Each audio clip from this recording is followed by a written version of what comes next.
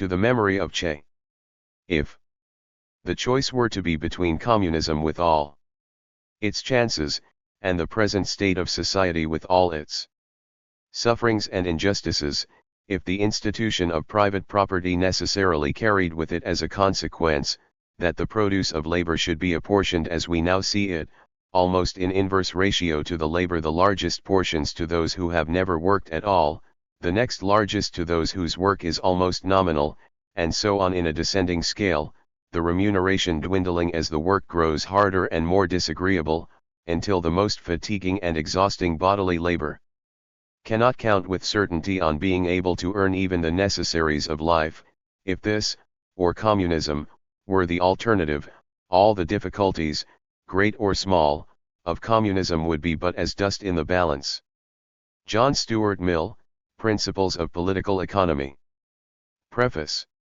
Brief fiddles cannot adequately describe the contents of a book, and socialism in Cuba is no exception. It may therefore be helpful at the outset to tell the reader a little more about what this book tries to do. There are certain problems that are common to all countries which have undergone a socialist revolution, that is to say, where the state power of the bourgeoisie and its domestic and foreign allies has been overthrown, a new government and army representing the interests of the exploited classes have been established, and all or most of the means of production have been transferred from the private to the public sector. Before the revolution, the basic structure and developmental tendencies of the economy and society were determined by international and domestic market forces. If this were to continue after the revolution, a more or less rapid reversion to the status quo ante would take place. But if the revolutionary government is serious about building a new society qualitatively different from the old, the economic 9. 10 Preface. Structure and its mode of operating must be transformed to permit consciousness and will to take the place of the elemental socio-economic forces of the capitalist imperialist system. This means that the revolutionary government must substitute itself for the market as the guide and engine of economic and social development.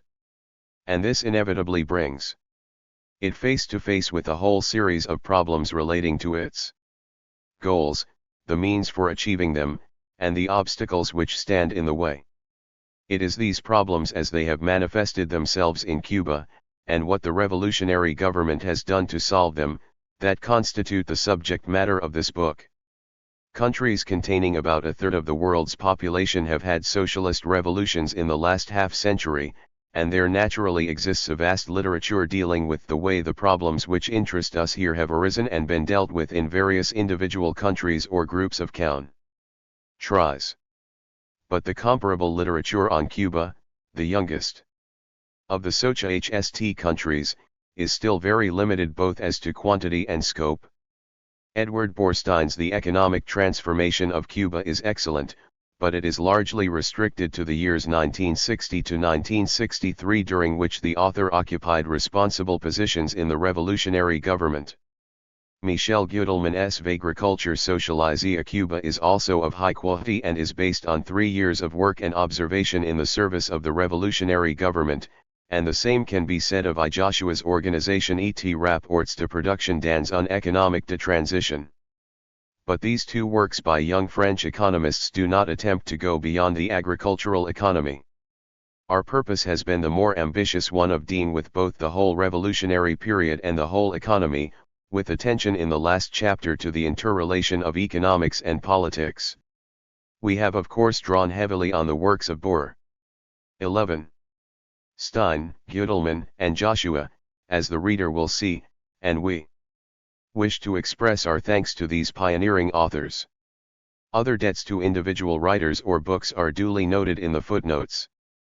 For the rest, we have relied on first-hand observation, discussions with dozens of Cuban and foreign experts, and study of available Cuban governmental and periodical publications. We visited Cuba twice in 1960, resulting in our earlier book Cuba, Anatomy of a Revolution. One of us returned in 1961 and 1965, and we were both in Cuba again in February and March of 1968. It would be a pleasure to name and personally thank the many people in and out of Cuba without whose help neither this book nor the earlier one could have been written. But we are aware that nearly everything in the book is controversial, and we fear that anyone we might name could be unfairly identified with opinions or conclusions for which, in the final analysis, we alone are responsible. So it seemed best to omit all credits except those which are explicitly recognized in the text and footnotes. Those who have been generous with their time and counsel will know to whom our thanks are addressed, and those who have most influenced our thinking will perhaps see something of their own ideas and convictions in what we have written. For the second time in 3 years it is my sad responsibility to complete and sign the preface of a collaborative work alone. Leo Huberman died in Paris on November 9, 1968. But once again, as in the case of Monopoly Capital, which I wrote together with Paul Barron, I can say that this in no way diminishes the joint character of the book. My partner left for Europe on October 23, and 2 days before his departure we spent several hours putting the final touches on 9 of the 11 chapters. The other 2 were left with me for some further checking and rewriting. One of these I sent to Leo in London about a week after he left, and after making a few small editorial changes he okayed it.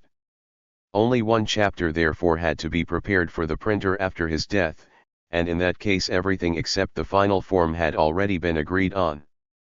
Paul M. Sweezy, New York City, January 1, 1969, 10th anniversary of the Cuban Revolution. Contents. 1. The Need for Socialism 17. 2. Education 22. 3. Health 53. 4. The Urge to Diversify 65. 5. The New Strategy of Development 75.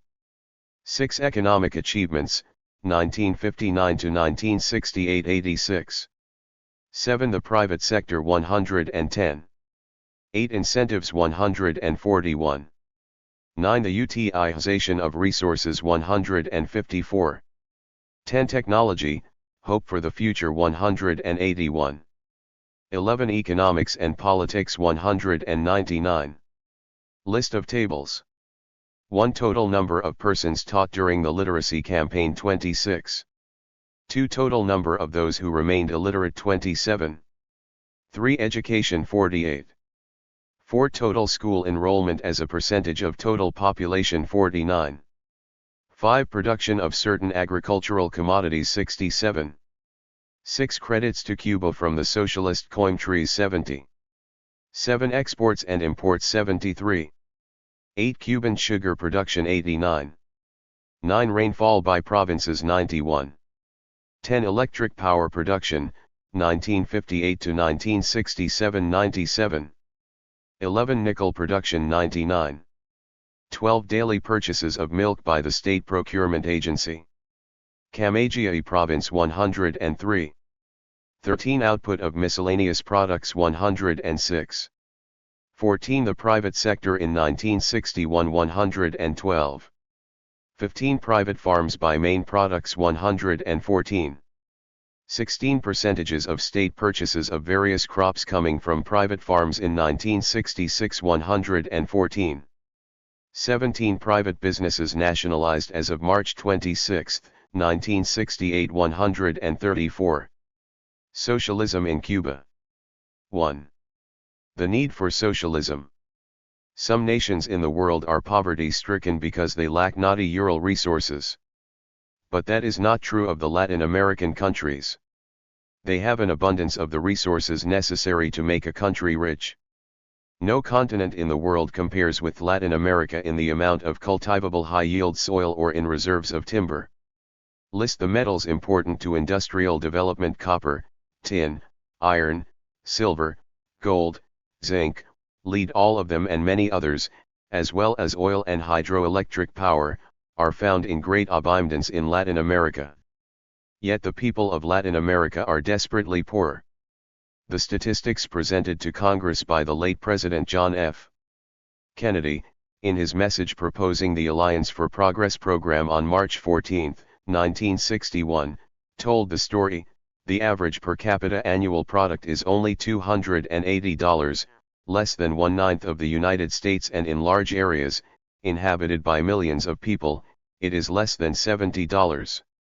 The average American can expect to live 70 years, but life. 17. Expectancy in Latin America is only 46. While our rate of infant mortality is less than 30 per thousand, it is less than 110 per thousand in Latin America. Illiteracy extends to almost half the adults, reaching 90% in one country. And approximately 50% of school-age children have no schools to attend. In one major Latin American capital, a third of the total population is living in filthy and unbearable slums. In another country, 80% of the entire population is housed in makeshift shacks and barracks. Poverty, illiteracy, hopelessness, and a sense of injustice, the conditions which breed political and social unrest, are almost universal in the Latin American countryside. Mr. Kennedy not only described the need, he also advised on the steps to be taken: a program for improved land use, education, health, and housing. There is an immediate need for higher and more diversified agricultural production, better distribution of wealth and income, and wider sharing in the process of development. Mr. Kennedy's statement of the problem and the means required to solve it were convincing, and the Congress of the United States adopted his Alliance for Progress aid program. Today, nearly 8 years later, it has become apparent to almost everybody that the plan has one important defect: it won't work. Not because the appropriation isn't enough; it wouldn't work if the appropriation were multiplied 10 times. It won't work because it doesn't affect the imperialist relationship that is the fundamental cause of the conditions the United States says it wants to alleviate. Latin American countries are rich in natural resources, but their people are poor. Because their economies are lopsided, the wealth flowing from their natural resources is appropriated by U.S. monopoly corporations, which have distorted these economies by their concentration on the extraction of profitable raw materials. The land that is not in the hands of foreign interests is held by the native bourgeoisie, the traditional landowning aristocracies now intertwined with the financial, commercial, and manufacturing classes. Much of the land is out of cultivation and much of the rest is underutilized. Unless and until the two ruling groups, the foreign and domestic capitalists, are forced to give up their power, property, and privilege, unless the economic and social structure of these Latin American countries is radically altered, nothing fundamental will be changed. The people will remain hungry. The aid program won't do what Mr. Kennedy said it would do because it does not give the Latin American countries genuine independence. It does not break the economic stranglehold that U.S. imperialism has on the whole continent. Without genuine independence, the Latin American countries will remain, in EFI-ECT, colonial appendages of the North American metropole. And their most basic difficulties arise precisely from their past history and present status as colonial appendages. But political independence, though of the utmost importance, is not enough. Latin American countries must win economic independence too. And economic independence, in the sense of establishing their own control over their own economic surplus so they can apply it to productive capital investment for the planned economic development of the whole nation, involves those far-reaching social changes which spell revolution and socialism. In the New York Times Magazine of Sunday, December 4, 1960, Senator Mike Mansfield addressed himself to the basic problem of Latin America. Here is what he proposed must be done by any Latin American nation that wished to develop. It must act, at once, to alleviate the most glaring inadequacies in diet, housing, and health from which tens of millions of people suffer. It must improve agriculture by diversifying crops, broadening land ownership, expanding cultivable acreage, and introducing modern agricultural techniques on a wide scale in order to increase production, particularly of food. It must bring about the establishment of a steadily expanding range of industries. It must wipe out illiteracy within a few years and provide adequate facilities to educate an ever-increasing number of highly trained technicians, specialists, and professionals to provide the whole range of modem services. It must end the relative isolation of the beachheads from the interiors, and the parts of the interior from one another, by a vast enlargement of existing systems of transportation and communications. Now, The interesting thing about this excellent prescription for curing the ills of the Latin American countries is that it was an age-old remedy prescribed by equally competent doctors years and years ago.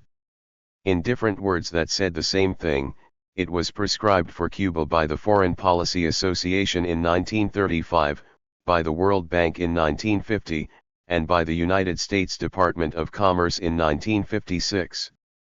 But the medicine was never swallowed until the revolutionary government of Cuba came to power. Now, at long last, the things that needed doing, the measures for making Cuba a healthy instead of a sick nation, have been taken. What Senator Mansfield, and the Foreign Policy Association, and the World Bank, and the Department of Commerce, and President Kennedy said had to be done is being done in socialist Cuba.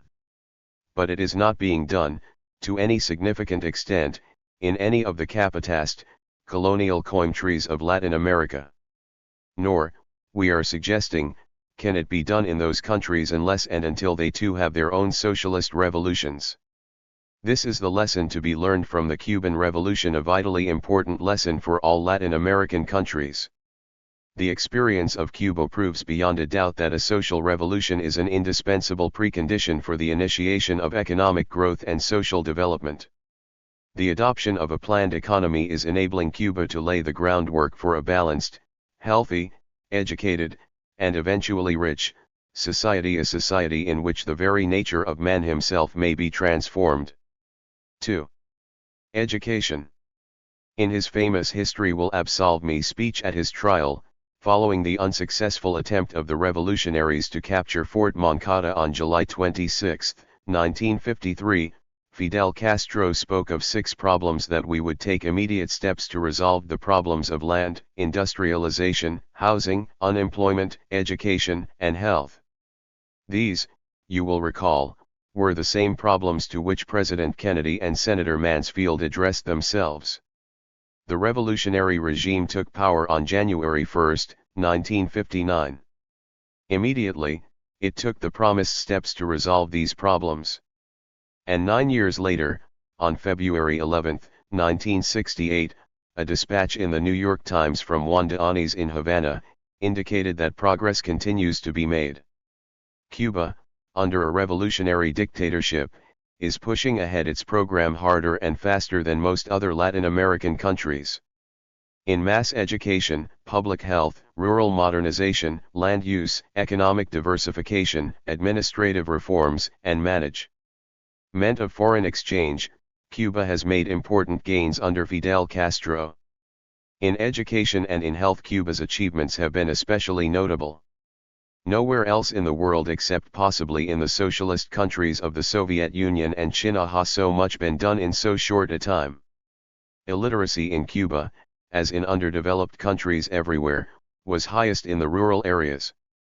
In 1960, Fidel explained the facts to the Cuban people and asked for 1,000 men and women who had education beyond the level of second-year high school, to volunteer to go into the most remote areas of the country to teach reading and writing, hygiene, and nutrition.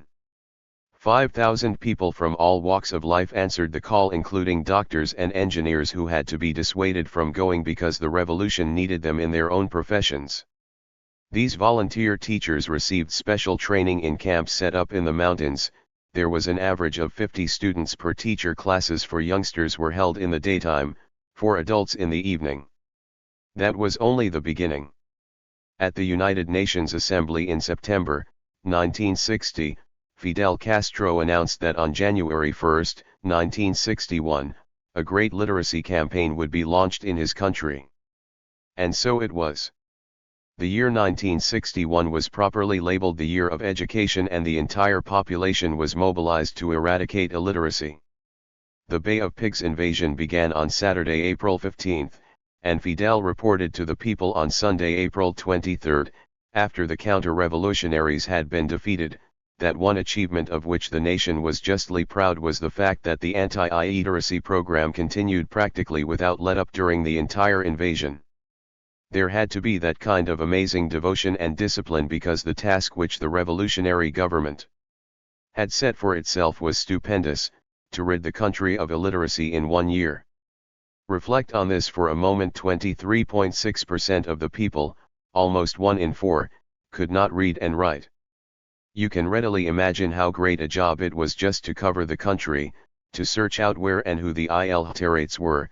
Then a veritable army had to be trained in how to teach, millions of books had to be printed for both pupils and teachers, then the teachers, ranging in age from 10 to 60, had to set up classes in schools, homes, stores, offices, and factories in the cities, or had to go to live in the most remote and isolated regions in the country to teach farmers and their families, many of whom had never before held a book in their hands. The teaching force numbered 268,420. Of that number, 120,632 were people's teachers, adult volunteers who, inspired by the slogan "The people should teach the people," did their regular jobs and taught an average of 2 hours each day. 2 of our friends were people's teachers. The wife taught a class of maids who worked in her neighborhood, the husband taught factory workers in the plant he headed. The 13-year-old son of another friend was a brigadista, of whom there were some 100,000. When school closed a month early, in May, he was sent to a special school in Varadero for a 2-week training course, then to a peasant's house in the Moimtons where he lived with the family until October, helping with the work and teaching. Girls, too, became brigadistas and taught in the rural areas, but they helped in groups, with a junior high school teacher in charge. In September, when it became apparent that the student brigadistas 3 as well as their pupils varied in ability, a call was sent out for reinforcements. It was answered by 13,016 workers who made up the Patria Omuert Brigade, which promptly left for the new areas to help the student brigadistas. The work in factories and offices that the brigade members had to leave was made up by their comrades. Then, finally, of a total of 36,000 school teachers, some 34,772 enlisted in the program to give the citizen alphabetizatories and the brigadistas the technical guidance they needed. So great was the task that the entire society had to be mobilized. In the press, at public meetings, in factories, offices, and on farms, the people were exhorted, if you know, teach, if you don't know, learn. On the radio and TV came further prompting, every Cuban a teacher, every house a school. Mass organizations propagandized their members, poets wrote poems, artists painted pictures and designed posters, songwriters wrote songs, the press carried banner headlines on the progress made and ran photographs of participants in the campaign with letters from those who taught and those who were taught. The whole nation became involved in the great revolutionary cultural movement of eradicating illiteracy. Some illiterates were ashamed and tried to hide the fact that they could not read or write. The aid of banks, post offices, and courthouses was enlisted to spot them, and then they were urged to participate. 1.5 million copies of Venir Emos, the 15-lesson primer which includes photographs of Cuban life, were distributed. Each lesson was short and simple, and those students who could read all 15, and who could then write a letter to Fidel, passed the final test and were entitled to receive a textbook with which to continue their study. On the outskirts of Havana, in a lovely small museum where the records, mementos, statistics, photographs, etc., of the literacy campaign are kept, we opened at random the book of letters to Fidel and came upon this one. El Engel, June 14, 1961. Dr. Fidel Castro. Prime Minister. I am making these few lines for you so as to tell you that I didn't know how to read or write, and thanks to you, who put the literacy plan into practice, and to the teachers that are teaching me, I can already read and write. I am Emiliano and I work in the Rogelio Perea Cooperative, and I would like you to come to this cooperative. Viva la Revolución 6 en Socialista Patria Omuert Vence Ramos. Yours truly, Felix D. Pereira Hemdes. 2 tables, both taken from the 1965 United Nations Economic and Social Council report on the method and means utilized in Cuba to eliminate illiteracy, give the figures on those who learned how to read and write and those who did not. Table 1. Total number of persons taught. During the literacy campaign. Province. At the end of the literacy campaign, the illiterate population was. Table 2. Total number of those who remained illiterate. Province. Illiterate. There are wide variations in illiteracy rates of the Latin American countries, ranging from 8.6% in Argentina to 80% in Haiti. Between these extremes, with a rate of illiteracy that coincides with the regional median, is Ecuador, where 32.5% of the population was illiterate in 1960.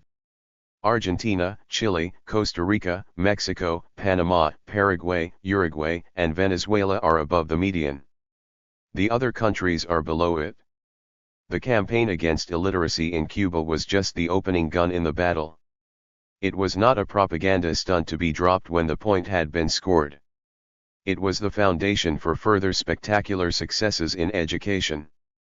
Many of the workers and farmers who had learned to read and write for the first time in their lives when a brigadista knocked at their doors, instruction books and the Cuban flag in one hand, and a powerful BN lamp in the other, enrolled in the seguimiento, or follow-up classes, and continued their education. Today some of them are studying at a university, others are managing enterprises in city and country, and some are leaders in the government or the party. Even before the curtain had fallen on the end of the literacy campaign, plans were already being made in the Ministry of Education for a continuing educational program for workers and peasants, with the necessary cooperation, as before, of the trade unions, the Cuban Women's Federation, the National Association of Small Farmers, the Committees for the Defense of the Revolution, and other mass organizations. To learn how to read and write, the attainment of a first grade level was not enough. The goal was to bring the population of Cuba up to a sixth grade level. The first follow-up coinraces were started on February 24, 1962. Prior to the revolution, classes for adults had existed in Havana and in a few of the larger cities, but not in the countryside and the interior towns. These night schools were poorly attended, both because workers in general were not motivated to attend and classrooms were not available for farmers, and because the teachers and materials used were the same as for children. When the revolution came in 1959, in all of Cuba there were only 304 night schools with 1,369 teachers and some 27,956 students, of whom only 50% were in regular attendance. In the 6 years since the worker-farmer improvement courses were instituted, 500,000 adults, on the average, have been attending classes using materials and books suited to adults. Because of their maturity and experience, they progress much faster than children, and more than 1/3 have already won their 6th grade diplomas. An unpublished report from the Ministry of Education, dated January 4, 1968, makes the picture clearer. The efforts of 1 year of labor in worker-farmer education can be illustrated with fundamental statistics.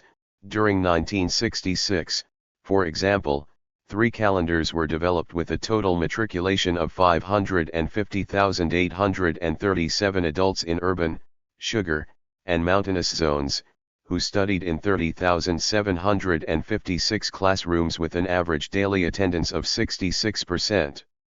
Instruction was carried out by 21,696 amateur teachers and 8,899 professionals, with total promotions of 258,154 in the 5 levels, of which 65,414 graduated from the 6th grade and 10,976 from the secondary course. The promotion of 60,622 adults, young in the immense majority, from the first level of the primary course, was a strong blow at residual illiteracy. That record of accomplishment suggests some of the many difficulties encountered in this ambitious, massive program of making education available to the poor, to the workers and farmers whose cultural level in the past was so very low. Education for workers and farmers cannot be set up in the traditional way with set hours in set places. Teaching hours must be adjusted to fit the work schedule of the students, classrooms must be brought to remote rural areas where none existed before, and thousands of people must be hired as teachers who have never had a course in pedagogy. The three calendars in the urban, sugar, and mountainous zones are an illustration of the adaptation necessary to fit education to production.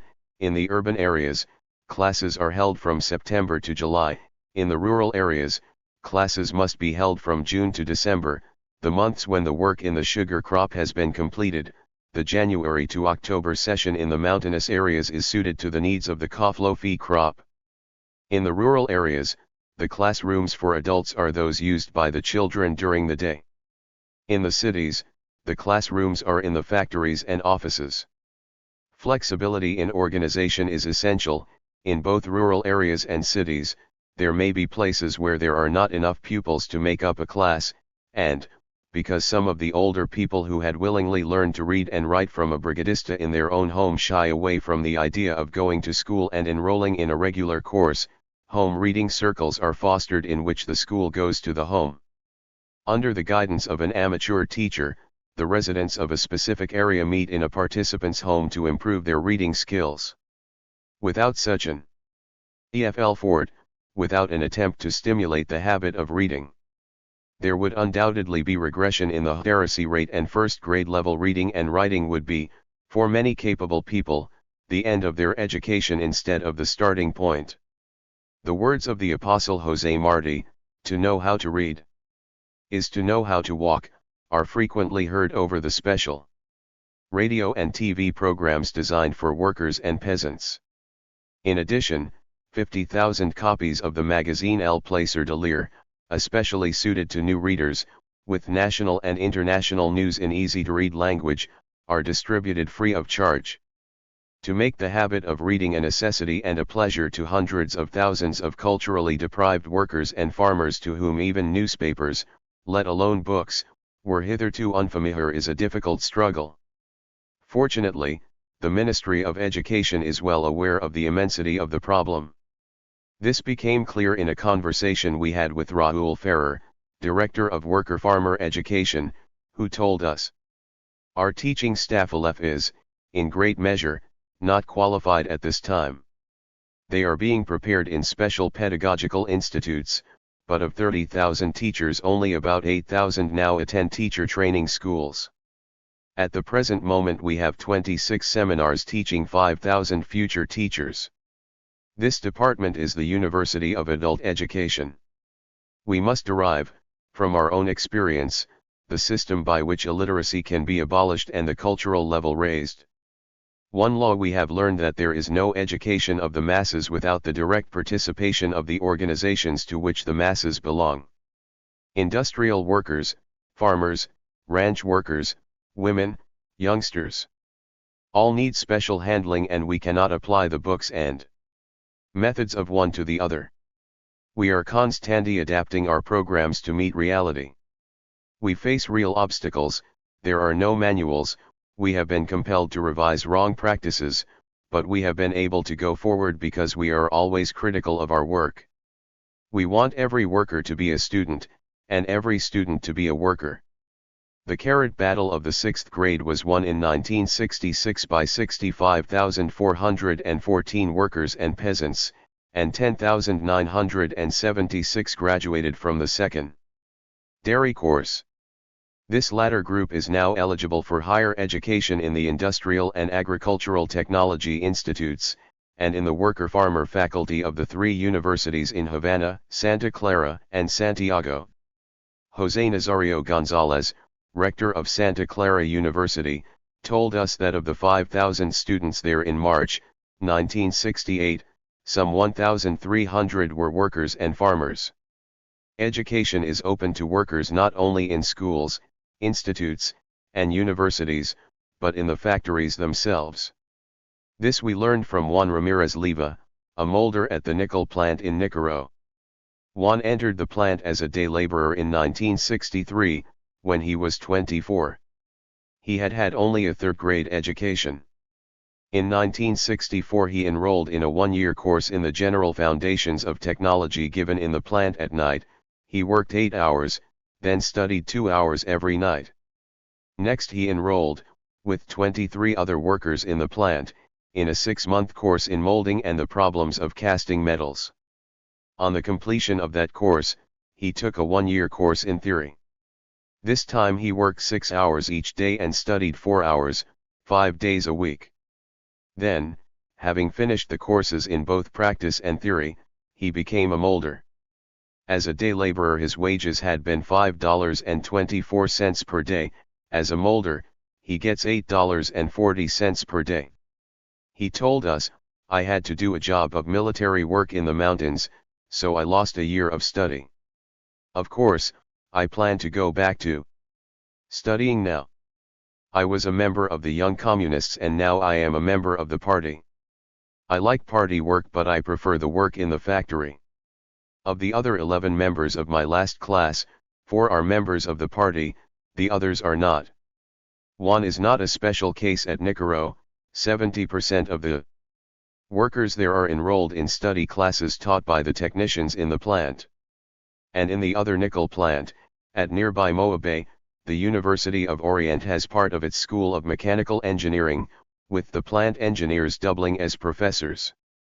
Many of the workers there, like one at Nicaro, are studying under these professors and some will become engineers. Work and study have been merged. And it works the other way around too, students become workers. Just as Raoul Ferrer hoped, at the University of Orient some students spend their 5th year, their last, in rotating in different industries, including the nickel plants at Nicaro and Moa. The magnificent effort to supply educational opportunities to the adult population of socialist Cuba is matched by the achievements in education for children. Before the revolution, the picture of primary school education in Cuba was like that in most Latin American countries, deficient in both quantity and quality, not enough schools, particularly in the countryside, not enough teachers and not enough good teaching, not enough books and materials, too much graft which channeled the money supposed to go to education into the pockets of higher ups in government. In short, it was a picture which made for a very high rate of illiteracy and ignorance. The revolution brought an immediate, spectacular change in quantity, if not in quality, in attitude toward education for the masses, and in willingness to allocate the funds necessary to make the desired improvements. One set of figures proves the point in respect to quantity. In 1958 about 737,000 Cuban children, less than 2/3 the number aged 7 through 14, were attending public or private primary schools in all grades up to the 6th. Because some of those who did attend were outside the normal age limits, the actual proportion of children between 7 and 14 in school was nearer 5 out of 10. In 1962, 4 years later, primary enrollments were estimated to be 1,350,000, and about 8 in every 10 Cubans aged 7 through 14 were enrolled carried. From an enrollment of only 50% of all children between 7 and 14, to 80% in just 4 years. What so great an increase in the number of children being educated means in terms of the construction of additional school buildings, the printing of new textbooks and other learning materials, and the training of teachers can readily be imagined. In teaching, as in the other professions, there had been an exodus to Miami of thousands of the best trained people. How is Cuba meeting the problem of training the veritable army of new teachers necessary for so great an expansion in education? The contrast with the United States is striking. In our affluent, consumption-oriented society, childhood, especially in the middle and rich classes, can be a prolonged, easygoing period with a minimum of responsibility.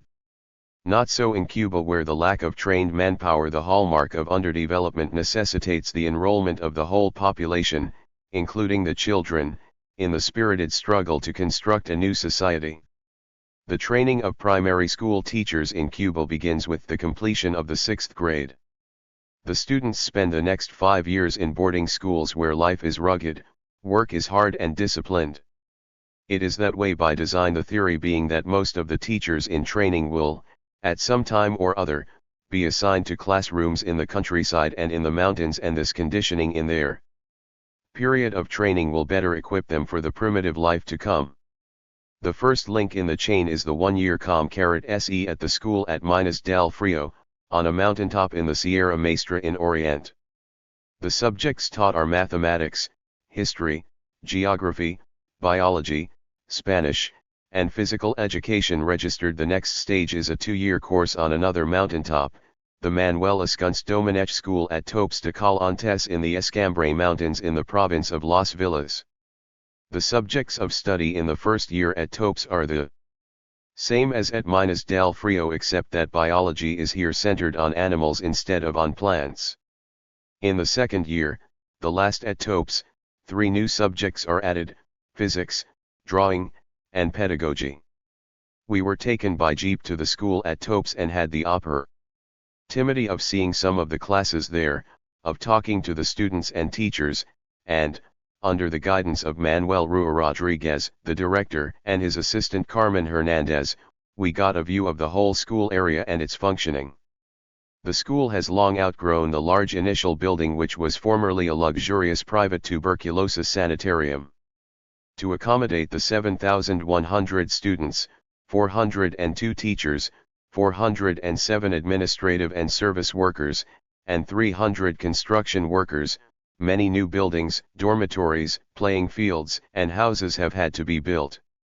This university-like setting on a mountaintop has to have its own water and electricity systems. A large open-air amphitheater seating. The entire school population, where movies are shown on Saturday night, always preceded by a science short or documentary, was built recently, one of many projects included in the $1,800,000 allocated last year for new construction. The school day is long, from 6:30 a.m. to 10:30 p.m. Evening hours are divided between homework, social activity, ties, and taking care of personal needs. The students service themselves. They do their own laundry, make their own beds, clean up their 2 crowded dormitories, wait on table in different shifts, and, in the daytime hours, also help in all phases of construction work. Sundays are free, usually reserved for sport activities and picnicking on the lovely grounds with relatives and friends. The teachers are even busier than the students. Most of them are themselves graduates of Topes who are continuing their own education in classes given at the school on Saturday nights by professors from Santa Clara University. In our spontaneous, completely private talks with the girls and boys in their separate dormitories, we had an extended discussion with Oscar Rivero, a bright-eyed black lad from Havana. He had enrolled at Minas del Frio in 1966 when he was 15. Because as a youngster he had had to help his father, he had fallen behind in his studies. When he finally had the chance to make up his studies and pass the 6th grade qualification test, he was 2 years older than the normal age for entrance into Minas del Frio. Oscar liked Minas better than Topes because their conditions were more related to nature. We were outdoors much more of the time. "Are you homesick?" we asked. "Not particularly. My mother is happy now that I am studying hard." "What does she do?" "She works in a children's nursery." "What subject do you like best?" "Math is my favorite, though I really like football best, and productive work out of doors. I do my homework from 8:30 to 10:30 at night." "Are you a communist?" "Not yet, but I hope to become a young communist this year." "Whyr? Because the young communists are the ones who induce others to work and make our country go forward." "Are all the students here enthusiastic about the revolution?" "I hope so. But this cannot be fully determined because who knows what everybody thinks. We have met some people who tell us that Cuba was a better country before the revolution." "What's your answer to that?" "It's not true. Cuba is better now in everything. For example, today the government enables young people to study, gives more and better work to workers, creates workers' clubs, nurseries, and in general gives people better conditions not existing before. Do you believe that, or did you read it somewhere?" TJ. I see it. "In what way?" "Had there been no revolution, many of the opportunities we have today would not be available. I would have studied when I was younger, but I didn't have the chance. I had to help my father. My family lives better in every way than before the revolution. They used to tell me of the troubles they had: lack of work, hunger, a whole series of problems. Now they are not hungry. All are working or studying. The Makarenko Pedagogical Institute at Terror, just outside of Havana, is the final stage in the training of primary school teachers. Graduates of TOPS, having completed their 8th and 9th grade courses, come to Makarenko for 2 more years of study and practice teaching. They study mathematics, history, geography, science, a foreign language, political economy, psychology, physical education, and pedagogy. They teach 60,000 children in 250 schools in Havana province by day, and they study at night. This is the schedule of these youngsters filling a responsible adult role. 6 a.m., get up 2:30 p.m./SPM, study. 6:30 a.m., breakfast 5 p.m./6 p.m., physical. 7 a.m., bus to Havana education. 8 a.m., teach till noon 6 p.m. to 8:30 p.m., bath 12 to 2:30 p.m. Bus back, and dinner lunch, and rest 8:30 p.m. 2 p.m., classes.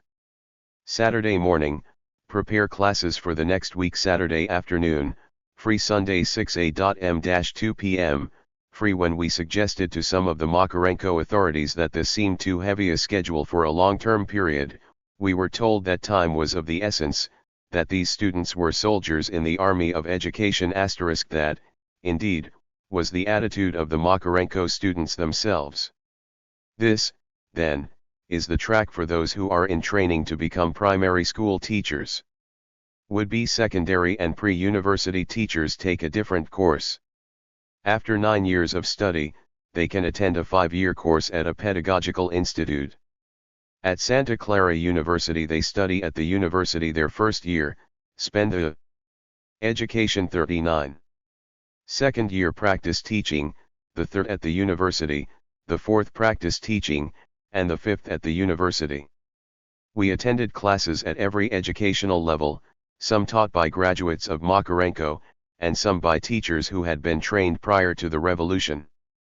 One memorable experience we had was in a large new housing development in a slum area of Santiago, where we visited a school with the unforgettable name, Dawn of the 26th of July Nursing School. Because we might be carriers of germs, we were not permitted to enter the first classroom, but we could look through the screened windows. We saw 11 children, ranging in age from 45 days to 18 months, attended by 3 teachers, all wearing gauze masks over nose and mouth. The second classroom had 23 children ranging in age from 18 months to 4.5 years, attended by 5 teachers. They were having a snack. Though such small children are generally delightful, we were especially thrilled because we saw there what was to become a commonplace in all other classrooms we visited later: black and white children together everywhere, complete integration. The new generation in Cuba will be completely free of racial prejudice. The director of the school told us that the school had been open only a few weeks. Though there were only 34 children at this time because the housing development was not yet completely finished, the school has a capacity of 100, with 1 teacher for every 5 children, apart from kitchen and cleaning help, etc. The building was impressive, very clean, with magnificent equipment, showers, sinks, all spick and span.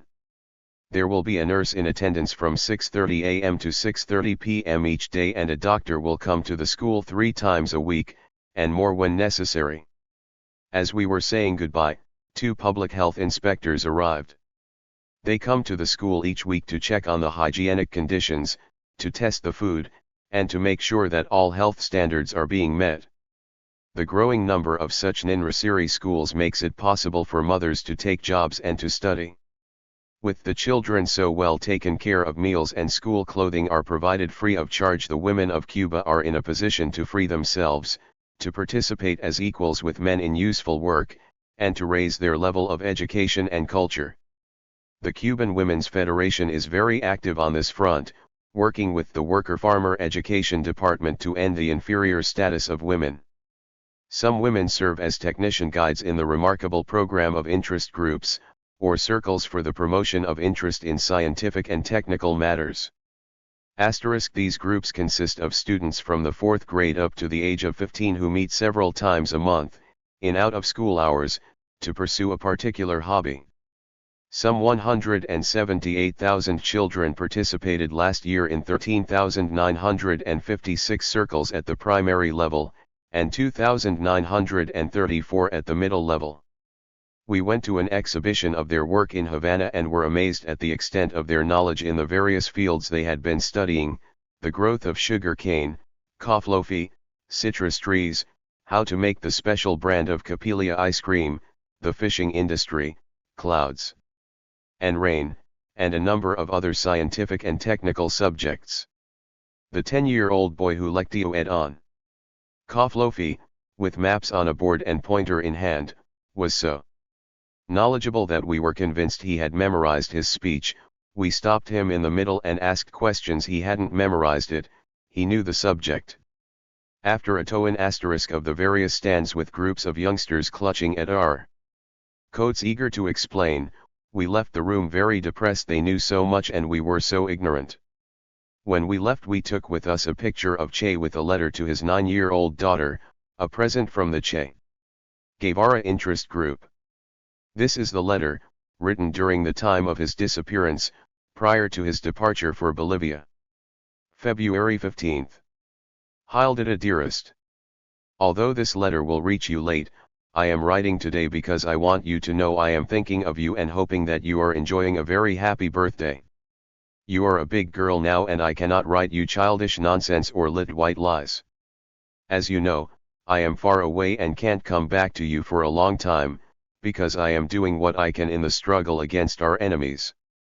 What I am doing isn't much but it's something, and I think you can be proud of your father, as I am of you.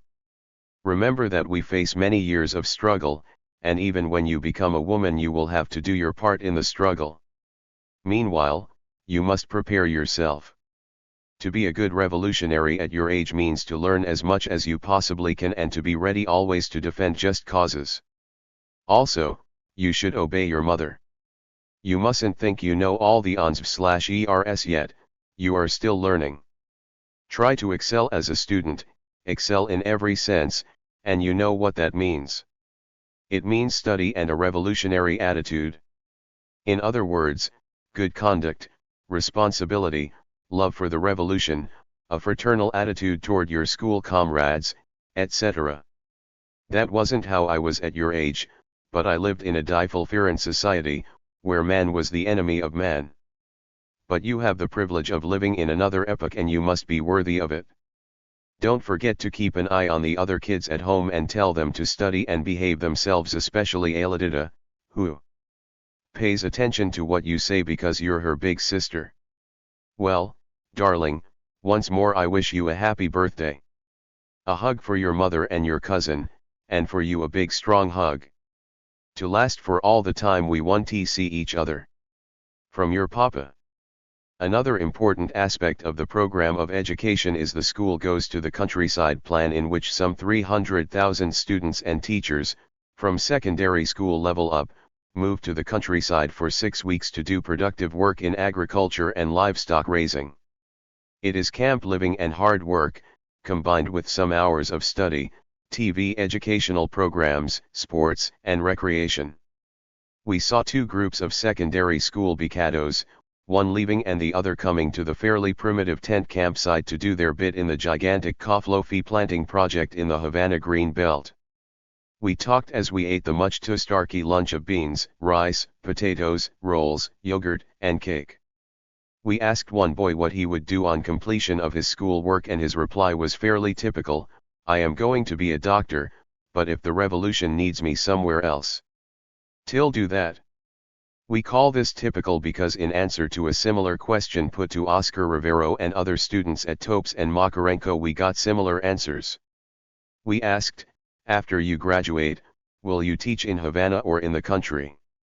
Always the same answer: I will teach in the country districts, but I will go where the revolution needs me. This is a reflection of an outstanding feedinra of the education program in Cuba, its concentration on bringing education to the most remote areas, places where there had been few or no schools, places where illiteracy was greatest. Many of the 250,000 becados who receive housing, food, clothes, transportation, books all free plus a small monthly stipend are boys and girls from the country. Becados live in boarding schools and get 3 meals a day plus a snack, but day school children also get a snack and 1 or 2 meals all free. Textbooks, too, millions of them 5 million in 1967, to be exact, are free to all students. The claim is made that whereas only 1 million books of all kinds were published in Cuba before the revolution, 8 million books were published in 1967 alone. For the Book Institute, in charge of book publication in Cuba since 1967, a book is no longer a commodity but a social necessity. For that reason, and because the technological progress of the advanced countries has been, in part, made possible by the exploitation of the underdeveloped countries, philosophy Professor Rolando Rodriguez, head of the Book Institute, explained to us Cuba feels it has the right to disregard copyright conventions and publish whatever books it finds useful from any country in the world. Accordingly, it has reprinted, without payment of royalties, over 1,300,000 copies of the best work of authors everywhere, particularly in the fields of science and technology, and has made them available to its advanced students, scientists, technicians, and teachers. This is, of course, of special importance to the students on the highest rungs of the Cuban education ladder, the thousands in the many technological institutes, and the 34,500 in the 3 universities which, of necessity, have changed their emphasis from the humanities to science and technology. The necessity is obvious. An economy determined to move from underdevelopment to development has immediate need for engineers, mechanics, electricians, chemists, agronomists, technicians, administrators, not for lawyers. As a result, 200 students are in the law school today. Before the revolution, there were 6,000. What are those students? Who might have gone into law studying now? President Dordix gave one answer when he made the statement that 2,000 engineers will graduate in Cuba in the period 1967-1970. This figure is greater than the total number of engineers graduated between the time of the establishment of the Republic and 1959. As much a handicap as the shortage of skilled technicians and administrators is the lack of a scientific tradition. Now a beginning is being made. A listing of the various faculties at Santa Clara University, each awarding a bachelor's degree after 5 years of study, shows where the emphasis lies in Cuban's university education today. Faculty of Agricultural Sciences, 2 schools: Agronomical Engineering, Veterinary Medicine. Faculty of Technology, 4 schools. Mechanical Engineering, Electrical Engineering, Chemical Engineering, Industrial Engineering. Faculty of Sciences, 3 schools. Psychology, Mathematics, Chemistry. Faculty of Humanities, 2 schools. Public Accounting, School of Letters. Faculty of Medicine, 6-year course, the last year in internship. Cuba, Man, Revolution, pages 12 to 13. Education 45. Both university students and those in schools of industrial and agricultural technology have their meadery training while at school, and the work and study program, the union of physical and intellectual work, holds for them too, when the university is closed for 45 days while professors and students cut cane. Many of the best trained people with advanced technical skills who fled the country after the revolution are now being replaced by graduates from universities and technological institutes. There are not nearly enough to fill the need, but progress is being made, and this kind of story is becoming increasingly common in the columns of Cuban newspapers. 123 technicians for FEBTN.TZER plants graduate Sunday from Ernst Thälmann Technological School at 3 p.m. next Sunday at the Ernst Thälmann Technological Industrial School, 123 students will graduate. They will work as technicians in mounting fertilizer plants. This is the second graduating class of specialists in this branch of technology. The above-mentioned school offers 11 specialties including that of plant operator, pump mechanic, electrician, turner, mewing machine operator, solderer, and others. The 123 graduates were distributed by specialty as follows: 14 maintenance electricians, 12 turners, 12 milling machine operators, and 85 evaporator mechanics. This graduation is of great importance for carrying out the tasks involved in the development of the national economy, inasmuch as the technical cadres who have just been trained will work in the supervision and operation of fertilizer plants now being set up in our country. As fast as they pour out of the technological institutes, these newly trained Cuban youngsters replace the Soviet, Czech, and German technicians and specialists from the other socialist countries who taught them in school, factory, and farm. We made a spot check on the quality of their training by asking the directors of the nickel plants in Nicaro and Moa, the bulk sugar terminal in the port of Cienfuegos, and the Institute of Animal Husbandry near Havana whether any graduates of the special technical schools had been added to the staff. In every case they answered yes. The numbers hired varied from 12 to 21, young people 18 to 24, and in every case their training and work were commended by their superiors. Perhaps the most spectacular instance of Cuban technicians learning to fill the skilled manpower needs of their economy is the Moa Bay nickel plant where, the New York Times reported on February 5, 1968, production is going up each year here thanks to considerable ingenuity in the training of technical personnel.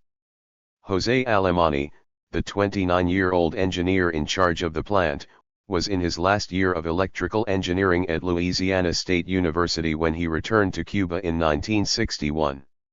All of the engineers on his staff have received their training in Cuba since the revolution. The plant they are running was designed and constructed by the Freeport Sulphur Company of Louisiana just before the revolutionaries took power. It was the most advanced of its kind in the world. Freeport Sulphur, Mr. Alemany told us, should be proud of having built such a plant, and the Cubans should be proud of being able to nm it. After our tour of the plant that has for the last 3 years won the award as the most efficient state industry in Cuba, we agreed. So, too, did the reporter for the New York Times who wrote a long account in which he was impressed by the ability of the Cubans to maintain the highly delicate machinery in good condition. In the machine shop, Cuban welders delicately soldered a seam on a titanium heat exchanger that is essential to the process. Titanium, which costs $25,000 a ton, calls for very advanced metallurgy, which the Cubans have learned with experience under Soviet instructors. These heat exchangers are worth $40,000 each, and they used to be sent to the United States for repairs at $10,000 a crack. We do the work here now, said Mr. Alemany. What began as a matter of principle for the revolutionary government that it is unjust and morally wrong for education to be denied to all the people, that the first step in creating the new man in a socialist society is to raise his cultural level has turned in practice, to be the key to the problem of revolutionizing Cuba. Education of all the people is seen as the foundation for the development of the individual, and this in turn increases his usefulness to society and thus makes for the development of the country. The mobilization of the human resources is the touchstone for the mobilization of the economic resources. So today, 8 years after the end of the literacy campaign, Cuba is still a nation at school. The statistics shout the story. They are here in Table 3, as reported to the people by Fidel in his speech of March 13°. The population of Cuba is estimated at 8 million. This means that 27.6% of the people in Cuba are now getting some form of organized instruction. How very impressive this total is can be gauged by making two comparisons. The first, before and after the revolution, in 1957, the latest pre-revolutionary year for which reliable figures are available, the population of Cuba was 6.4 million and school enrollment. The shortcomings and are working hard to correct them. In time, If all goes well, quality will match quantity. If money can buy quality, then it will certainly be attained. For the Cuban government has indicated, by the fantastically large expenditures already invested in education, that it will meet the cost, no matter how great, of educating its people. Though exact education budget figures are difficult to obtain because, in some instances, ministries other than education, as well as mass organizations, make outlays for education, two facts are plain from the 1967 budget figure of $312,000,000,000 given us by the Minister of Education.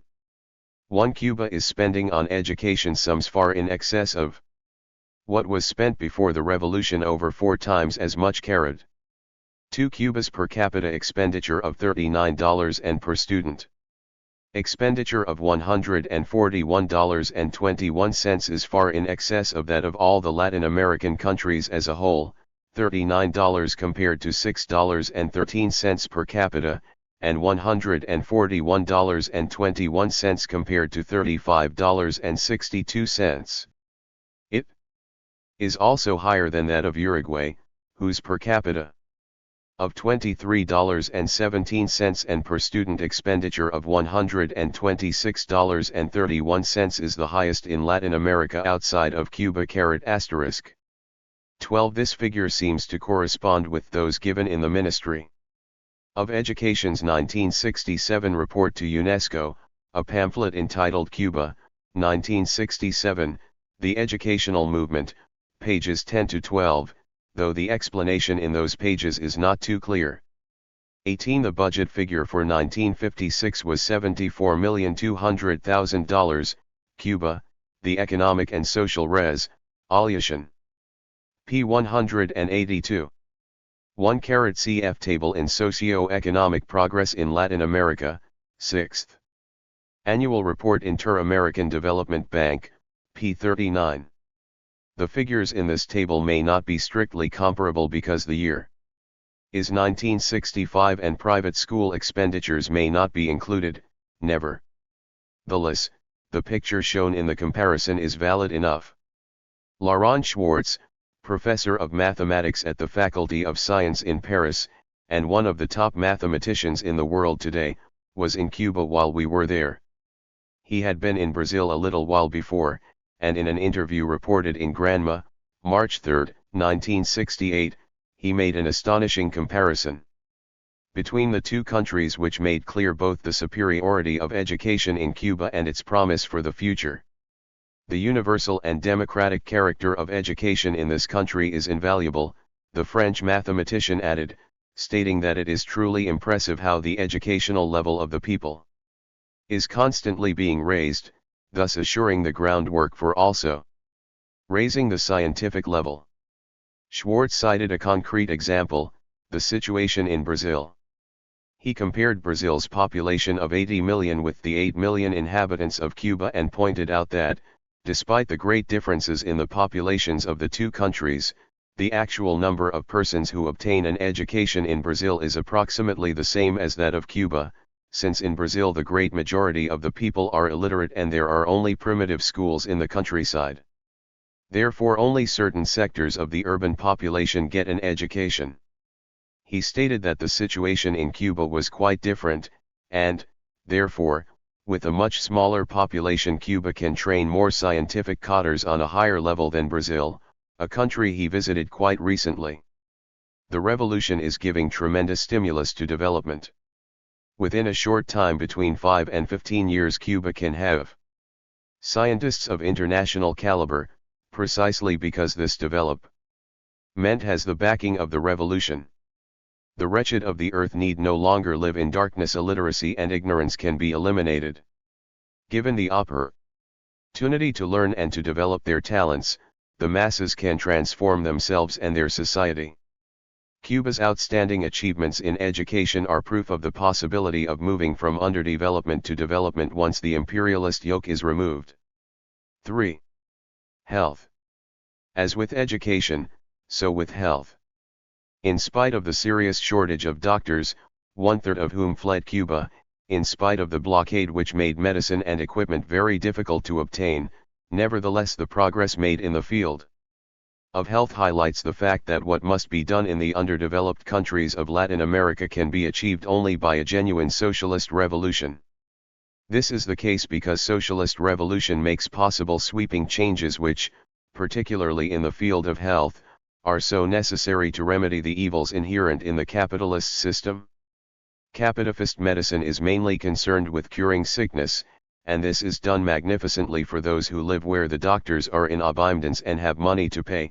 Socialist medicine is mainly concerned with preventing illness for all the people, no matter where they live or how low their incomes. In capitalist Cuba, the one medical school stressed those 53. 54 Socialism in Cuba. Branches of medicine that would prove most profitable to graduate doctors. The subject of epidemiology was not even in the curriculum, and hygiene was treated superficially. In socialist Cuba, the three medical schools do not concern themselves with what will be profitable to the graduate doctors but rather with what will benefit all the people, so epidemiology and hygiene are basic subjects. In capitalist Cuba, as in all the Latin American countries today, the private practice of medicine with its emphasis on money-making was accompanied, in the public health sector, by inadequate and graft-ridden state and municipal institutions. In socialist Cuba, a plan for the entire country has been set up enabling the Ministry of Public Health to analyze needs, integrate previously scattered resources into one unit, and allocate priorities so as to promote the general health. In capitalist Cuba, as in all other Latin American countries today, doctors and hospital beds were concentrated in the major urban centers, and it was not uncommon for thousands of unfortunate rural inhabitants to die because they could not afford to go where the medical help they needed was located. In socialist Cuba, the medical help needed by the inhabitants in the countryside is brought to them and is free. Since 1964, medical students have pledged that upon graduation they will not go into private practice, that their first 2 years as doctors will be spent in dispensaries and hospitals in remote rural areas. One of the most serious health problems, says the Inter-American Development Bank in its 1966 report, is the shortage of medical personnel, aides, and health centers in most Latin American countries, and the poor geographical distribution of available personnel and facilities. Correct. The government of Cuba has tackled that most serious health problem by changing that poor geographical distribution of available personnel and facilities. In 1958, Cuba had one rural hospital with 10 beds.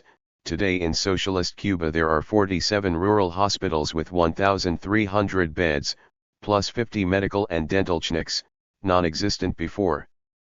It will come as a surprise to many Americans to learn that the same serious health problem exists even in the United States, and for the same reason that not enough doctors are located where they are most needed, in the rural areas and in the ghettos. A letter to the New York Times on March 30, 1968, from Dr. Ira Marks of Chatham, New York, tells the story. The infant mortality rate in this country is quite respectable when limited to our middle and upper class white urban community.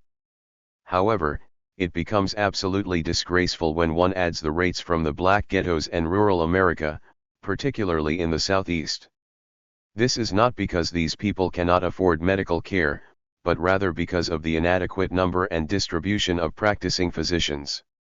Offering federal funds to pay for physicians' fees and to create new medical schools will not solve the problem of the unavailable physician unless the graduates of these new schools will actually practice medicine and be willing to serve in the ghetto and rural areas where they are needed.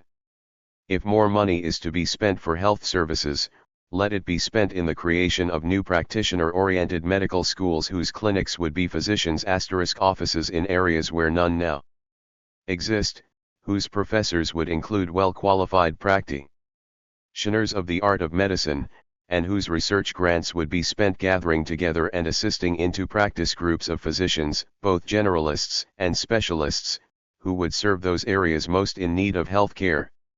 After all, we must not forget that any cared for health services even a prepaid one cannot help the ailing patient unless there is someone there to perform the service. The kind of medical attention Dr. Marx is writing about may or may not come in the near future to the rich United States. It is already on its way in underdeveloped but socialist Cuba, where the number of hospitals has risen from 57 before the revolution to 170 today, plus 250 polyclinics, previously unknown. Beds available in hospitals and clinics have doubled, from 21,000 to 42,000, from 3.3 per 1,000 inhabitants to 5.4. Of the 19 other Latin American countries, only Argentina and Uruguay surpass the present Cuban figure for hospital beds. What these bare statistics cannot reveal is the magnitude of the problem that was faced by the Ministry of Health at the advent of the revolution. Of the 158 senior professors who had been teaching at the University of Havana Medical School, all but 17 fled the country. In the years immediately following the revolution, over 2,000 practicing physicians, one-third of the total number, left. When the United States instituted its blockade, the flow of drugs, equipment, medical publications, nearly all of which had come from the United States, was abruptly cut off. But the health of the people, HKE their education, was considered of paramount importance, and with the government providing the needed funds, the medical fraternity providing the necessary effort, and the ministry a rational public health plan, most of the difficulties were overcome. Because of the population increase, more of everything is needed and it is being supplied. There are in Cuba today 7,000 doctors, 1,000 more than before the revolution. Instead of a student body of 3,500 with 350 graduates coming from the one medical school at Havana each year, today the three medical schools have a total student body of 5,000, from which 500 now graduate annually. It is interesting to note that 48% of all medical students are women. The original teaching staff of 158 senior professors has been increased to 250 and, unlike before, both the teachers and the students devote themselves, full-time, to the study of medicine alone. As Dr. Roberto Pareda, Vice Minister of Health, told us, "When I studied medicine before the revolution, it was possible for a medical student to get his license without attending school, or even without any hospital practice. We had one microscope for 80 students, today there is one microscope for every 6 students, and there is constant contact with the hospitals, the laboratory, and the patients. Before 1959, I remember, there were frequently not enough beds in the hospitals, and patients often had to sleep on the floor. At times patients could not be admitted because there was no room even on the floor. Today, while we still don't have all the hospital facilities we need, no patients have to sleep on the floor. Under the public health system in Cuba today, doctors do not make calls at the patient's home except in cases of emergency. Instead, the patient goes for examination and treatment to the polyclinic or rural dispensary nearest his home. If additional tests or consultations are required, the patient is referred to the regional hospital. If he needs to be hospitalized, he is sent to the regional hospital or, if necessary, to that major institute in Havana which specializes in his illness. The complete file on his case, all the records are subsequently sent back to his original doctor and clinic, which give him whatever follow-up care he may need." In May 1968, a friend of ours, Dr. David Spain, director of the Department of Pathology at the Brookdale Hospital Center, Brooklyn, was invited to lecture on his subject in Cuba. He wrote a report on his visit which touches on so many aspects of Cuban medical care that we are quoting it at length. There are 5 general teaching hospitals in Havana, as well as several specialty teaching hospitals. Many of these have been BMLT since the revolution, and most of the existing ones have been renovated and enlarged. These are modern, attractive, well-maintained structures. Each general teaching hospital contains a different specialty institute. This prevents wasteful duplication of resources and allows the best use of personnel. I conducted seminars and made rounds in a number of institutes. One was the Cardiovascular Institute, in which the surgical program is directed by Dr. Noel Gonzalez, a compassionate and able young surgeon. This program was started in 1964 with the aid of Dr. Bernardo Castro, a Mexican cardiovascular surgeon. Since then there have been 700 closed and 150 open heart operations. Over 50 pacemakers have been implanted. While on rounds I examined a patient who 3 months previously had 2 prosthetic valves inserted. I also saw the X-ray pictures of the valves in place. A Soviet modification of the Starr-Edwards valve was used. As far as I could determine, these were functioning perfectly and the patient was walking around in seemingly good condition. In the Nephrology Institute, Dr. Book, the director, took me on extensive rounds, where I saw a wide variety of cases with acute and chronic renal failure. Dr. Book was exceptionally well informed in the most intricate and modern aspects of renal disease. About 100 renal biopsies are performed annually on this service. They have not yet attempted renal transplants.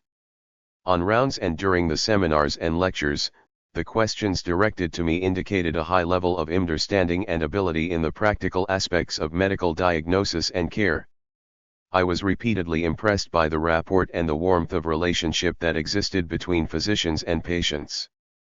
Because my chief host was Dr. Israel Boragiro, the chief pathologist, and because my specialty also is pathology, I was better able to evaluate the hospital laboratories and pathology departments. In 1958, in all of Cuba, there were 20 qualified pathologists. Following the revolution, only 9 of them remained in the country. As a result of an intensive training program, there are now 60. 12 more are required to meet the plan's standards and current needs, but there are now 30 physicians in various stages of graduate training in pathology.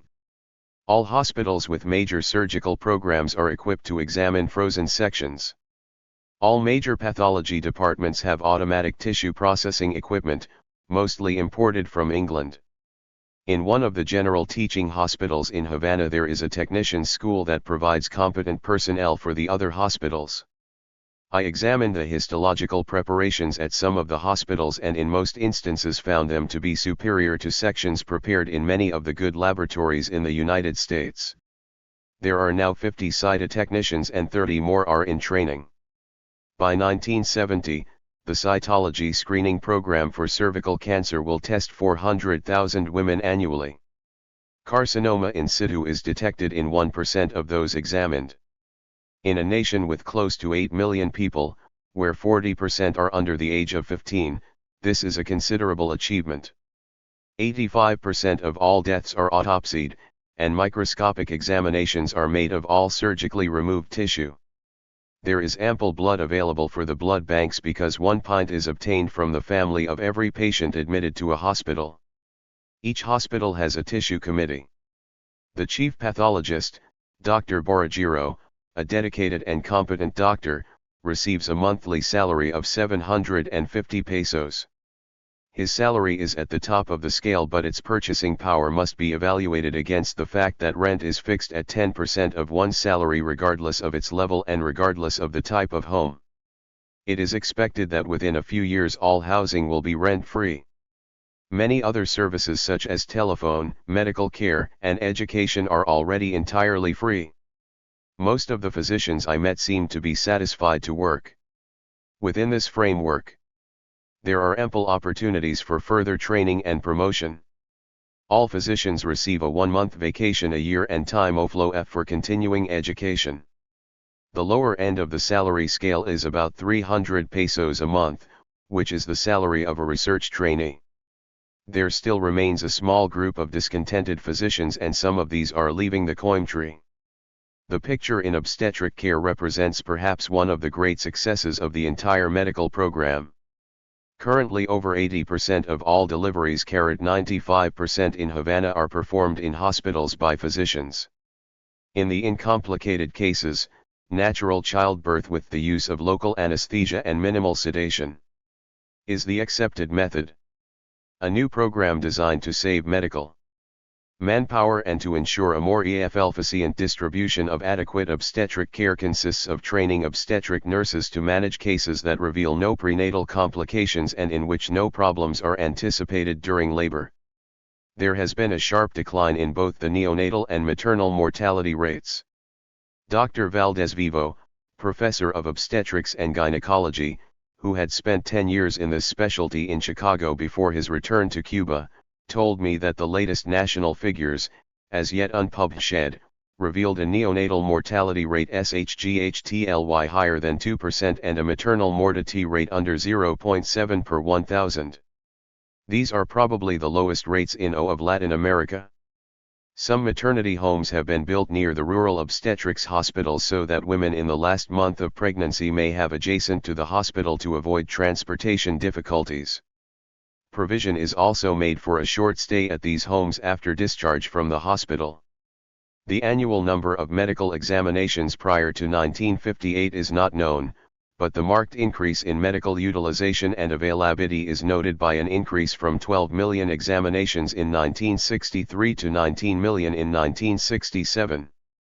Dental care, which had been available only to the wealthier population, has expanded considerably in the past 8 years. Although much still remains to be done in this area, there are currently 40 dental clinics where none existed previously, and a new dental school, in addition to the one in Havana, has been developed in Santa Clara. The most vivid experience of my stay in Cuba was a visit to the Psychiatric Institute on the outskirts of Havana. Prior to 1958, this was an old-fashioned snake pit situation in which 5,000 chronic mental patients received minimal custodial care. It has been rebuilt into an open, spacious, modern, and attractive facility with a baseball field equipped for night playing, an outdoor movie theater, many classrooms, art shops, workshops, cultural areas, farms, and flower gardens. About 20% of the patients remain hospitalized for severe illness. In the other areas of the hospital, every patient was active and busy, with no one in bed or in the wards. I felt that I was visiting an adult work or cultural camp. There are no fences or guards in sight. The patients operate one of the largest scientific chicken farms in Cuba. I spent an hour in the auditorium where patients are involved all day with music, dance, singing, etc. Before we left, over 50 patients volunteered to perform for us. It appears that, within the limits of their chronic psychiatric illness, these patients are living constructive lives in an orderly and integrated community. We also visited this famous mental hospital and were just as impressed as Dr. Spain. Any American who has read the reports of the pitiful conditions, the horrors perpetrated in the mental institutions of the United States, with all its wealth, would have to be impressed and ashamed on seeing what is undoubtedly one of the best hospitals of its kind in the world in the poor, underdeveloped country of Cuba.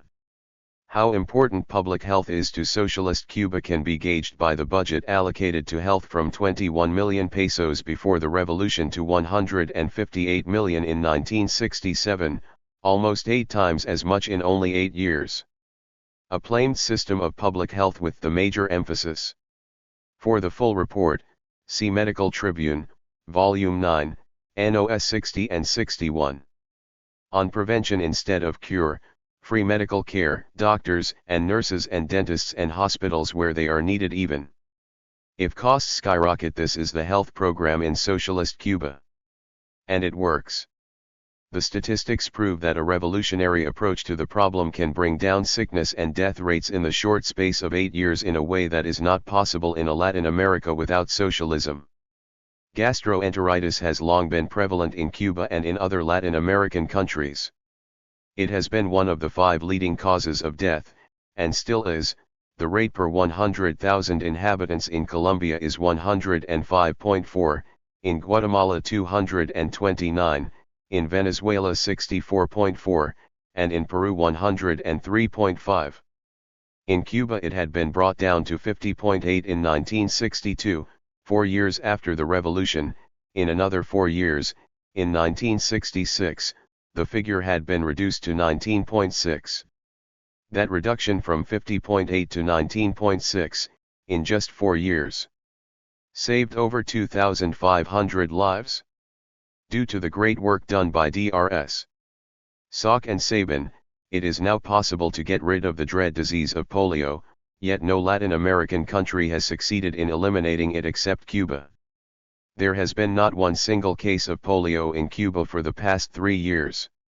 Malaria is still a big killer in Central America, Brazil, Colombia, Venezuela, as it was in Cuba before the revolution when there were 7,000 to 10,000 cases annually. There were 3,519 cases in Cuba in 1962, there were only 10 in 1967. High among the causes of death in Latin America is typhoid fever. There were 1,158 cases in Cuba in 1964, in 1966 there were only 167. Cuba's phenomenal successes in cutting sickness and death rates are made possible because the Ministry of Public Health can do what cannot be done in the capitalist countries of Latin America: mobilize the entire country in a nationwide campaign to do what needs to be done. Not only the trade unions, but the Cuban Women's Federation, the neighborhood committees for the defense of the revolution, and all the other mass organizations are enrolled in the tremendous task of mass vaccination for children. In 1964, they helped to administer anti-polio vaccine to 2,450,000 children under 14 years of age, in 1966 to 1,407,000 children under 6. Every year, hundreds of thousands of children are vaccinated against smallpox, tuberculosis, diphtheria, whooping cough, tetanus, and typhoid. With what results?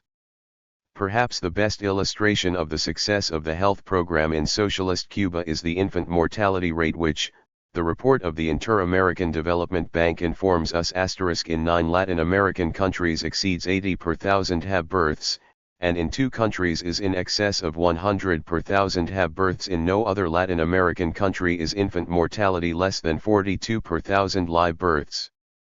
But in Cuba, in 1966, it was 37.7. Mass organizations play a big role in another program which is helping to improve the health of the Cuban people, the program of physical education, sports, and recreation. The philosophy behind this program, which is under the jurisdiction of INDER, is that the evidence of science and the accumulated experience of today's world clearly show that systematic practice of physical activities produces organic, functional, psychological, moral, and social changes of a fundamental nature. These coincide with and contribute to a balanced development. If it's good for the health of our people, then they must have it, is the approach, not only school children or professional teams, but workers, farmers, young people, old people, men, women. So today some 2 million Cubans, 1/4 of the entire population, participate regularly in some form of sports activity, not watching other people play, but playing themselves. It is true that in spite of the tremendous increase in medical personnel, in hospitals, and in equipment, everything is still in short supply. The old-timers have gone, the new doctors and nurses and technicians need experience. The scientific tradition is still in its infancy. But though much still remains to be done, the accomplishments of Cuba in the field of health are already many and great. Of utmost importance is the new approach: people are treated like human beings entitled to the best care, whether they are rich or poor. The guiding principle was expressed by Che: one human life is worth more than all the wealth of the richest man in the world. In health, Cuba is a lesson to the underdeveloped countries that without a socialist revolution there is no possibility of going beyond the introduction of largely ineffectual reforms which may ease the pain somewhat but won't cure the disease. When we interviewed President Dordicos in the presidential palace on the morning of March 9, we began by telling him how enormously impressed we were by Cuba's achievements in the fields of education and health in the years since we wrote Cuba, Anatomy of a Revolution, and we asked him to tell us about the country's great achievements in the economic field. He said that it would be vanity on his part to claim that there were any. He was being too modest. there have been some remarkable achievements in the economic field, and in all probability there will be even more remarkable ones in the future. But before we go into that, let us review briefly the stages through which the revolution has passed since the conquest of power on January 1, 1959. In this chapter we discuss the period 1959 to 1963, and in the following chapter the period from 1963 to the present. The story of Cuba's grotesque underdevelopment and ruthless exploitation by United States imperialism, opposite sides of the same coin, has been told many times and will not be repeated here. Suffice it to recall that sugar accounted for about a quarter of Cuba's gross national product and 4/5 of its exports, and that trade with the United States accounted for by far the largest part of both exports and imports. Few countries have been as dependent on one crop and one trading partner as was pre-revolutionary Cuba. And in few has the resultant contradiction between grossly underutilized land and manpower on the one hand and abject poverty on the other been more glaring. In these circumstances it is not surprising that the Cuban independence movement, going back to the time of José Martí in the late 19th century, was passionately devoted not only to political sovereignty but also to economic diversification, interpreting this term in just about every possible sense. Cuba should raise many crops, including enough of everything.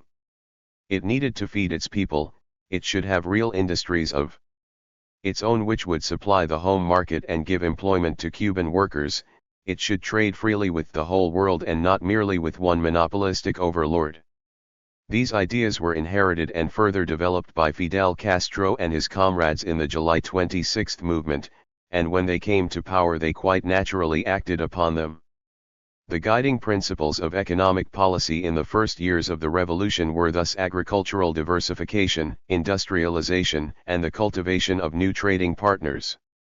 It is often said nowadays that these early EFL ports at diversification were a failure, and in an important sense this is certainly true. This should not, however, cause us to lose sight of the very important accomplishments of the period. Mass purchasing power was greatly increased in the first half of 1959 by rent and price reductions in the cities, by the first agrarian reform in the countryside, and by the initiation of numerous construction projects all over the island. The result, of course, was a steep increase in demand for all sorts of consumer goods, and both agriculture and industry responded to the stimulus with considerable success. Table 5 shows the growth in production of a number of agricultural commodities which figure prominently in mass consumption. It is worth noting that through 1961 these impressive gains were made simultaneously with an increase in sugar production. In 1961 the sugar harvest yielded 6.9 million metric tons, the second largest amount in Cuban history, and it was only in 1962 that sugar production went down. There were several reasons for this, among which perhaps the most important was the plowing up of sugar lands to grow other crops. In these same years industrial production also increased, but most of the increase resulted from greater utilization of already existing capacity rather than from the establishment of new industries. As of August 1962, according to a speech by Fidel Castro to a national production conference, only 10 new factories had been built by the revolution, a non-ferrous smelting plant, several textile mills, some tomato canning plants, a pencil factory, and a plant for making stuff-loaf-fed dolls. Some 20 additional factories were then under construction, including a relatively large establishment for producing household utensils and appliances, a steel foundry, plants for producing picks and shovels, barbed wire, locks, knives and forks, brushes, canaf bags, plastics, animal feed, antibiotics, salt, cocoa, and more canned tomatoes. For the most part, the choice of factories to be built was dictated by a combination of need for the products and a hope for substitution of domestic products for imports.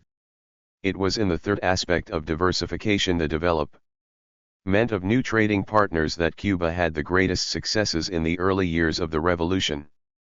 Following a modest opening of trade relations with the Soviet Union in 1959 and early 1960, the whole situation was drastically changed by the bitter economic warfare which broke out between Cuba and the United States in the summer of 1960.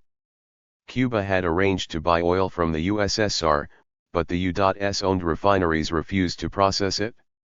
Cuba retaliated by taking over the refineries, and the United States then cancelled the Cuban sugar quota, leaving Cuba with some 3 million tons of unsold sugar. It was at this juncture that the Soviet Union and the other socialist countries stepped in a big way, providing a market for Cuban sugar and in general taking the place of the United States as Cuba's leading customers and suppliers. No less important, the socialist countries became a vital source of credits at a time when Cuba's ability to export lagged far behind her need for imports. A good idea of how important economic relations between Cuba and the socialist countries had become by the summer of 1962 is provided by Table 6. Trade data for later years confirm the impression conveyed by this table that in acquiring new trading partners Cuba was not becoming completely dependent on any one country as it had been in the pre-revolutionary period. Imports from the USSR have normally been about half of Cuba's total imports, and exports to the USSR a somewhat smaller proportion. The rest of Cuba's foreign trade has tended to be roughly divided between the other socialist countries and a considerable number of capitalist countries. In this respect, then, Cuba has made important progress in satisfying her deep-seated urge to diversify.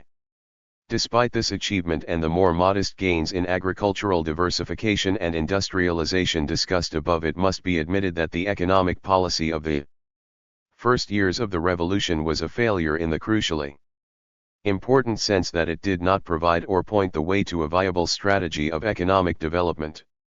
The initial hope had been that through diversification and industrialization Cuba would be able to reduce drastically her need for imports.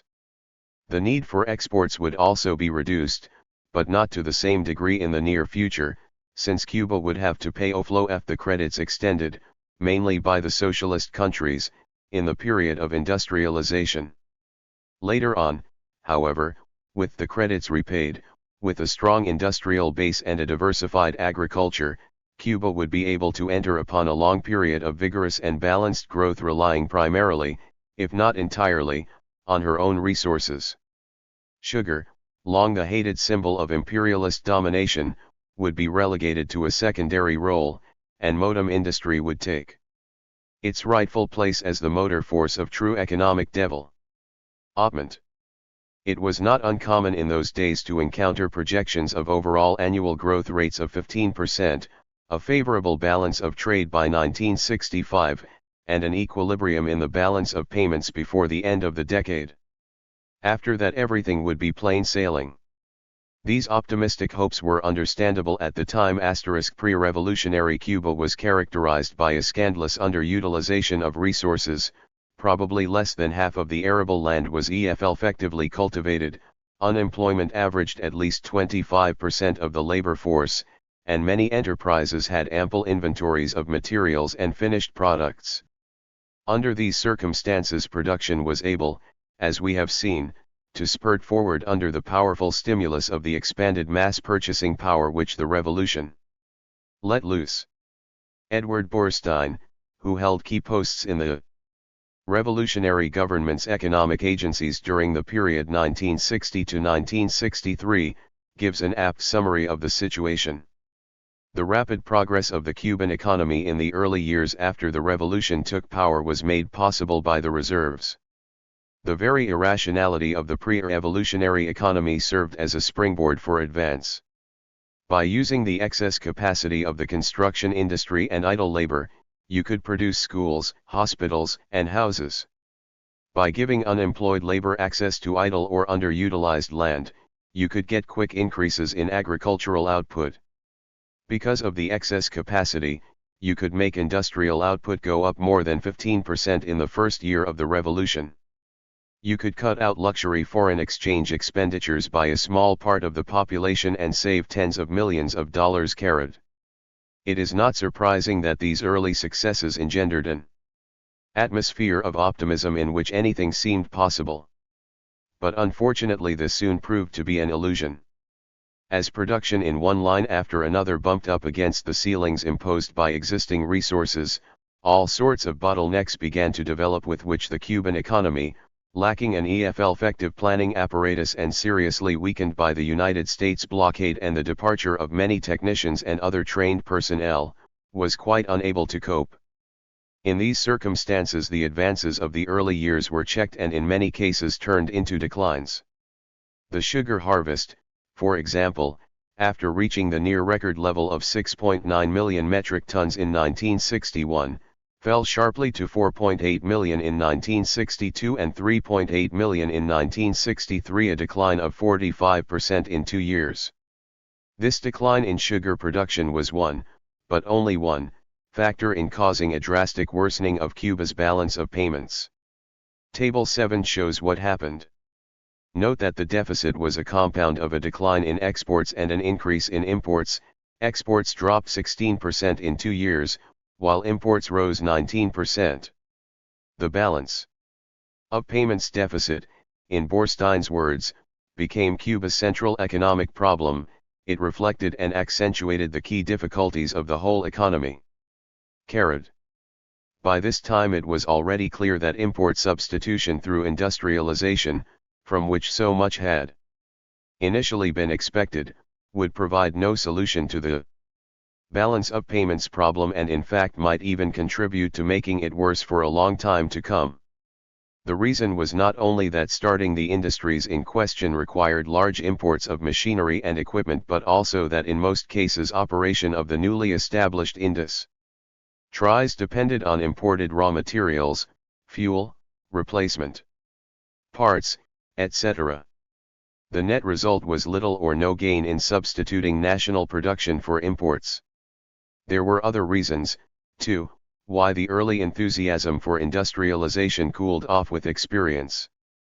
Technicians, administrators, skilled workers, all kinds of qualified manpower were scarce or non-existent. Much of the plant and equipment acquired from the socialist countries turned out to be of poor quality. But above all, it became increasingly obvious that Cuba's demand for industrial products was not, and under no conceivable circumstances could become, large enough to justify the establishment of a wide variety of modern, technologically efficient industries. By committing herself to a program of industrial diversification, Cuba would in effect be condemning herself to industrial backwardness.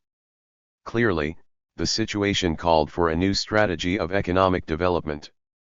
The country's historical urge to diversify had been vigorously acted upon and had produced many valuable results and even more valuable experience. But with the balance of payments in long-term deficit an implicit threat to Cuba's newly won independence and with the sanguine hopes of the early period frustrated, the revolution faced a crisis which only new ideas and courageous action could hope to overcome. 5. The new strategy of development. In looking for a way out of the economic crisis in which they found themselves in 1962, the Cuban leaders were forced to re-examine all the assumptions on which they had been operating. And the central conclusion they came to was that if, under then existing conditions, a combination of agricultural diversification and industrialization wouldn't work, they would have to fall back on agricultural specialization. Having reached this conclusion, they asked themselves how it could be implemented without condemning the country to a future of dependency and underdevelopment similar to its past. And this in turn led to the formulation of an entirely new strategy of development.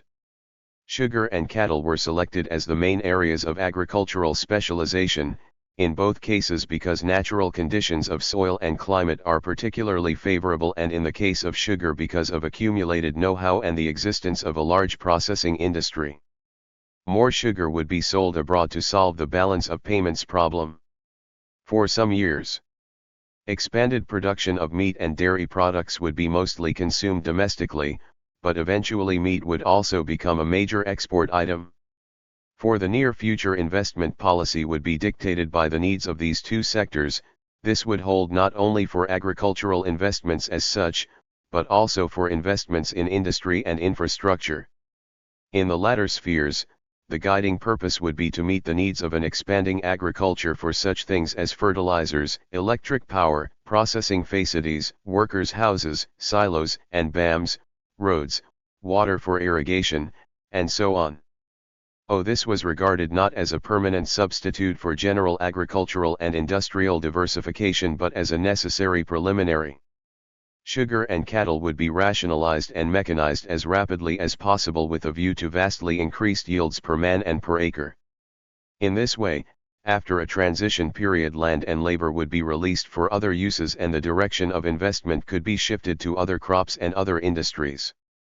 The feasibility of this development strategy depended, of course, on the existence of a reliable and expanding market for Cuba's sugar. Before the revolution, the United States quota system gave Cuba a reliable market but not an expanding one, so that the strategy conceived in 1962 would have been out of the question in those days. But now things were obviously very different. Cuba was already part of the international socialist system, and it had been proved that the socialist countries could, if they wanted to, provide a market for Cuban sugar. Everyone recognized, however, that their buying a large part of the Cuban output beginning in the middle of 1960 was in the nature of a life-saving operation, undertaken for political reasons. There were no guarantees that this situation would continue or that the prices the socialist countries would be willing to pay for Cuban sugar would hold up in the future. So the Cubans set out to discover whether the socialist market for Cuban sugar could be turned into the guaranteed, expanding, remunerative outlet they needed. Perhaps someday the story will be told of the discussions and negotiations which took place between Havana and Moscow in 1962 and 1963. It should make fascinating reading. To what extent did the ideas embodied in the agreement which was finally signed on January 21, 1964, originate with the Cubans and to what extent with the Russians? We know the urgent economic problems which motivated the Cubans, but we know next to nothing about the thinking of the Russians. Were their motives primarily political, as most people seem to have assumed, or did economic considerations play as important a part with them as with the Cubans? Whatever the answers to these questions, it is important to understand that Soviet economic policies toward Cuba, centering on the sugar agreement of 1964, are in no sense charity but on the contrary may well yield substantial long-run economic benefits to the USSR. There are several factors which combine to produce this conclusion. Because of the nature of its soil and climate, the Soviet Union is not and probably never will be a low-cost agricultural producer, and it is certain that it is a high-cost producer of sugar. Again, because of soil and climate, but also because of historical specialization, Cuba is a low-cost producer of sugar, perhaps the lowest-cost producer in the world. The Soviet Union is a low-cost producer of the things Cuba is most in need of: oil, trucks and jeeps, tractors, machinery, etc. It follows that if prices are set in reasonable relation to costs, the Soviet Union can reduce the average cost of its sugar consumption by exchanging what Cuba needs for Cuban sugar, the more so the larger the quantities involved. Furthermore, since the Soviet Union is in a phase of economic development characterized by rapid growth of sugar consumption, this result can be attained without endangering existing Soviet investments in the growing and processing of sugar beets. All that need be done is to slow down the rate of growth of domestic sugar production. So in addition to political reasons, the argument of economic advantage may well have played a part in the Soviet Union's decision to enter into the sugar agreement with Cuba. According to its terms, the Soviet Union committed itself to taking the following quantities of Cuban sugar. 1965. The New Strategy for Development 79. The price was fixed for the duration of the agreement at 6.11 cents a pound. This was somewhat higher than the prices Cuban producers had been receiving for quota sugar in the United States market prior to the break between the two countries, and it compares with the following world market prices, as calculated by the Cubans and presented by Prime Minister Castro in his speech at the University of Havana on March 13, 1968. Nature of the goal of 10 million tons by 1970. But this was not the only demanding task the revolutionary leadership set for the country. Cattle raising, as already noted, was assigned a role second only to that of sugar in the new development strategy. In the words of Michel Gudelman, in 1964 the broad outlines of an ambitious perspective plan for cattle were sketched out. The number of head of cattle would be raised from 6.6 million to 12 million in 1975. The latter would have a structure which would permit the annual slaughter of 4 million head and the daily production of 30 million liters of milk.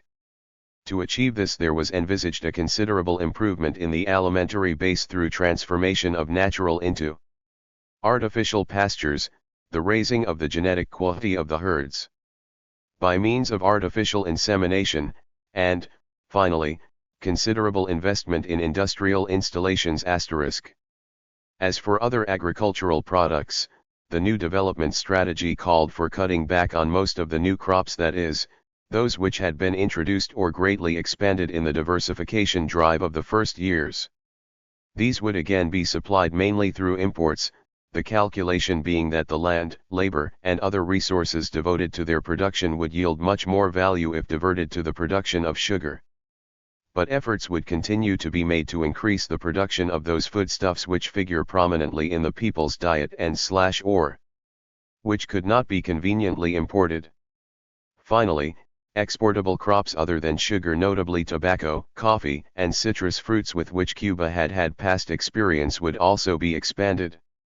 With respect to coffee and citrus fruits, targets have been raised sharply in the last couple of years, and, following a quarrel with the Chinese over rice imports in the winter of 1965 to 1966, the policy of cutting back rice production was reversed, though the aim still falls short of full self-sufficiency. The following is the latest official statement of crop targets for 1970, taken from a report submitted by the Cuban delegation to the Rome Conference of the Food and Agriculture Organization in late 1967. To produce 10 million metric tons of sugar. To satisfy all domestic needs for root vegetables, other vegetables, and fruit. To obtain exportable surpluses of the last two groups of products. To produce 90,000 metric tons of coffee. To have 65,000 hectares of beans and 200,000 hectares of rice under cultivation on state lands. To meet all the needs of the textile industry with domestic raw materials. To plant 100,000 hectares in citrus fruits that meet world productivity levels. To plant more thousands of hectares of tobacco. At about the same time that the new strategy of economic development was being worked out, the Cuban leaders launched a program of far-reaching organizational reform. For many reasons, to mention only the most important, a shortage of trained personnel, the danger of sabotage by counter-revolutionaries, the need for economic decisions and actions to conform to the political hnee of the revolution, a high degree of centralization had been an inescapable characteristic of the early stages of the revolution. It is hardly an exaggeration to say that, with the exception of financial affairs, the entire economy was put under the control of one agency, the Institute of Agrarian Reform, itself manned largely by members of the rebel army. Within INRA there developed, at first spontaneously and then in a more formalized manner, what Michel Gudelman has called a sectoralized structure. For example, one department was responsible for cane farms and another for people's farms, which produced other crops. Industry came under the jurisdiction of the Department of Industrialization, which in turn was divided into branches and trusts. All these sectors built up their own apparatuses reaching from the top down to the provinces and regions, and each was more or less jealous of its independence and prerogatives. Coordination was difficult and often impossible to achieve, and what there was of it tended to take place not at the operating level but at the higher bureaucratic levels. Thus, for example, on a cane farm at the end of the harvest there might be surpluses of men and equipment, while at the same time there might be shortages at a nearby people's farm producing different crops. The existing organizational structure provided no way to solve this simple problem. What might happen in practice was either that nothing would be done or that the department of INRA responsible for people's farms would scrounge around and find some or all of the needed men and equipment on other people's farms, perhaps located many miles away in other districts or provinces. In either case, there would be an obvious and totally unnecessary waste of resources. The situation was no better in industry, and changing INRA's Department of Industrialization into the Ministry of Industry early in 1961 hardly helped matters. Having all industry under the centralized control of one agency in Havana could not but be an unwieldy and inefficient arrangement. And taken together with the sectoral organization of agriculture, it made effective coordination of the two spheres virtually impossible. The reform of the agricultural structure was accomplished from approximately mid-1963 to mid-1964. Its aim was not decentralization, though a certain amount of that was necessarily involved, but rather desectoralization. All farms owned by the state were now reclassified as state farms and grouped together on a geographical basis into agripatiennes. At the time of the Second Agrarian Reform, the boundaries of the state farms were rationalized and the newly nationized land was incorporated into them. The agripation now became a key administrative and managerial unit, controlling the state farms under it and responsible to a provincial administrator. The 6 provincial administrations were in turn responsible to the national office in Havana. In 1966 there were 58 agripatiennes containing 575 state farms which ranged in size from 13,000 to 100,000 hectares. And by this time INRA was in all but name a regular ministry. This reform permitted the liquidation of the old system of sectoralization and the dispersal of most of the personnel in the top office to the province, agripation, or state farm levels. It also eliminated many of the irrationalities of sectoralization. Take, for example, the case of the cane farm and the people's farm given above. Both would now be state farms under the jurisdiction of a single agripation whose function, among others, is to see that men and equipment are assigned where they are most needed within its territory. With respect both to industry and to the relationship between industry and agriculture, the guiding principle of the new setup was integration. Here it will be useful to quote at some length from Gudelman's very interesting discussion of this principle. What he says is of great help in understanding the organizational philosophy of the Cuban Revolution. The new principle of organization involves recognition of the necessity of linking the whole process of production to its material base, suppressing artificial obstacles stemming from administrative methods. In this spirit, the clear-cut separation between the spheres of agriculture, industry, transportation, internal commerce, and external commerce was condemned. The logical consequence of this condemnation would be a more or less complete liquidation of the ministries of foreign commerce and industry. To replace these ministries, and to correspond to the different types of production, it was proposed to organize flexible entities with functions and responsibilities in the fields of production, processing, transport, domestic distribution, and import and export. These entities would constitute veritable combines, vertically integrated from production to distribution. To the extent possible, these combines would have a national character that is to say, they would depend directly on the central planning commission without any intermediaries.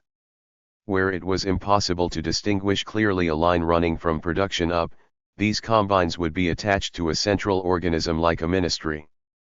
The combine system seemed to be valid for a large number of productive activities whether or not linked to agriculture. Carrying out these ideas, some combines or combine-like entities were set up independently.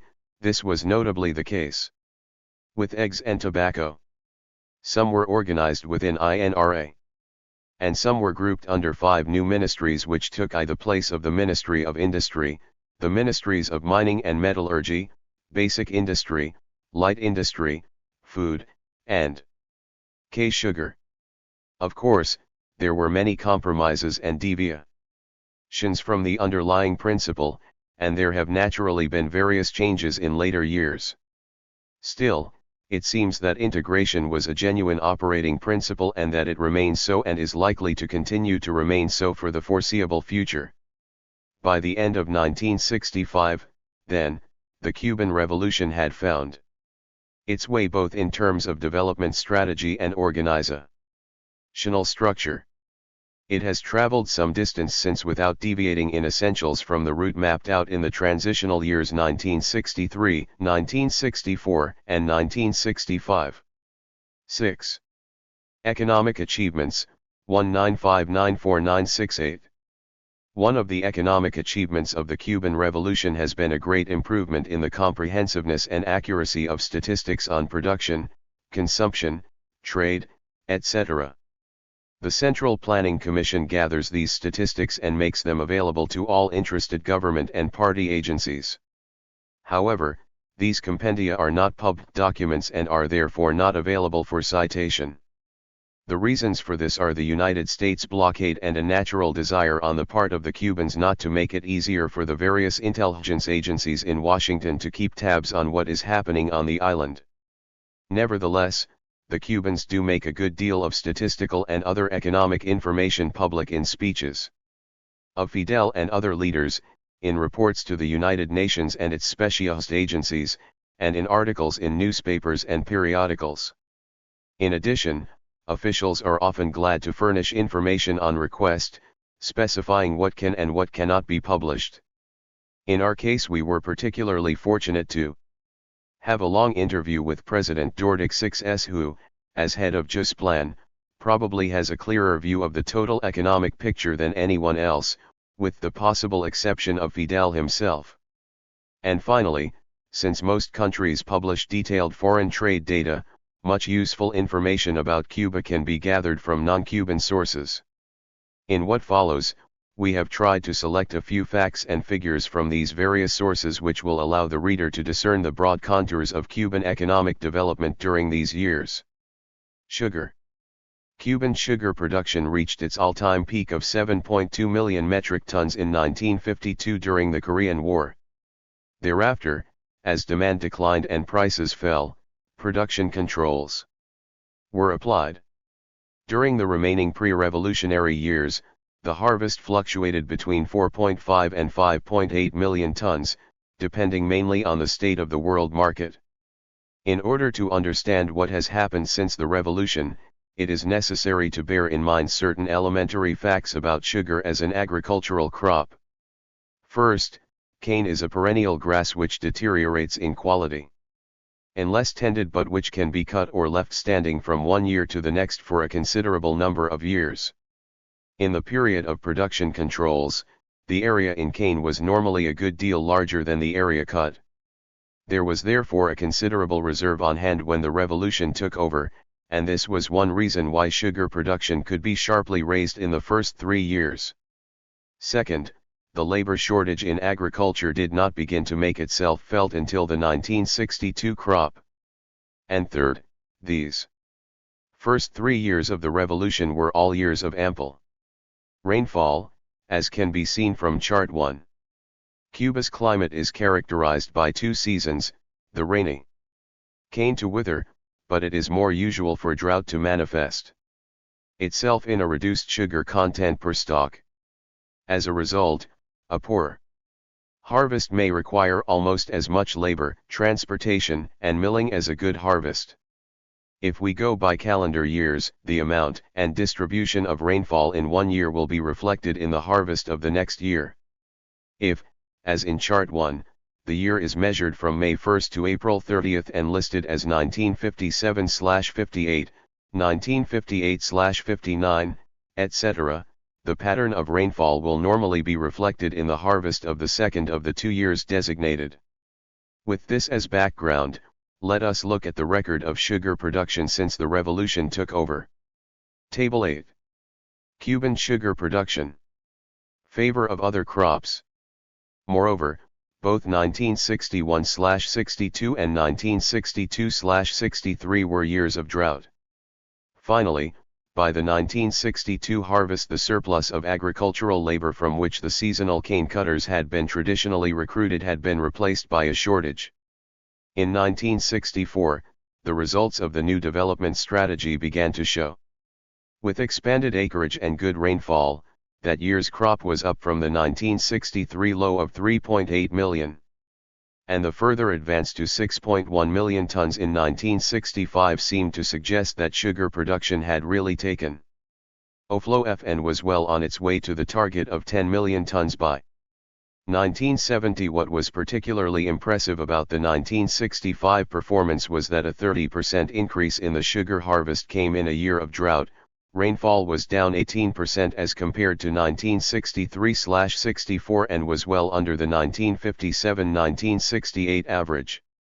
If we look more closely, however, we see that this association of a rise in sugar production with a decline in rainfall is more apparent than real.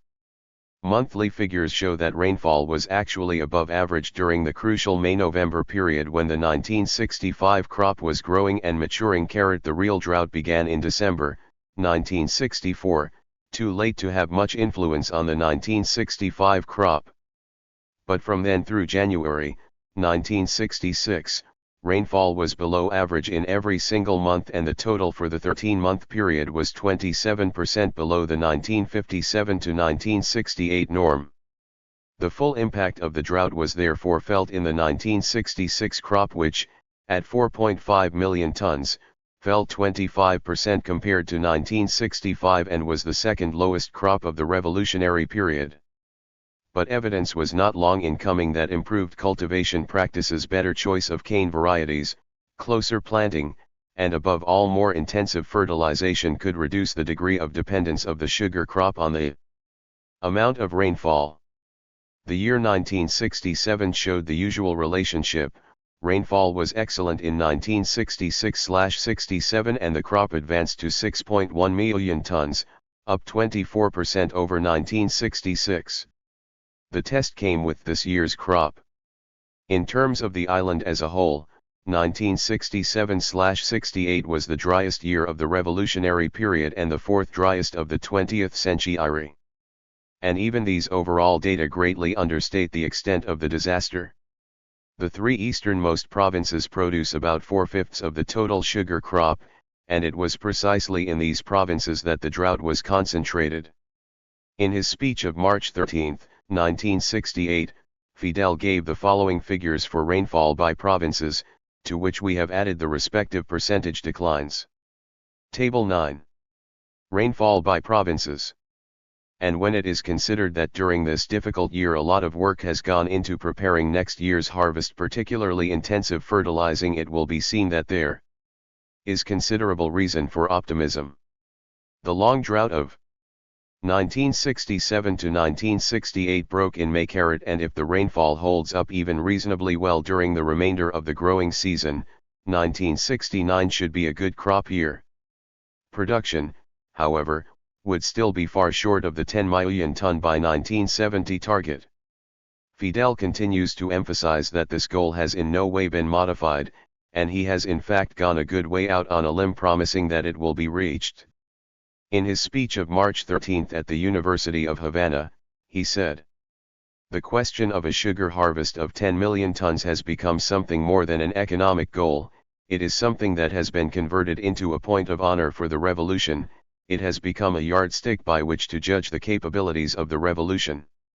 And if a yardstick is put up to the revolution, there is no doubt about the revolution's meeting the mark."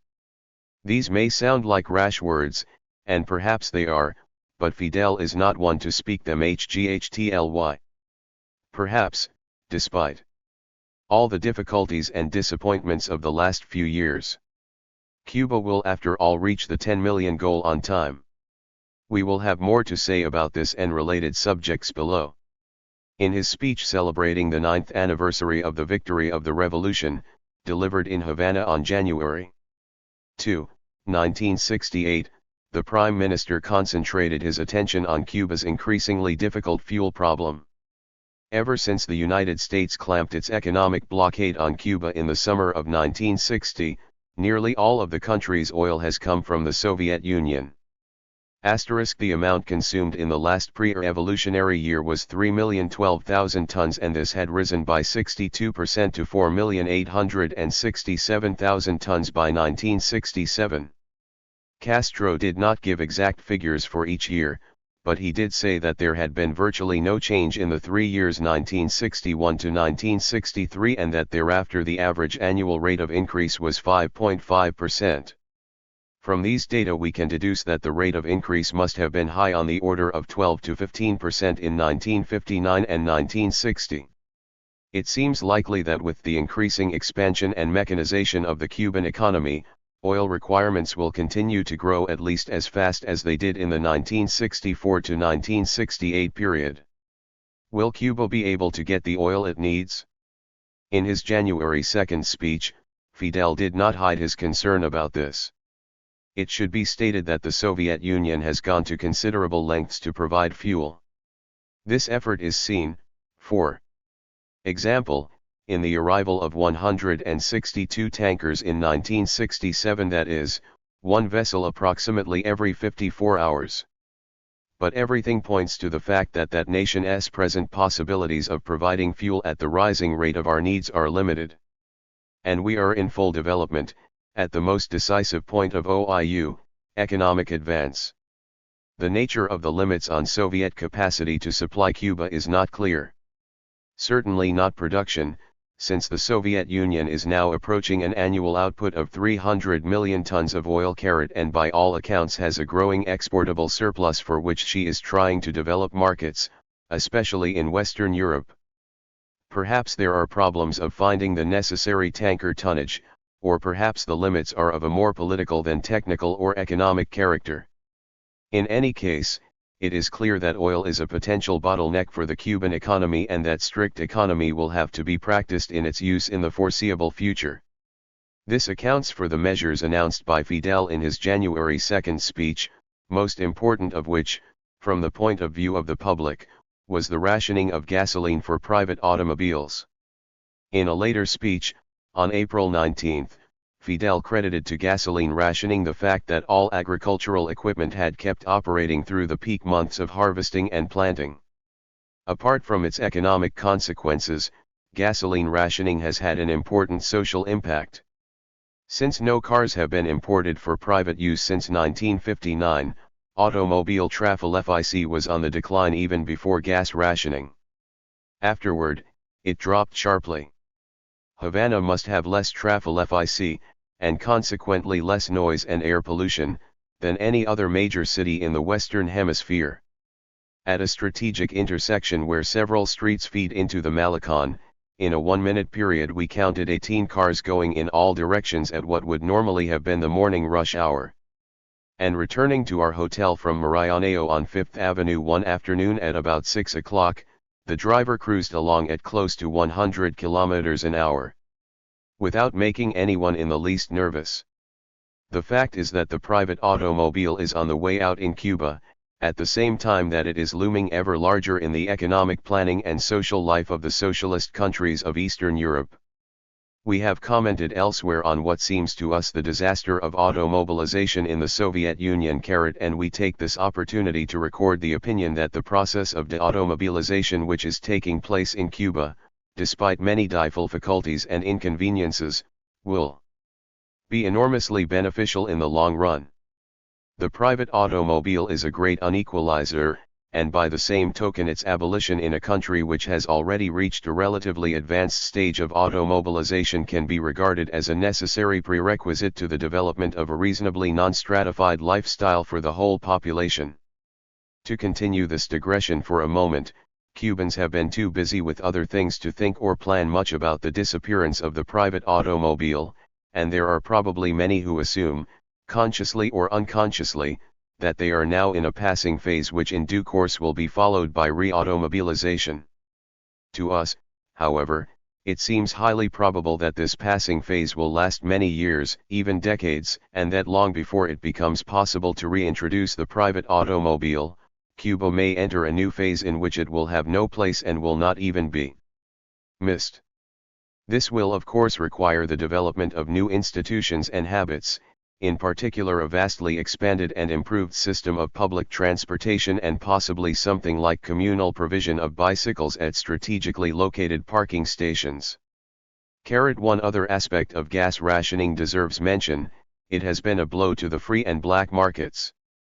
Previously, anyone with a car could drive into the countryside and supplement his rations by buying from private peasants, at prices considerably higher than the state procurement prices.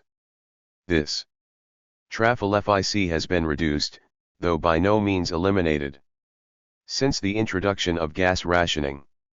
We shall return to this subject when we discuss the problem of the private sector. Electric power. In his January 2 speech on the fuel problem, Fidel remarked that production of electric power is the fundamental base of development in any country. This is true, and it lends a special importance to power production as a general indicator of the rate of progress. Fidel gave figures for every year since 1958, to which we have added a column showing each year's percentage increase over the previous year. Here we see a pattern with which we are already familiar. A rapid rate of growth in the first couple of years followed. First by a sharp decline in the rate and then a rise and relative stabilization after the adoption of the new development. Probably because of its past dependence on, and hence copying of, the United States, there are relatively few bicycles in Cuba and none are produced. Only in the city of Cardenas, we were told, are bicycles in common use.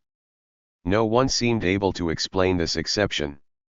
When prodded, most of the OFLO officials we talked to agreed that Cuba's transportation problems could be eased by greater use of bicycles, but it was apparent that the matter had never been given any serious thought. Plants were built and owned by United States corporations. The technology at Nicaragua is traditional, but that at MOA is highly modern and complex, and since the plant was still unfinished when the revolution took over, the Americans didn't think the Cubans would be able to operate it, and of course have done, and continue to do, everything possible to keep them from operating it. At MOA we were told a fascinating story of an attempt to buy a certain crucial replacement part made of a highly heat-resistant metal lined with a special kind of ceramic. The intermediary engaged to make the purchase was not suspect to the Americans. When the part arrived at the MOA plant, the Cuban engineers were delighted. The part looked perfect length, diameter, everything just right.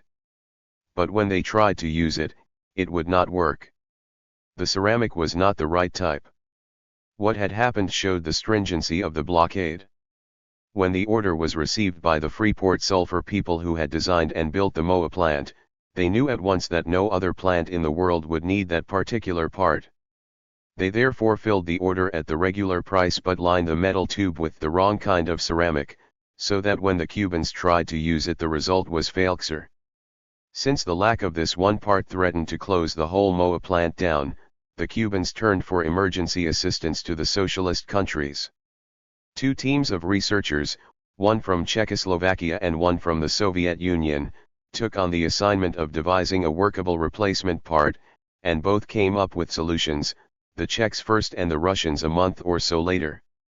But it was mostly by their OV-N ingenuity that the Cubans managed to keep nickel production going and finally to master fully the advanced technology of even the MOA plant. We were told by Josix Alemani, the young director at MOA, who is probably more responsible for this achievement than economic achievements, 1959 to 1968-99. Any other person, that there are still a few items they must get from the socialist countries, but that the overwhelming majority of replacement parts can now be produced in their own machine shop. The record of nickel production, as presented by Fidel in his January 2 speech, is given in Table 11. As can be seen, there have been almost as Cuba can sell all the nickel it can produce, and the metal has already surpassed tobacco as the country's second biggest export. The largest customers are the USSR, Czechoslovakia, and China, but France and some other capitalist countries are also buyers. All of this brings great pain to Washington, which, as President Dordicos put it, is as interested in nickel as in a battle in Vietnam. The United States will not import any steel containing Cuban nickel and in every other way does its best to sabotage sales.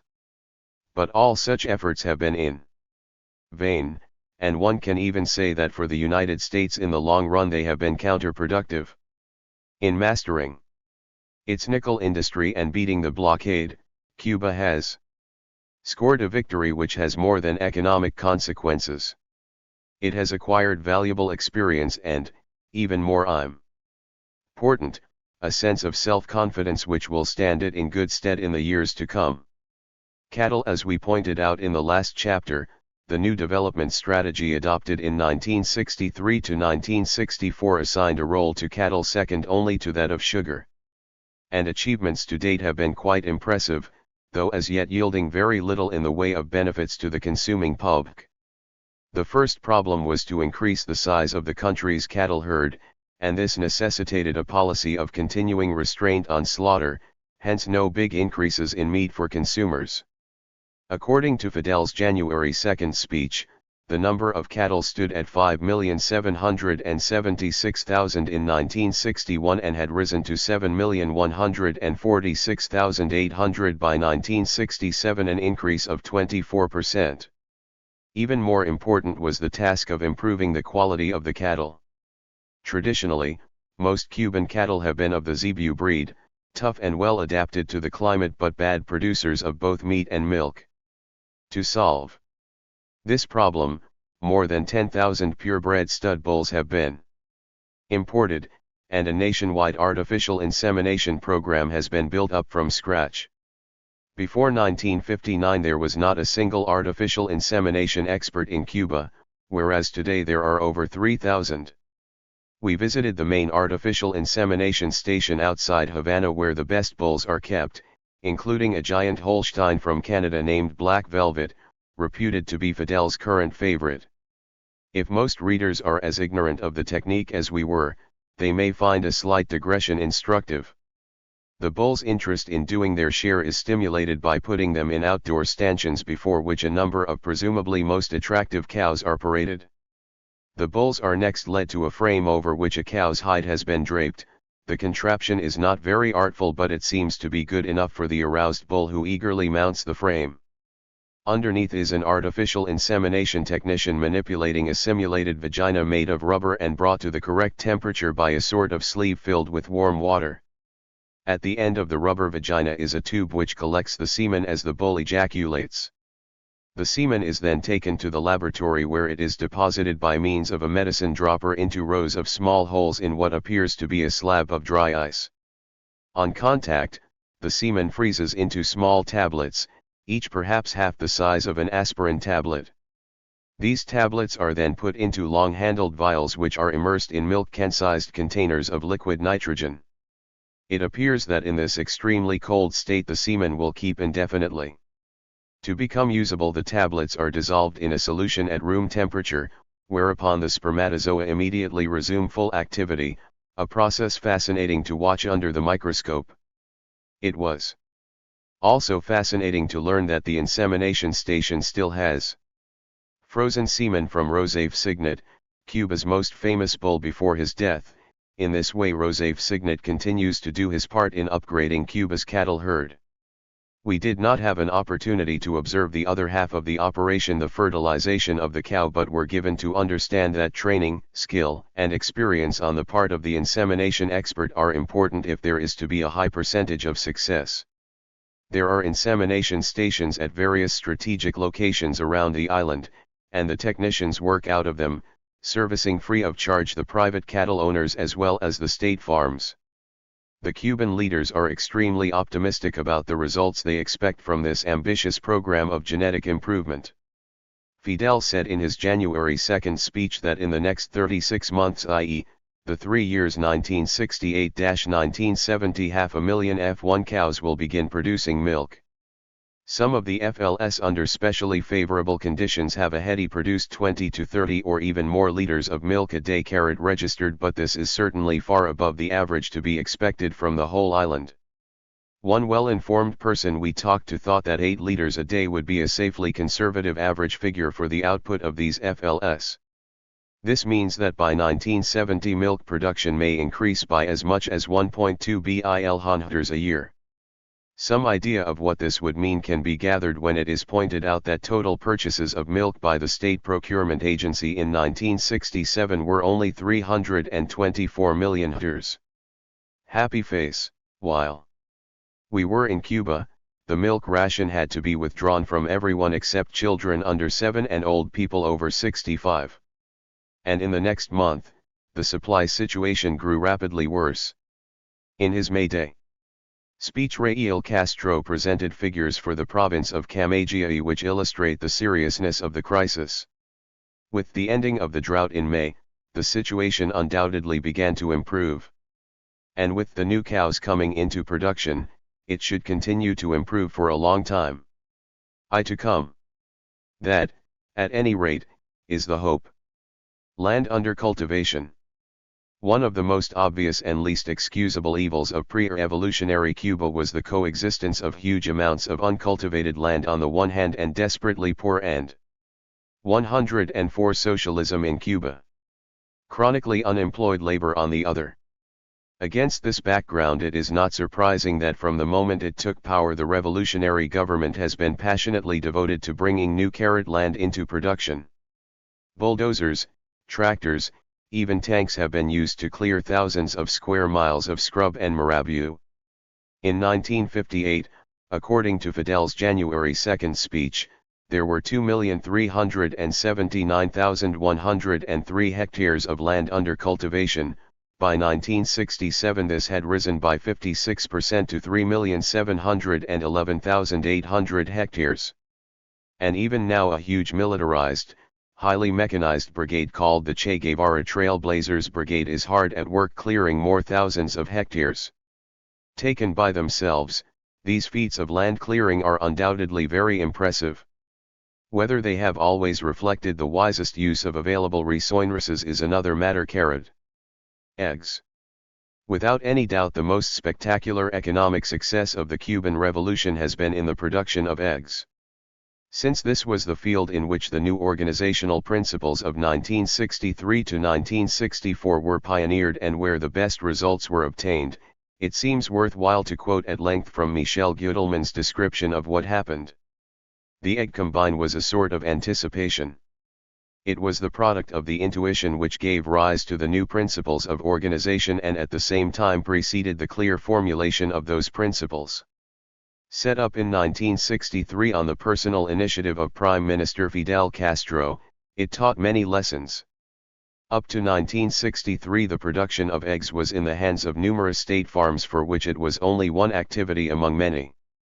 This dispersion, combined with the relative powerlessness of the production units, resulted in low production and low productivity. Veritable egg factories existed, but absence of coordination with the other branches of the economy was the source of many deficiencies. Supplying of material requirements was subject to the fluctuations of foreign trade, the technical characteristics of imported feed were not adequately respected. Sometimes minerals were lacking, sometimes vitamins or cereals. Distribution was particularly disorganized, it was subject to sudden interruptions and suffered from all the ills that plagued the Ministry of Internal Commerce and the organization of transportation. The creation of a combine integrating all the units of production on the various farms to which they were attached and new methods of handling and trading in this product changed, in a very short time, the conditions of production and supply. One can even say that the success was very spectacular. In January, 1964, the production of eggs amounted to 13 million units.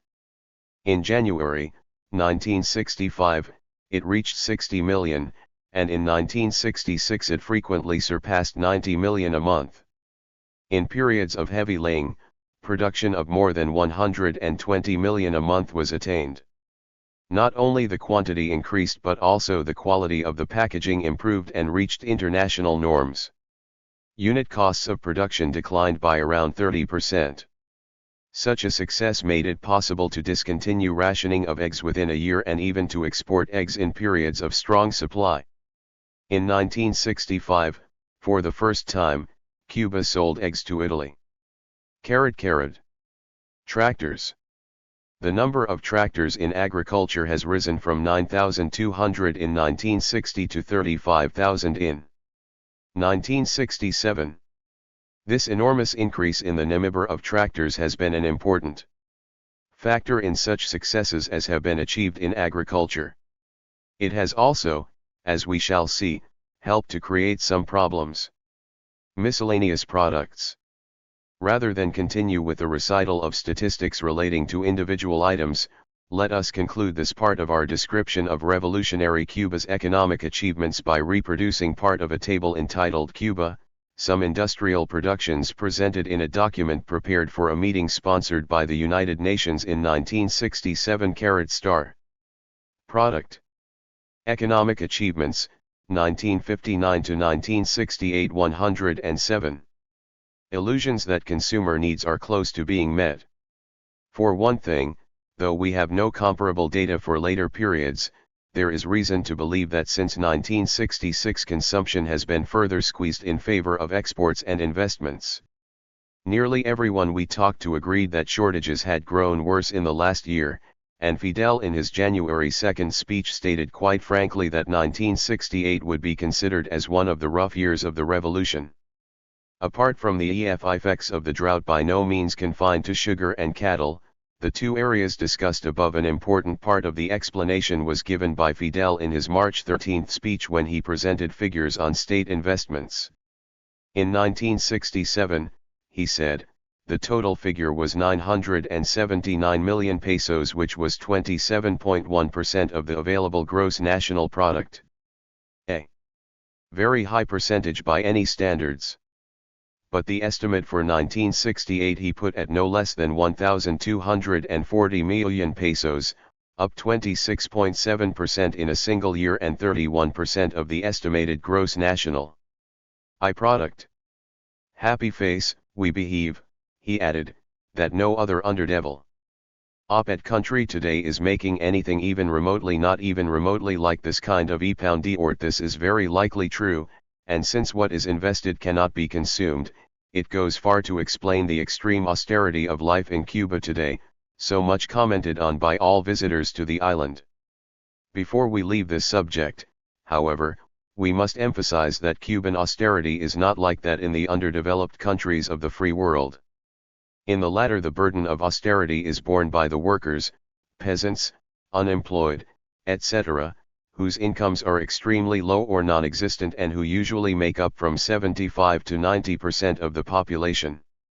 The middle strata have in relative comfort and the ruling oligarchies in outrageous luxury. The shops are full only because the price-income system keeps the vast majority from buying what is in them. To the superficial observer there appear to be no shortages, to most of the people there are nothing but shortages. How right the Cuban boy was who said to Jos 6 Iglesias, if everyone in Mexico could afford to buy a pair of shoes, how many do you think would be left in the stores? The point is that in Cuba everyone can afford to buy a pair of shoes, and there are never any left in the stores. And the same goes for nearly all other consumer goods. The explanation is twofold. First, the minimum wage in Cuba is 85 pesos a month and a large percentage of workers get 2 or 3 times as much.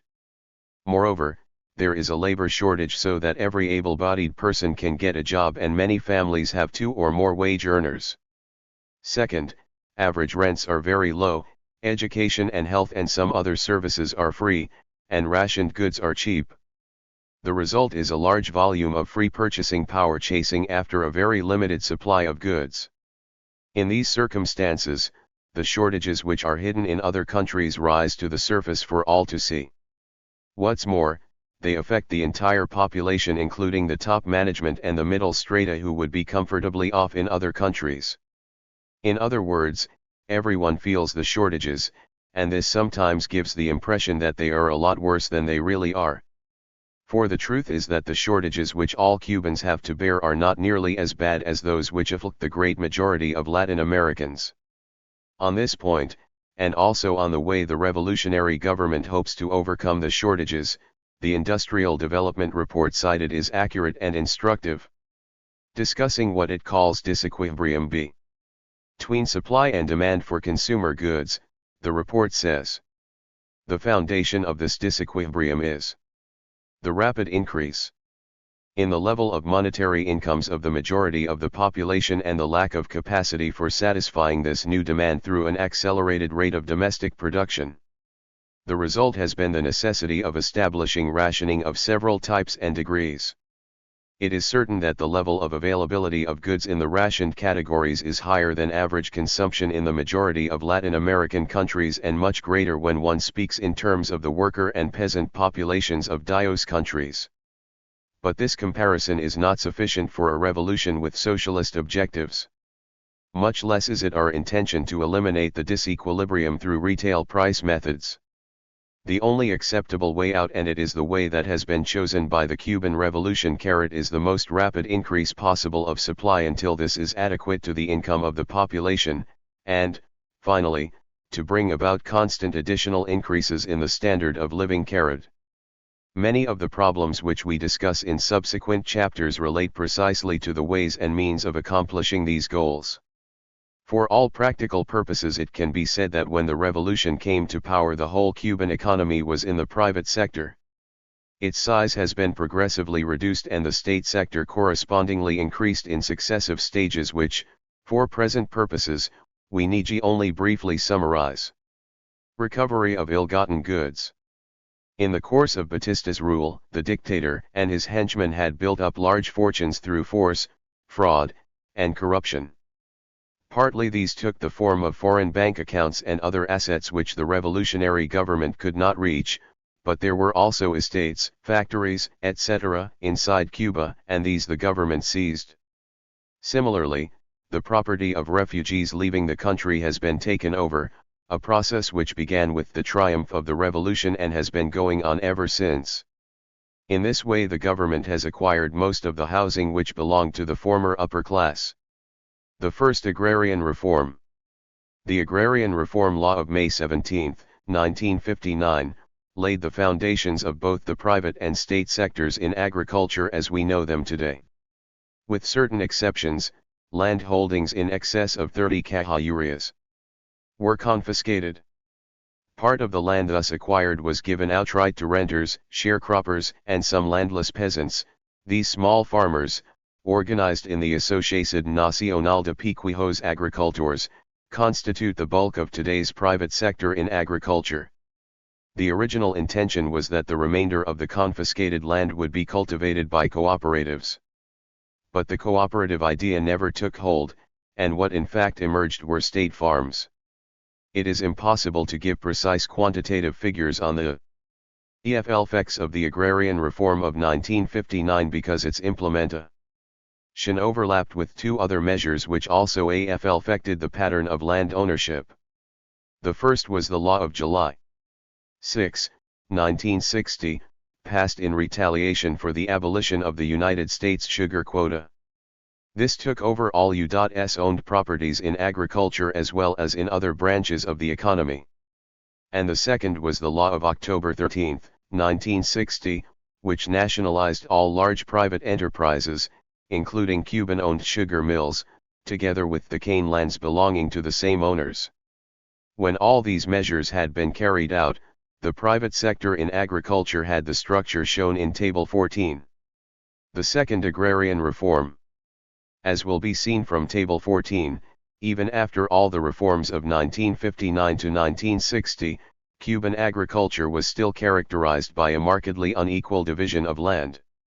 Relatively large holdings of more than 67 hectares, though only 7% of the total number of farms, accounted for 47%. Heavy fighting in the early 1960s, and the possibility of a new and bigger Bay of Pigs invasion was always present. Under these circumstances, the revolutionary government, following its well-established pattern of taking the initiative against its enemies, decided to liquidate the counter-revolutionary rural bourgeoisie. The result was the Second Agrarian Reform of October 13, 1963, which confiscated all holdings in excess of 67 hectares. After this, according to figures presented by Huberman, the private sector contained some 3.6 million JFC hectares and the state sector 5.5 million hectares. The role of the private sector in agriculture. Since 1963 there has been a gradual and slow shift in the balance between the private and state sectors in favor of the latter. According to the Cuban document presented to the FAO meeting in Rome in 1967, the distribution of land between the two in 1966 was, state sector, 65%, private sector, 35%. The latter was composed of about 200,000 production units ranging up to 67 hectares in size. Classified by their main products, these private farms are distributed as shown in Table 15. As can be seen, the private sector is by no means specialized to one or a few crops but plays a role in all the main branches of Cuban agriculture. Its relative importance in the overall agricultural picture can be better understood in terms of the percentages of total purchases of main crops by state procurement agencies accounted for by private farms. Since 1965 there has been a tendency for these procurement percentages to decline both because of the slow shrinkage of the private sector and because the major investment in agriculture has been and continues to be in the state sector. Nevertheless, the importance of the private sector in the economy as a whole is considerably greater than the procurement data indicate. This is because a large but unrecorded share of the production of private farms is either consumed directly by the farmers and their families or is sold on the free market. Contradictions inherent in the private sector. There is no doubt that along with the rural and urban proletariats, the small peasantry of the private sector has from the outset been one of the indispensable pillars of the revolution. The liquidation of the rural bourgeoisie through the Second Agrarian Reform was relatively easy because it had the backing of the small peasants, and the almost total absence of counter-revolutionary activity in the countryside since 1963 is attributable to the same basic cause.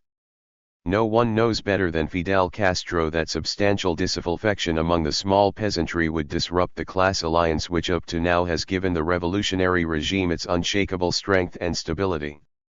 And no one has been more explicit or more unequivocal in assuring and reassuring the small peasants that the Second Agrarian Reform was the last and that thenceforth their status would be fully respected.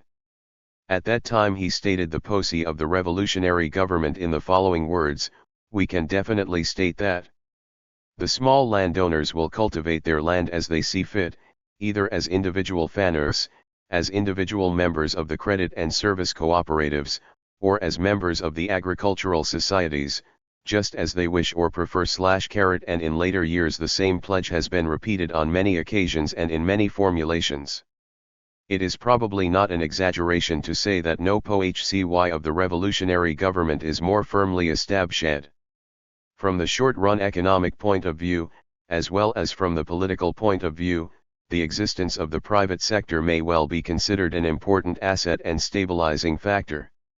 Not only do the small peasants produce a large part of their own food but also through their sales on the free market they provide an important supplement to the supplies reaching consumers through state channels. We shall return to the subject of the free market presently. For the moment, we note only that the evidence we were able to collect was enough to convince us that for the country as a whole and on the average, the food situation is considerably better than one is led to believe either by official statistics or by people one meets in Havana. Not only in the countryside itself but also in small towns and even in provincial capitals, consumers have, and take advantage of, opportunities to buy directly from private peasants. And this is perhaps the decisive factor in localizing discontent largely in the capital. The positive aspects of the existence of a private sector in agriculture, then, are that the small peasant who owes practically everything he has to the revolution remains a staunch supporter of the revolutionary regime so long as it continues to uphold his interests, and that the output of the private sector provides not only an important part of state agricultural procurements but also, through auto-consumption and the free market, a stabilizing supplement to what consumers are able to buy through open-market outlets. But there are also negative aspects which in our view, and we believe in the view of the Cuban leaders, a socialist country can neglect only at its peril. One of these, the inherent technological backwardness of small peasant farming, is universally recognized, has been repeatedly stressed by the Cubans*, and calls for no elaboration here. The second major negative aspect is less recognized, or at any rate less talked about, but in our view no less important. We refer to the corrosive and corrupting effect, both socially and morally, a private enterprise as such. The small peasants support the revolution because it has brought them great benefits, but it does not follow that they are revolutionaries or that as a class they can ever be expected to be revolutionaries. On the contrary, they are petty bourgeois with all the spiritual traits and mental habits of the petty bourgeoisie, orientation toward the market and money, selfishness, graspingness, parochialism, low cultural level, cynicism. And the objective situation in Cuba is such that they not only have the freedom and opportunity to act in accordance with their nature but also to enrich themselves in the process. Naturally, when we say enrich, we are not thinking in terms of capitalist millionaires, nor are we suggesting that there are not poor, indeed desperately poor, small peasants. But we think the term is appropriate and refers to a very real, if too much neglected phenomenon. To understand this, one must bear in mind that the 165-acre limitation on the size of private farms allows what in many countries would be considered large-scale agricultural enterprises. And when it is considered that many of these larger farms are on the best lands, it will be appreciated that what the Cubans call small peasants may in fact resemble what we in the United States would call operators of prosperous family-sized farms. So far as we know, there is very little published material on the structure, functioning, income, etc., of the private peasant sector, but we did pick up here and there from conversations and discussions bits of information which throw some light on the nature of the problems involved. For example, while private individuals own only 30% of all land on the island, their share of arable land is 43%. Private farmers with incomes of 10, 15, or even 20,000 pesos a year are not uncommon. This compares with cabinet ministers' incomes of 700 pesos a month and a high for technicians and other specialists in industry of around 10,000 a year.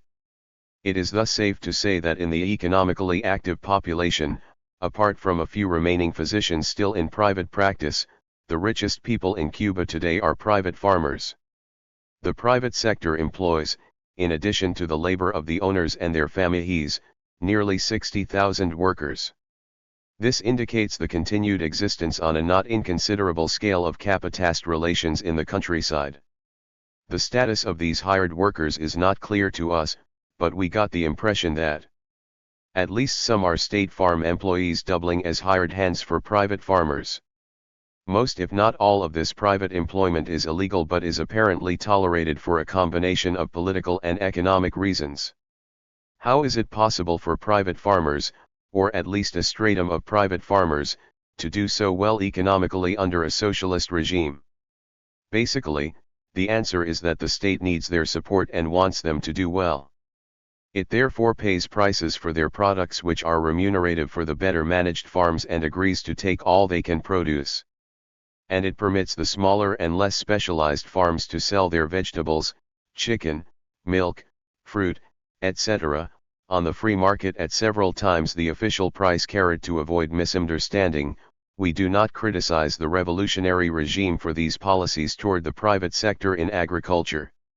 We have no doubt that apart perhaps from details, which we are in no position to evaluate, they are wise and necessary. But we also think it is desirable to discuss their consequences and in particular not to obscure the high cost a socialist society has to pay to maintain the loyalty of a petty bourgeoisie it cannot afford to antagonize and is not yet strong enough to absorb into the socialist system. Part of that cost is economic, the preservation of an entirely backward mode of production on a large part of the country's good agricultural land.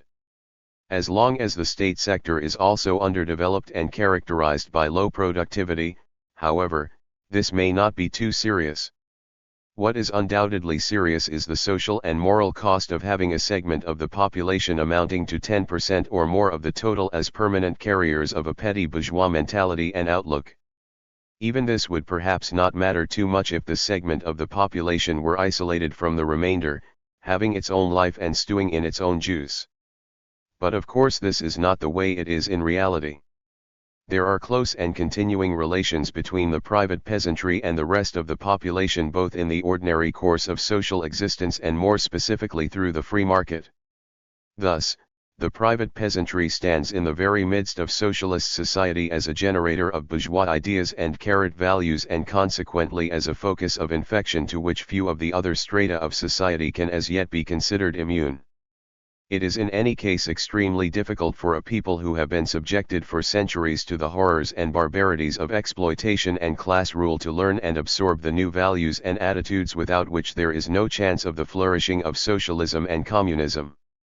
This difficulty is multifaceted if at the same time all the crippling effects of colonial underdevelopment must be overcome.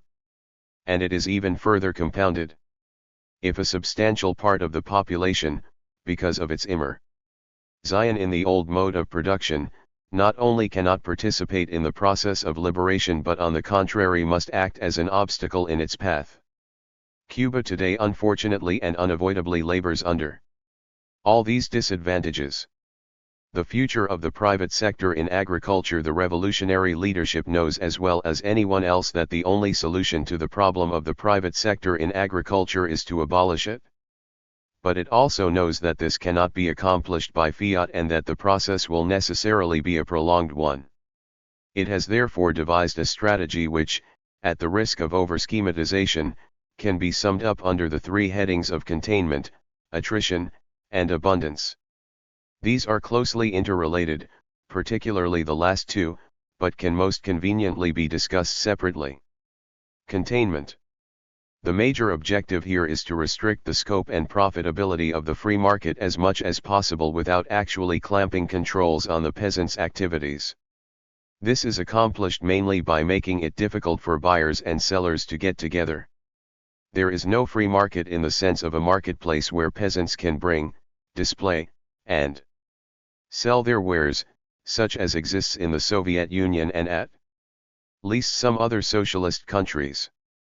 Buyers must seek out sellers, and there is a limit of £25 on the amount a buyer may bring back with him. The main burden of violations thus falls on the consumer, not on the producer, which is in accord with the government's policy of not antagonizing the private peasants. There are also certain other regulations relating to these transactions, and all of them taken together define what is legal and what illegal. The black market, as distinct from the free market, comprises transactions which exceed the legal limits, plus of course traffic in goods which are illegally diverted from the state sector. A typical black market operation, for example, would be the purchase by a consumer of a 100-pound bag of rice from a private farmer. Degree. Given this setup, it is easy to see why gasoline rationing was a blow to the free and black markets. Happy face. Before rationing, it was easy for anyone with a car and a shed relations with one or more small farmers to go to the countryside at will and bring back food, £25 on each trip without fear of interference. But since rationing of gas has been instituted, such mobility has been greatly restricted, and of course shopping in the countryside by bus or on foot is an entirely different matter. In summary, one can say that the government's policy has been to discourage rather than prevent trade between the private peasantry and the consuming public. In the nature of the case, there is no way to measure the results of this policy in quantitative terms, but one can certainly say that if the opposite policy of encouraging and institutionalizing the free market had been adopted, as many socialist countries have done, the demand for the products of the private sector would have been higher, the profits of this trade and hence the resources devoted to it would have been larger, and the power and influence of the private sector would have been enhanced. In this sense, then, the policy of containment has undoubtedly been successful. Attrition. Privately owned land can pass by inheritance from parents to children, but it cannot be sold except to the state. There will thus always be a certain amount of land being transferred from the private sector to the public sector. As owners die without children, and a certain amount more as owners wishing to retire and children inheriting land but not wishing to cultivate it sell to the state. The revolutionary government expects that this process of attrition will speed up as time goes by. It believes that sons and daughters of peasants, given increasing opportunities for technical and higher education and with an unlimited number of careers in industry, modernized collective agriculture, and public service opening up to them, will become less and less interested in following in the footsteps of their parents and will sell or cede their land to the state as they acquire title to it. There is already evidence that this is happening and little reason to doubt that it will continue to happen in the future, provided, of course, that the more attractive openings in the socialist sectors of the economy materialize as planned and expected. But attrition, however effective it may promise to be in the long run, is necessarily a slow process, and the revolutionary leaders do not feel that they can afford to wait for an indefinite period while an important part of the country's agriculture remains in a state of backwardness and low productivity. They are therefore adopting additional policies toward the private sector which aim to make it contribute to the creation of an abundance which they hope will undermine its own continued existence. Abundance. If we understand correctly what the Cubans are saying, the underlying theory here may be summed up as follows: at the present time there is a great scarcity of consumer goods relative to money demand.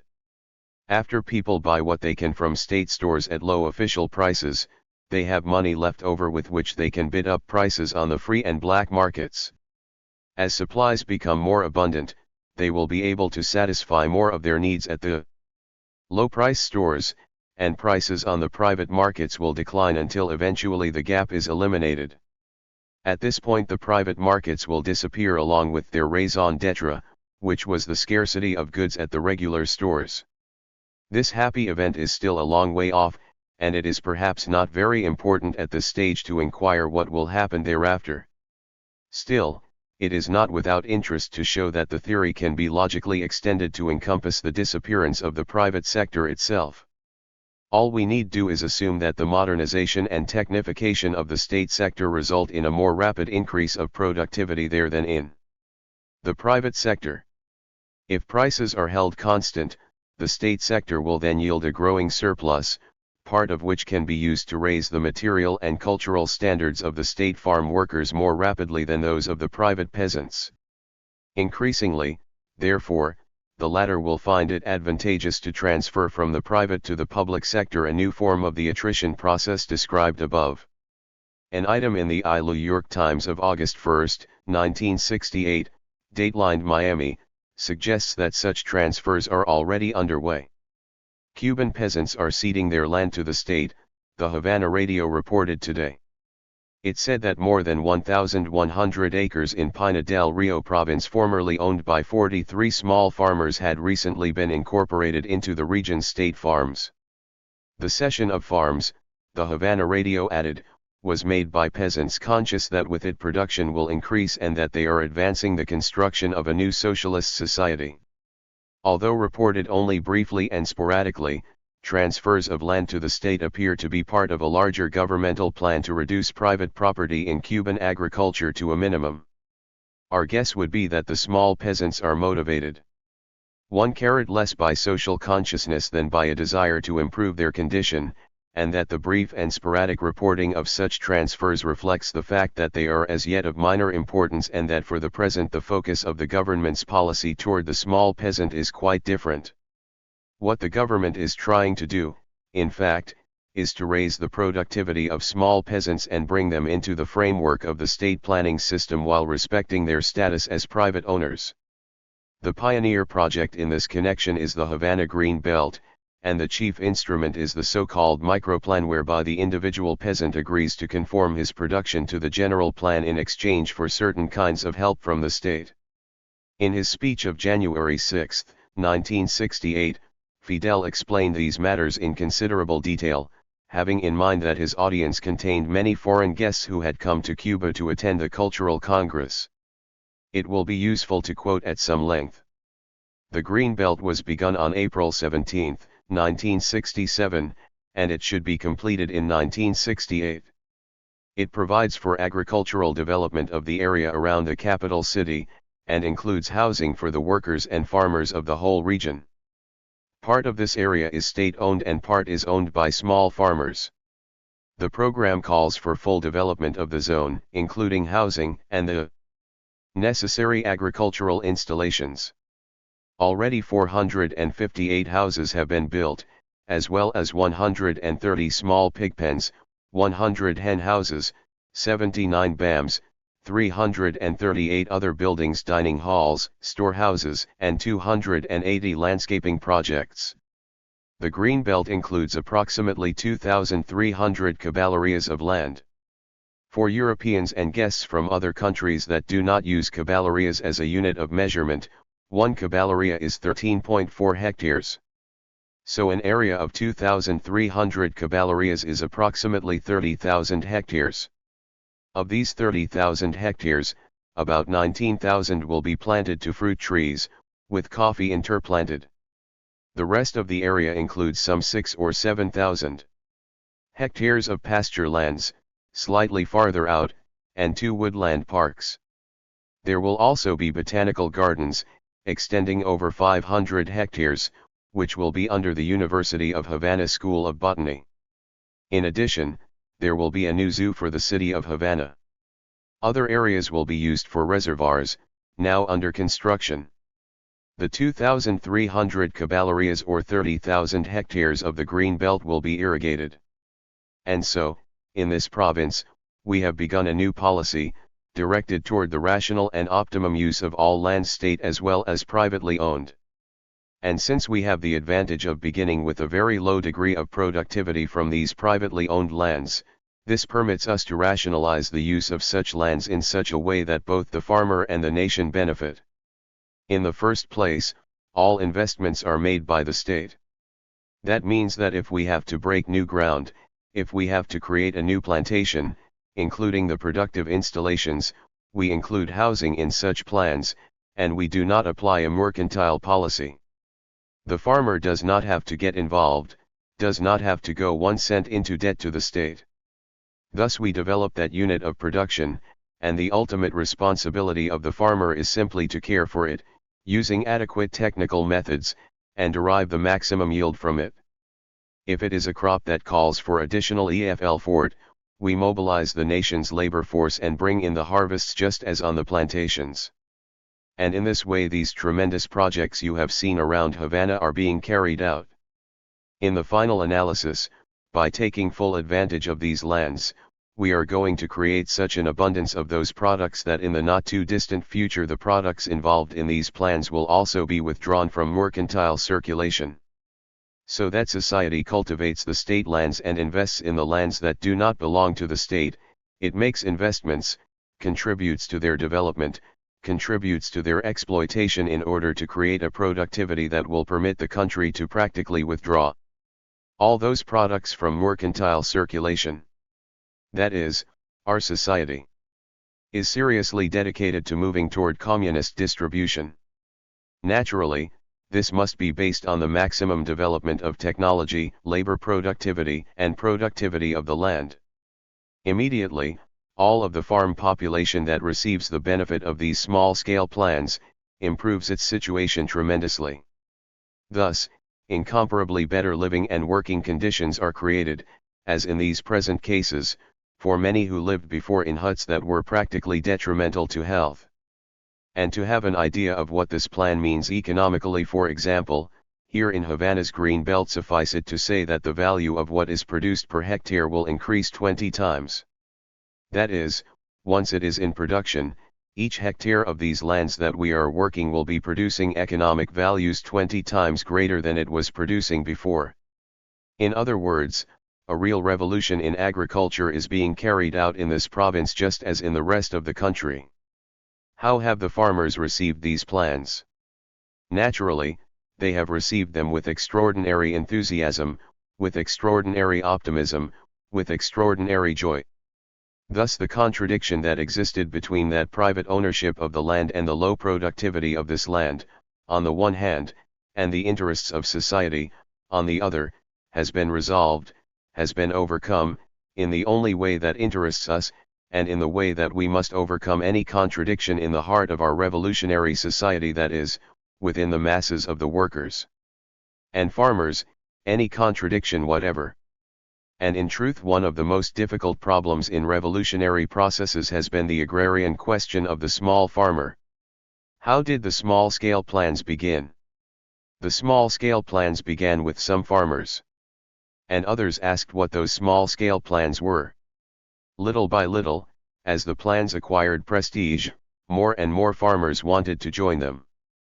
So much so that the vast majority of the farmers in the Havana Green Belt, I would say more than 90%, have joined the plans. What is happening in each and every region of the country is that the farmers are asking when the small-scale plans will come to their region, when the small-scale plans would come to their province. That is the problem.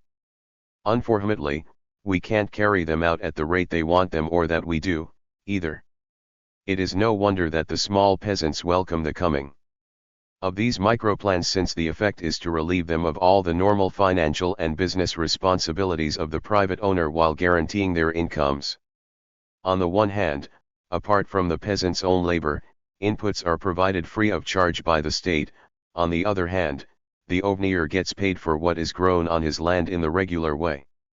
On the production side, in other words, his position is hardly distinguishable from that of a worker on a state farm, while on the income side he continues to be paid both for his labor and his land. It may be, as Fidel predicts, that the increased productivity made possible by rationalizing the use of the small peasants' land and labor will be such that both society as a whole and the small private producers will benefit from this arrangement. If so, it will contribute to creating the abundance which will narrow and eventually eliminate the gap between official and free market prices. Whether it will also hasten the decline of the private sector in agriculture, however, is another matter. Since the small peasants are to share in the increased product not only as workers but also as owners, it could be argued that the generalization of the microplans will confer further benefits on what is already in some ways a privileged class, and thus create new vested interests which the members of the class will be reluctant to give up. The number of variables at work here is too great and our knowledge of them much too limited to permit us to speak with any assurance about these matters. But we believe we can say that, on the evidence available to us, the problem of the private sector in agriculture, which Fidel, in the speech quoted above, correctly termed one of the most difficult problems in revolutionary processes, is still far from solved and will continue to plague the revolutionary leadership for a long time to come. Before we leave this subject, a word about Fidel's references to withdrawing products from mercantile circulation, which he identifies with communist distribution. Mercantile circulation presumably means the exchange of goods against money. Goods withdrawn from mercantile circulation are therefore no longer exchanged against money and cease to be commodities. There are of course various other possibilities, for example, the total available quantity of each type of goods might be divided by the total population and each person might be given his or her aliquot share. But since Fidel speaks of communist distribution, we must assume that what he has in mind is not a system of this kind but rather free distribution to each according to his needs. With nearly everything desperately scarce in Cuba today, it might appear that it is foolishness, or worse, to talk about free distribution of anything according to need. We do not agree with this, however.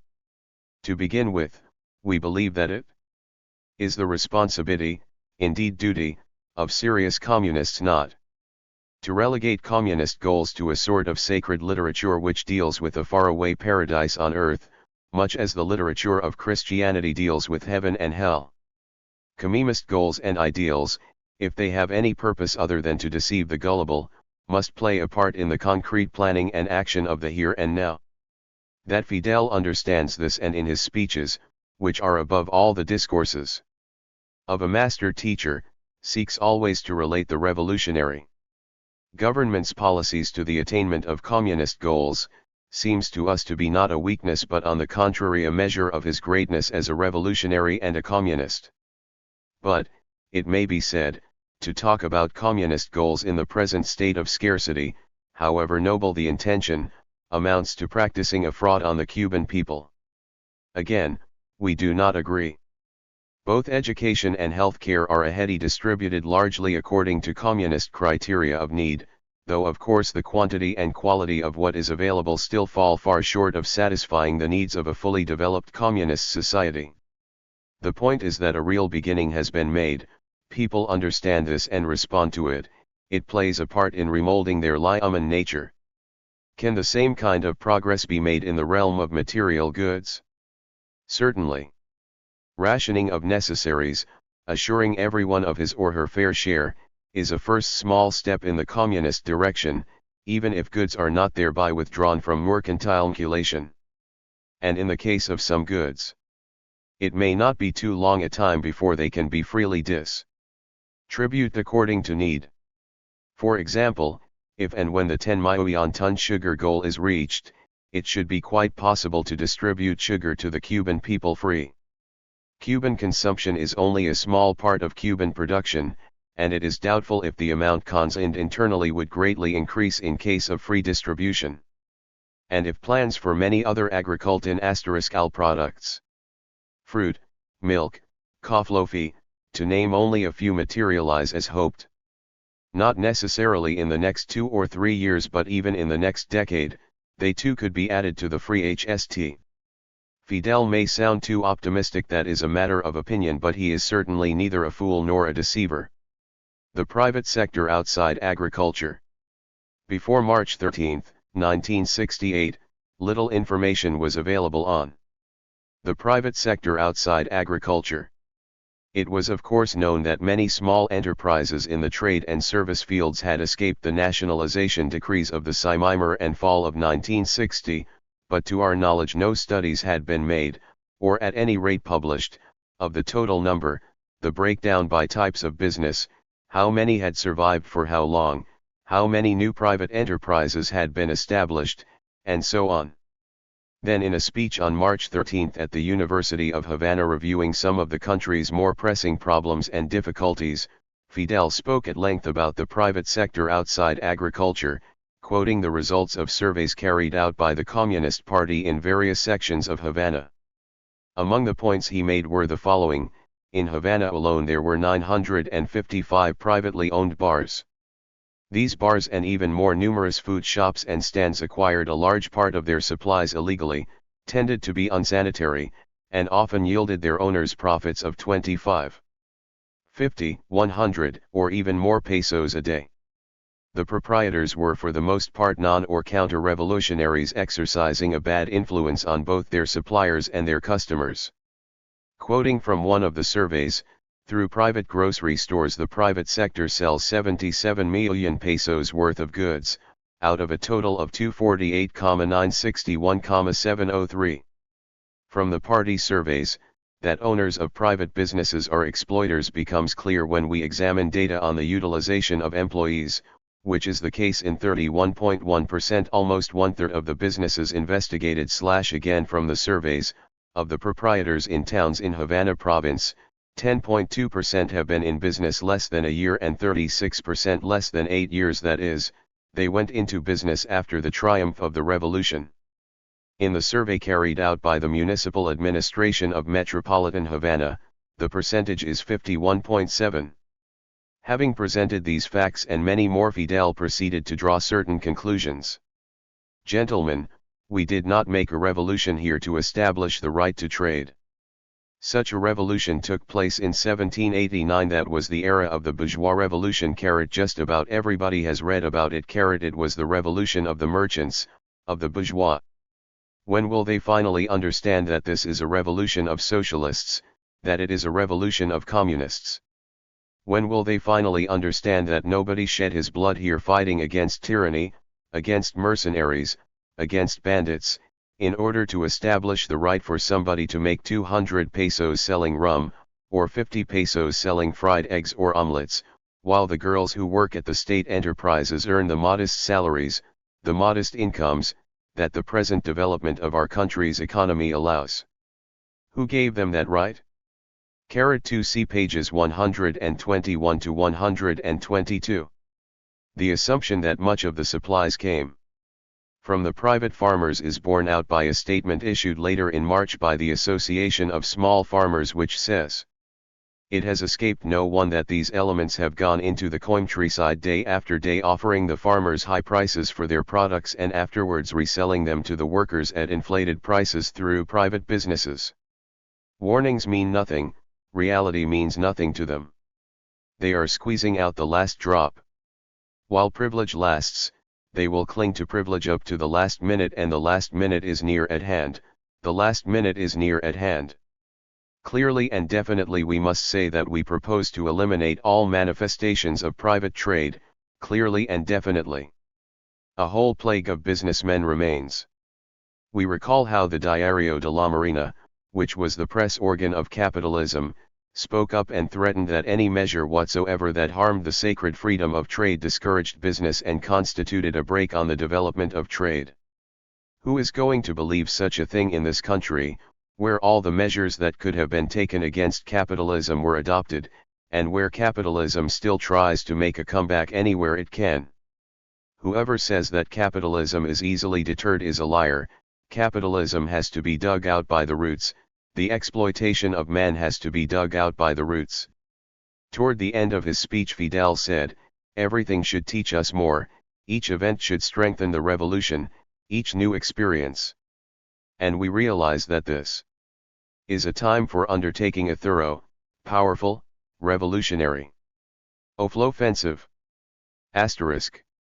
As foreshadowed in this speech, Fidel announced 2 days later in another speech at the opening of a new school at Boca de Jaruco, the nationalization, or takeover if you wish, of all types of private businesses left in our country. Asterisk. This, clearly, was the key measure in what immediately became known as the Revolutionary Offensive. How really radical and far-reaching a measure it was can be understood in the light of figures published in the weekly edition of Granma dated April 7. More than 55,000 enterprises, many employing relatives and or outside workers, constitute an important element in the economy of a small country with a population of only 8 million. Its nationalization in one lightning stroke cannot but bring significant changes in the structure and functioning of Cuban socialism. Asterisk. Total nationalized. The private sector 135. Bookstores. 136. Socialism in Cuba. Why was such a momentous step taken at this time? It seems clear that the answer is more political than economic. As pointed out above, Cuba is going through a period of extreme austerity. Nearly everything is rationed, and even unrationed goods are, with few exceptions, frequently unobtainable. At the same time, a tremendous effort is being made to increase production, and everyone is under unceasing pressure to work harder. Under these circumstances, there is a natural tendency for many people to become discouraged, to become engrossed in their private troubles, to lose their enthusiasm, to become apathetic. If in addition they see that despite the general belt tightening some people continue to enjoy special privileges or even manage to take advantage of others' hardships, they may become cynical and lose their faith in the revolution itself. The end of this road for Cubans is usually a decision to leave the country. We shall return to these problems in Chapter 11 below. Here we need only note that the revolutionary leadership is of course aware of the existence of these tendencies and moods, especially among the people of Havana. The first part of Fidel's speech of March 13 is enough to prove that, and recognizes that, if unchecked, they could become a real threat to the success of the regime's development programs. This was the background of the revolutionary offensive in general and of the nationalization decree in particular. With potential money demand for goods and services much larger than available subs, private businessmen and operators could profiteer at will, reaping incomes often many times as high as those of even the best paid workers. This could not but tend to demoralize many ordinary citizens sympathetic to the revolution but lacking the fervor of party militants. Some among them would even be tempted to quit their jobs and join the ranks of the privileged petty bourgeoisie. That this was a very real danger, and hence an important reason for the nationalization decision, appears clearly in an editorial in the March 31 issue of Granma. As Comrade Fidel Castro indicated, the considerable number of such private enterprises existing before the triumph of the revolution has been augmented by numerous businesses which have sprung up only in recent years. These are the haven of a host of undesirable elements, from would-be exiles, waiting their time to leave the country, to lumpen and other antisocial individuals who look upon the people's creative work with contempt and try to use the shoulders of others as stepping stones to soft berths for themselves. Such establishments were nests of parasites, hotbeds of corruption, illegal trading, and counter-revolutionary conspiracy. They were openly antithetical to the principles of collective creative endeavor enunciated by our revolution. To get a good idea of the degree of corruption spawned by these activities, we need only cite the results of the investigation made by the Party of Private Businesses in metropolitan Havana. According to this report, 27% of the proprietors were workers before setting themselves up in business. The index for Las Villas was 33.8%, for the interior of Havana province, 33.3%, and for Orient, 28.8%.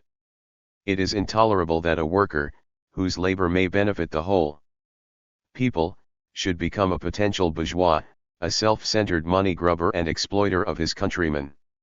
What these figures imply is perfectly clear: a new petty bourgeoisie was growing in the heart of the socialist economy. This phenomenon is not to be compared with the survival of an old petty bourgeoisie in either trade or agriculture. As we have already seen in our discussion of the private sector in agriculture, such an old petty bourgeoisie poses very serious problems for a socialist society, but it can be contained and gradually compressed by a variety of measures which need never provoke an open and disruptive conflict. A new petty bourgeoisie growing up in the field of commodity circulation is something else again. It is not a leftover from the past but a product of forces operating in the present.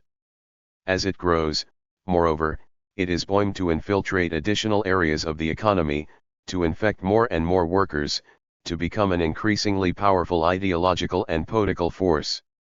No serious socialist leadership could afford to stand idly by and watch this process unfold. Drastic action was clearly called for. It must not be supposed, however, that nationalization by itself is a complete solution to the problem. For the time being, to be sure, it does liquidate this new class, as well as the old non-agricultural petty bourgeoisie. But it does not affect the underlying situation and hence provides no guarantee against a repetition of the process.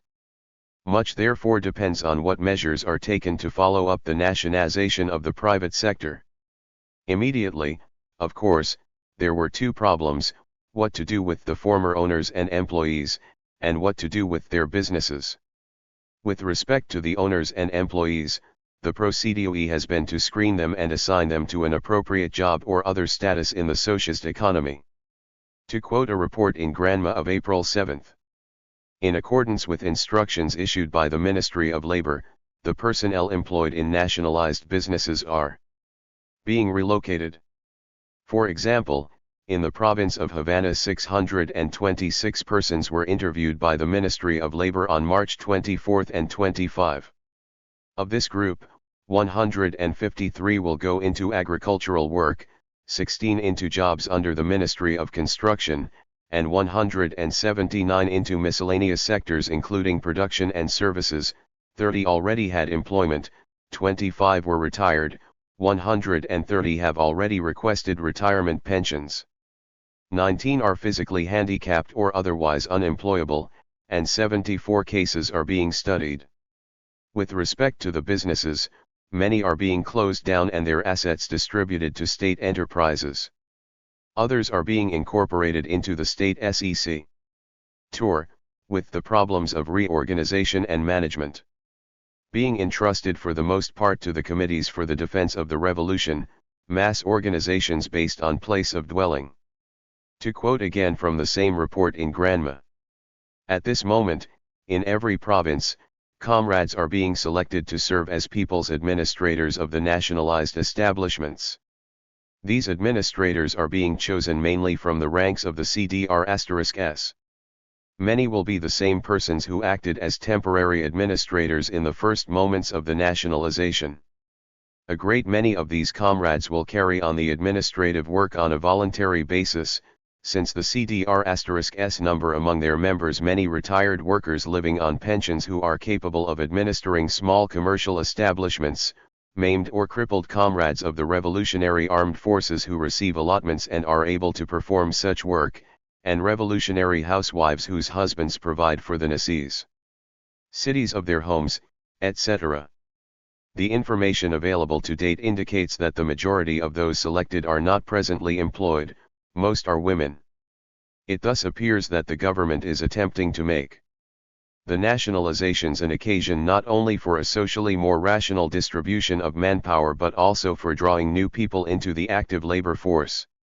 No matter how successful these EFL forts may be, however, they do not touch the conditions which gave rise to the new petty bourgeoisie in the first place, the coexistence of excess spendable money incomes and unfilled needs.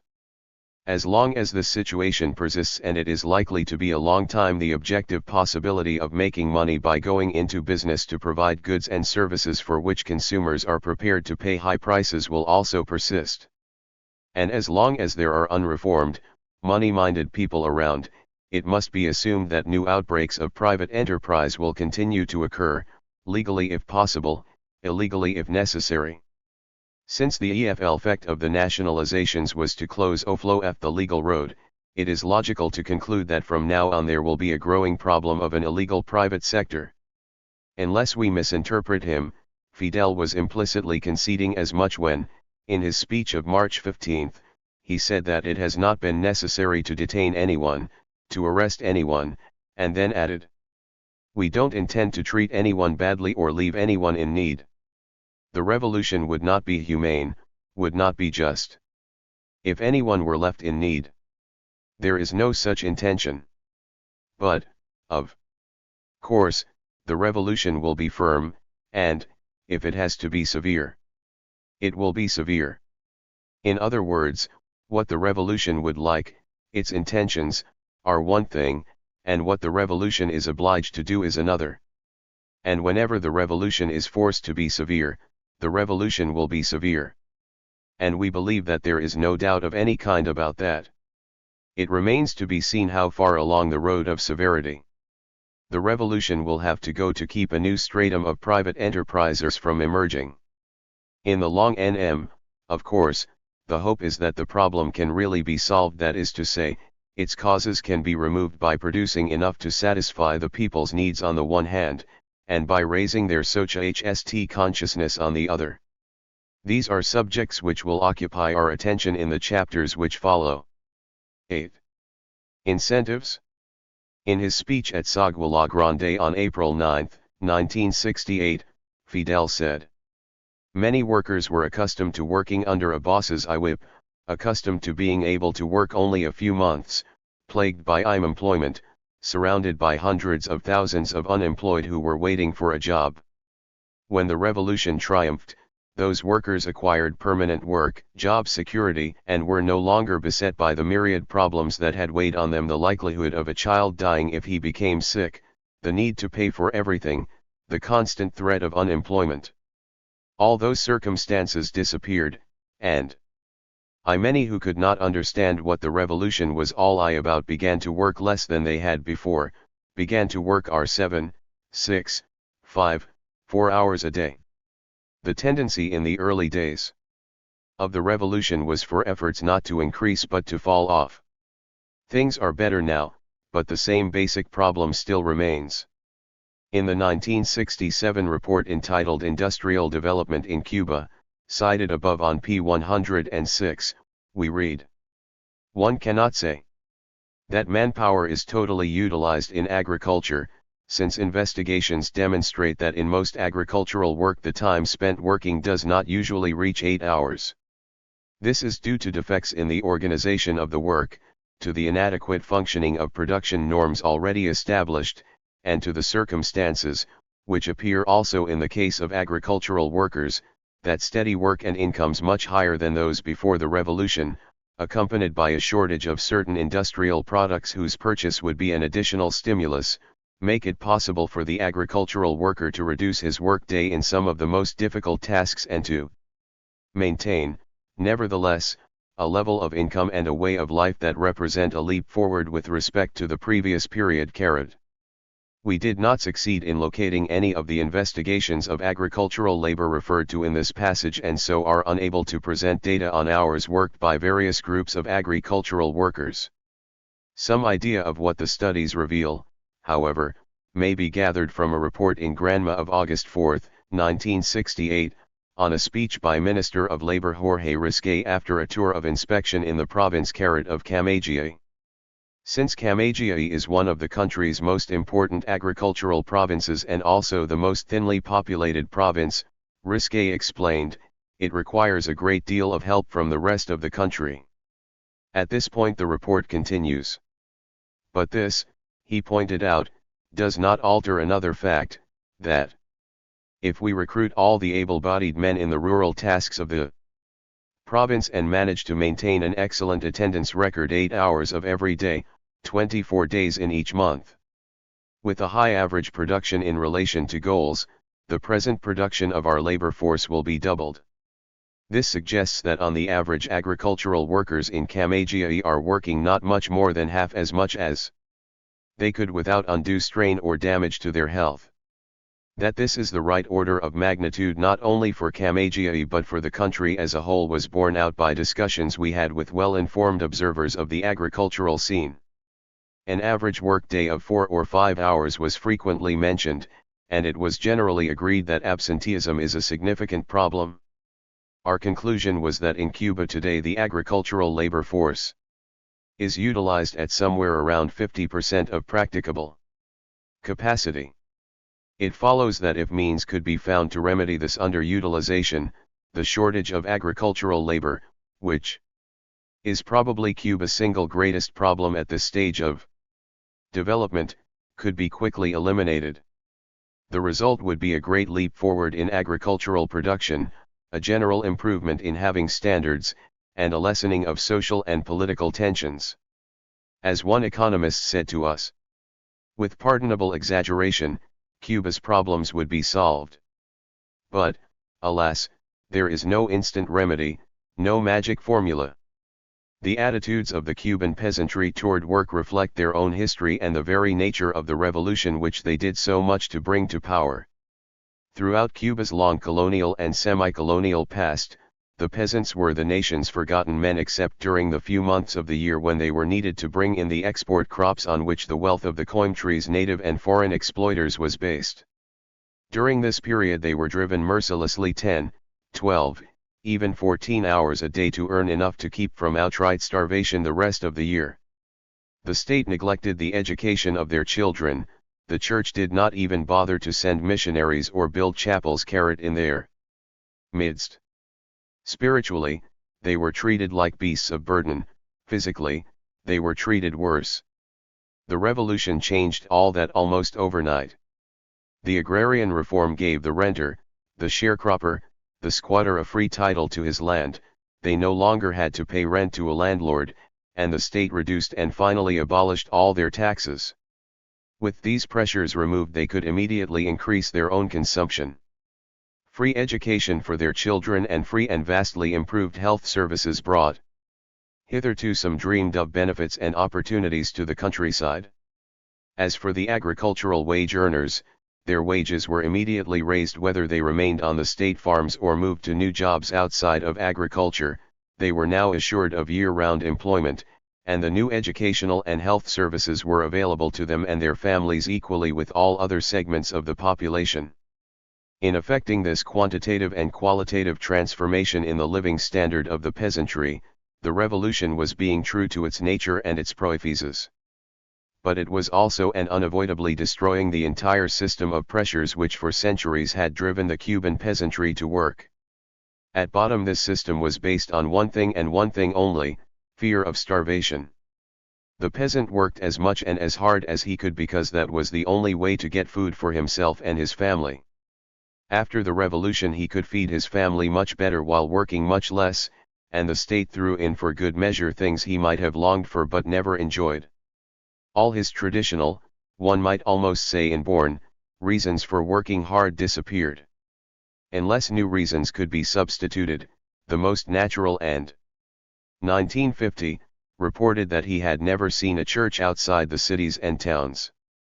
Human thing in the world was for him to stop working any harder than required to enjoy his new and much higher standard of life. But what new reasons could the revolution substitute for the old fear of starvation? Orthodox economists are ready with a prescription: material incentives.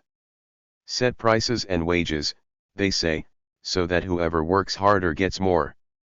But beyond a basic minimum for everyone, an underdeveloped country like Cuba has very little to distribute as prizes for hard work. A system of material incentives, to be effective, would therefore have to abandon the idea of a basic minimum for everyone and accept the principle that only those whose work measured up to some prescribed norm would get a subsistence income. Those falling short of this norm would get less and those exceeding it more. Such a system could doubtless be arranged so that no one would actually starve to death, but all the same it would be essentially no more than a modification of the old system under which the chief incentive driving the peasants to hard work was fear of starvation. For the Cuban Revolution to adopt this course would have been sheer self-betrayal and ultimately, we have no doubt, disastrous. To its everlasting credit, the revolutionary leadership has at no time shown any disposition to commit such a folly. If material incentives are excluded, there remain only two possibilities: regimentation, involving some degree of coercion, and raising social and political consciousness to the point where people work hard because they want to, the reason being that they find a positive value in work or that they feel a sense of responsibility to the collectivity. On the whole, the Cuban Revolution has resorted very little to regimentation, though there are doubtless elements of it in the large-scale mobilizations of voluntary labor. Not that there is any physical coercion involved in these mobilizations, what pressure is brought to bear is of a social and moral character. In the next few years, however, we believe that an increase in regimentation of a more formal sort is not only possible but likely.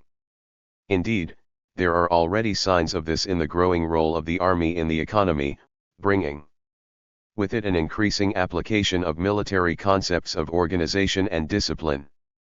An example of this is the Che Guevara Trailblazers Brigade, organized along strictly military lines and with officers and at least some of the rank and file from the army, which has been heavily endowed with mechanized equipment and has been clearing huge amounts of land, extending the country's road network, and digging reservoirs and building dams. But more indicative of a trend was the mobilization carried out in Orient Province in April, called Giron Month from the fact that the invasion at Playa Giron in 1961 took place in the month of April. This mobilization was described as follows by Armed Forces Minister Raúl Castro in his 1968 May Day speech. This year Orient Province celebrated Gur-6N month with an unprecedented mobilization. The party's provincial committee decided against organizing along the same lines as other years so as to utilize the civil defense structure and test the plans for wartime. With this objective, a pilot plan was set up on State Farm No. 8 in Bayamo. Tractors and trucks were replaced by ox-drawn plows and wagons. The use of all fuel-burning machinery or vehicles was eliminated. At the same time, 1,236 workers from Bayamo who were not essential to production went to work on the farm, while their comrades continued their usual work in the factories. Many factory workers were replaced by women. The results were excellent. We continue to carry out experiments of this kind throughout the country on the local level and in different farm activities until we have the most accurate idea possible of what we can produce, in case of necessity, without a drop or with the absolute minimum of fuel. It was decided to extend these activities in other aspects through the whole province of Orient. The groundwork was carefully laid by all the state civilian agencies under the leadership of the party and with the counseling of armed forces officers. The goal was to achieve perfect control of all the province's resources, manpower and machinery, and their most rational use. 93,000 people were mobilized on a voluntary basis for 30 days to work in agricultural production, while the factories and workshops were manned by the same workers who will keep industry going in wartime. Both these groups of workers were organized into civil defense squads, platoons, companies, and battalions. When the siren sounded at 6 p.m. on April 1, 93,000 workers were gathered at pre-selected points, surrounded by enthusiastic crowds that had come to see them Oflo. With clock-like precision, the workers set off for their workplaces, as if forming a large army, in perfectly organized truck caravans, with their routes, traffic regulators and controllers, time schedules, etc. Not a single accident took place. This particular mobilization was evidently experimental in nature and was designed primarily to test certain procedures for use in a wartime emergency. Later in his speech, however, the Armed Forces Minister made it clear that it was also a prototype for future mobilizations throughout the island. We feel that this type of mobilization for productive work, carried out on the basis of the civil defense system, its military discipline and leadership, should be imitated next year by no fewer than 3 provinces. We also feel that the gigantic battle that the entire nation will wage in 1970 to guarantee fulfillment of the 10 million ton sugar production goal and other agricultural livestock plans should also be carried out throughout the country on the basis of the principles applied during Jiran month. To be more specific, next year Gur 6N month will take place in the same way and at the same time in Orient, Camagüey, and Las Villas. And, with more experience, in 1970, with the 10 million ton sugar harvest, we will carry out a massive training exercise in the country's 6 provinces with the participation of all the people. Another indication of the semi-militarization of agricultural work is the Youth Centennial Column, projected in the spring of 1968 with an initial goal of sending 50,000 young people to work in the fields I Camagüey. In principle, the column is made up of volunteers who sign up for 3 years in lieu of compulsory military service. The column is organized along military lines, and the intention is to increase its size and scope of operations in future years. According to an editorial in Granma of June 23 Carrot. Once our job is done this year, we will organize other detachments of the Youth Centennial Column in the other provinces. Our aim is to have 100,000 young people for next year and to participate in the great 10 million ton sugar harvest in 1970 with this well-organized, experienced workforce. 100,000 representatives of our youth's tradition of heroism will take up this task for the honor of the revolution. It's 6-old be possible to cite other signs and symptoms of the trend toward a semi-militarization of agriculture and quietly, though to a lesser degree, of other branches of the economy, but for present purposes it is hardly necessary. No one who has been in Cuba recently or who reads the Cuban press regularly can doubt the reality of the trend. It has its roots in the necessity to combat one of the most pernicious and at the same time intractable inheritances from the past, the absence of good work habits in a large part of the Cuban population. In the long run, of course, regimentation is not the answer to this problem, it is simply the substitution of a new form of external coercion for the old form, which was the threat of starvation. In the long run, the solution is to instill in the mass of the people a wholly new attitude toward work, a positive attitude which recognizes in work either a pleasurable mode of expending physical and mental energy or, to the extent that this is impossible, a duty which one owes to society and to oneself as a responsible member of society. We shall return to this in a moment, but first one thing should be clear: it makes no sense to criticize the present tendency to paramilitary forms of labor organization in the name of abstract principles of freedom and anti-regimentation. In this matter of work, the Cuban Revolution faces a life and death issue. Either a way is found to break out of underdevelopment and to put the country on a course of self-sustaining economic advance, or else the revolution will sooner or later degenerate and the old system of capitalist underdevelopment will be restored. And in order to break out of underdevelopment, nothing is or could be more important at this stage than a fuller utilization of the available labor supply. It follows that the revolutionary leadership must take whatever measures it deems most appropriate to secure this fuller utilization. Anyone who wants to criticize this or that measure should therefore be prepared to argue that it is in fact not appropriate and that some other course of action would achieve as good or better results. As to the long-run solution to the problem, the development of new attitudes toward work, what the Soviet economist Preobrazhensky wrote more than 40 years ago, is as true today as it was then. The socialist incentives to labor do not drop from heaven, they have to be developed through prolonged re-education of human nature as it has been shaped in commodity economy, re-education in the spirit of collective relations of production. The Cuban leadership is aware of this, and also of the fact that after a certain age the great majority of people are not going to change their basic attitudes and habits no matter how much re-education they may be subjected to. Hence the main hope for the future is centered on the younger generation which has come to maturity since the triumph of the revolution. Thus, noting that old ideas of capitalist society had not yet disappeared, Fidel said in his speech of July 26, 1967, "The revolution has eliminated from the minds of all the people a great many of these ideas, but it is precisely in the virgin minds of the new generation which has grown up with the revolution that we can find fewest of these ideas of the past and can perceive most clearly revolutionary ideas. So that we can affirm that an immense mass, a mass of hundreds of thousands of young people of this country, is beginning to become accustomed and is able to work and to produce with entirely new conceptions. An enormous mass of hundreds of thousands of young people is capable of doubling and even tripling the output of traditional workers, and these young people do it not with the idea that their work is going to solve personal problems but in the belief that it will provide a definitive solution of the problems of the whole society. Much has been done to inculcate these new incentives of service to the community. Almost every speech of Fidel and other leaders of the revolution dwells on the theme, and all the mass communications media, newspapers, radio, TV, billboards, posters echo the words of the leaders. Nor are these efforts confined to purely educational and propaganda activity. Ties.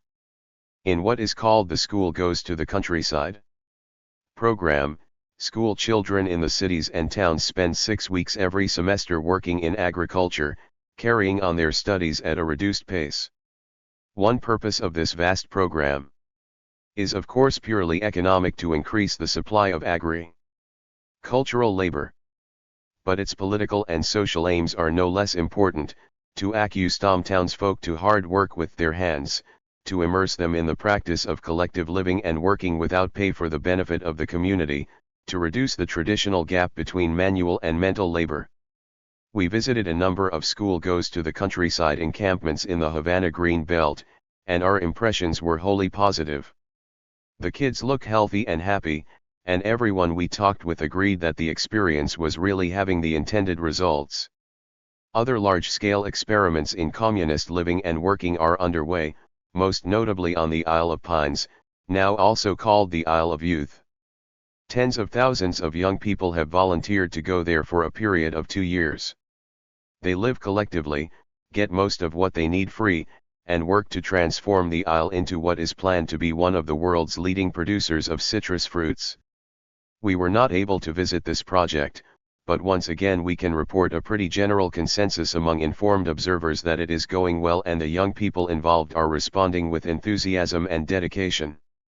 It would not be correct to say that all Cuban youths are good revolutionaries or that they all react favorably to the regime's efforts to transform the people's attitudes toward work. There are dissidents, loafers, and delinquents among them registered, and of course many who do what is expected of them without having any strong convictions or commitments. In fact, one would probably be safe in guessing that while the great majority of young people are for the revolution, the number of dedicated militants is still a minority. As far as the future is concerned, it is much too early to attempt predictions. The remaking of human habits and attitudes is at best a slow process about which there is very little that could be called scientific knowledge. It is even hard to know whether or not solid progress is being made.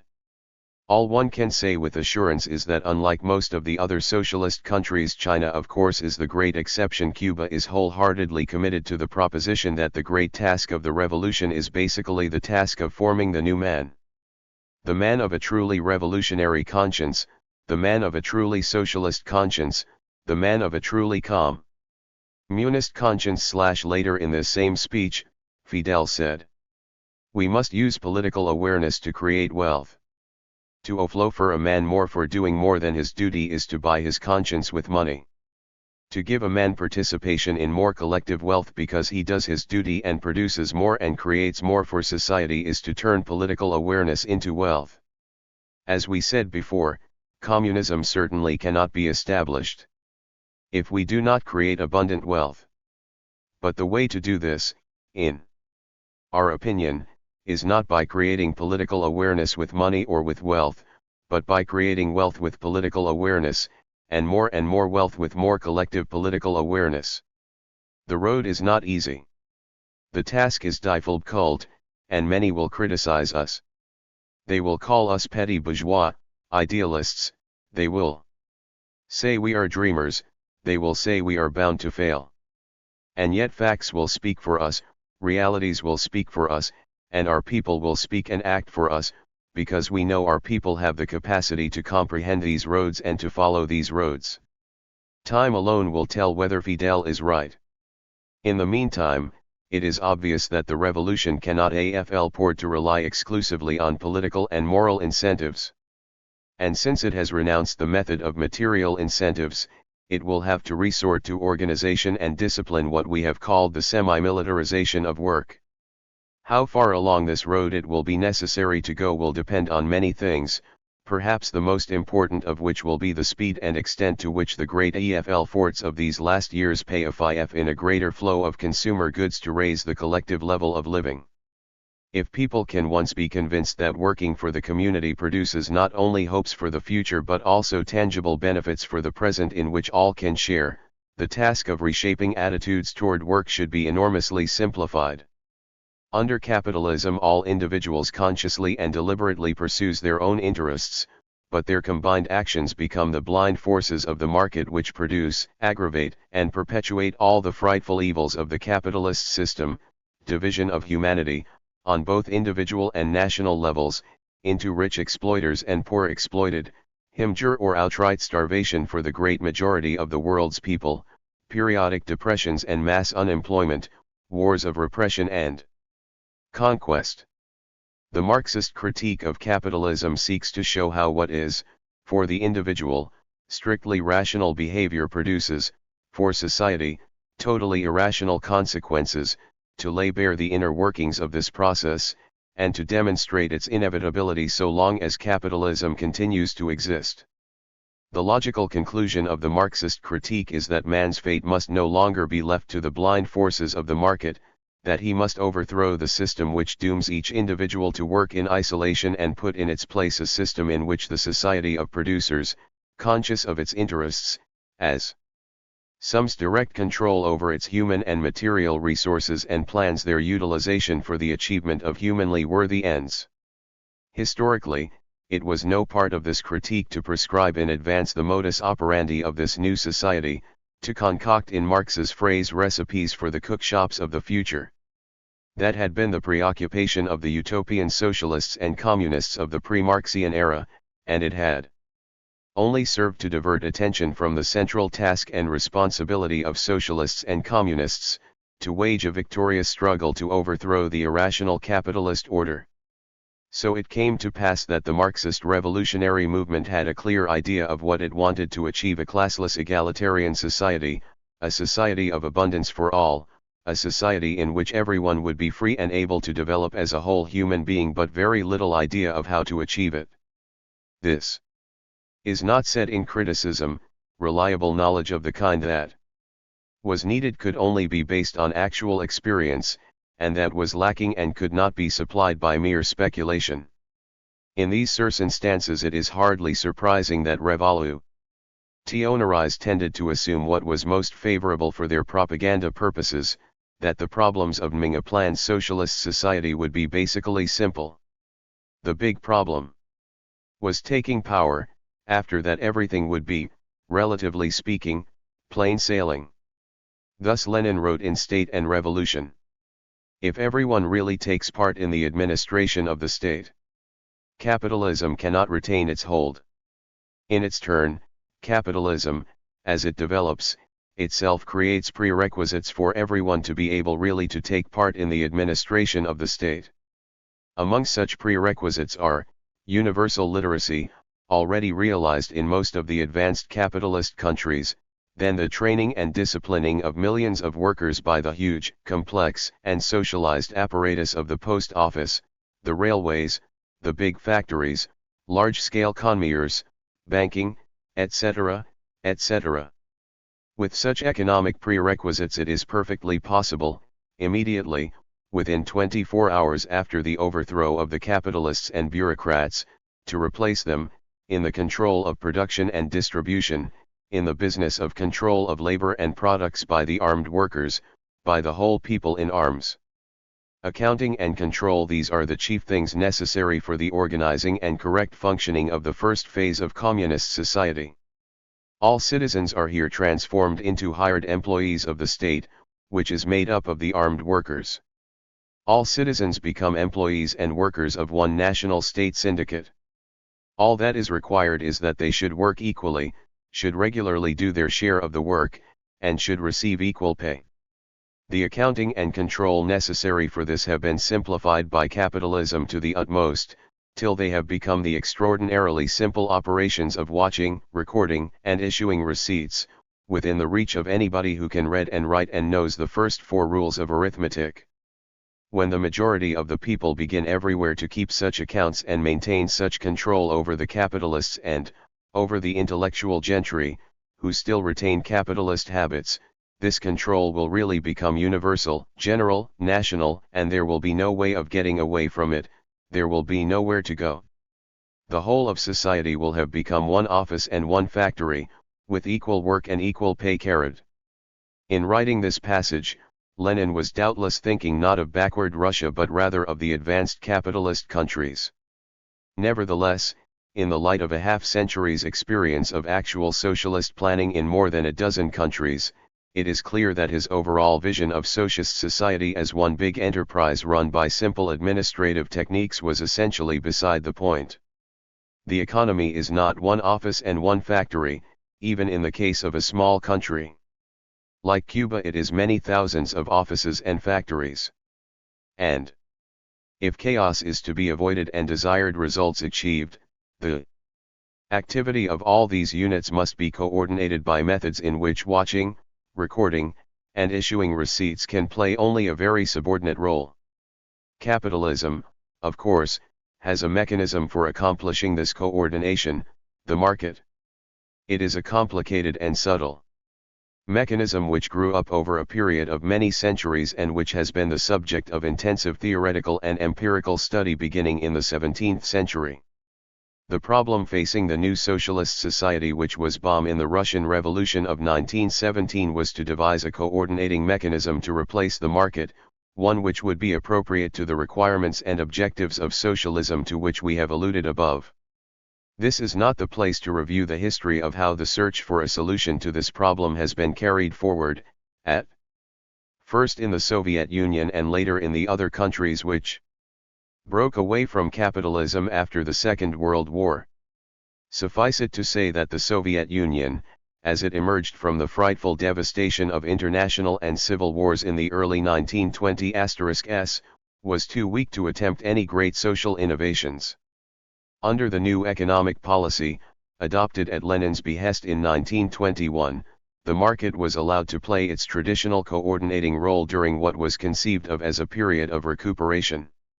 In the countryside, where the great bulk of the population lived and worked, capitalism was soon flourishing and, if unchecked, would undoubtedly have been in a position to challenge the Bolsheviks for state power in a few years' time. It was at this juncture that Stalin initiated what has been fittingly called a second revolution, this time from the top. The kulaks, rural full-fledged and budding capitalists, were liquidated, agriculture was collectivized and brought under state control, and the first 5-year plan looking to the industrialization of the country was launched. This was the beginning of the Soviet experiment of substituting centralized bureaucratic planning for the market as the coordinating mechanism of an entire economy. Not that the market was totally superseded. Collective farm peasants were permitted to keep private plots and to sell their produce to consumers in a relatively free market. But as far as the collective and state farms and state enterprises in other branches of the economy were concerned, they were not to make their decisions in response to the profit and loss indications of the market but rather in accordance with detailed directives emanating from the State Planning Board in Moscow. These directives in turn were the result of a complicated process in which local and regional economic emitters submitted proposals which went up to the center through the relevant chains of command, often being modified on the way, and were finally shaped and coordinated into a coherent whole by the Planning Board. The directives then went back down by the same routes, ending as mandatory action plans for all the units of the socialized economy.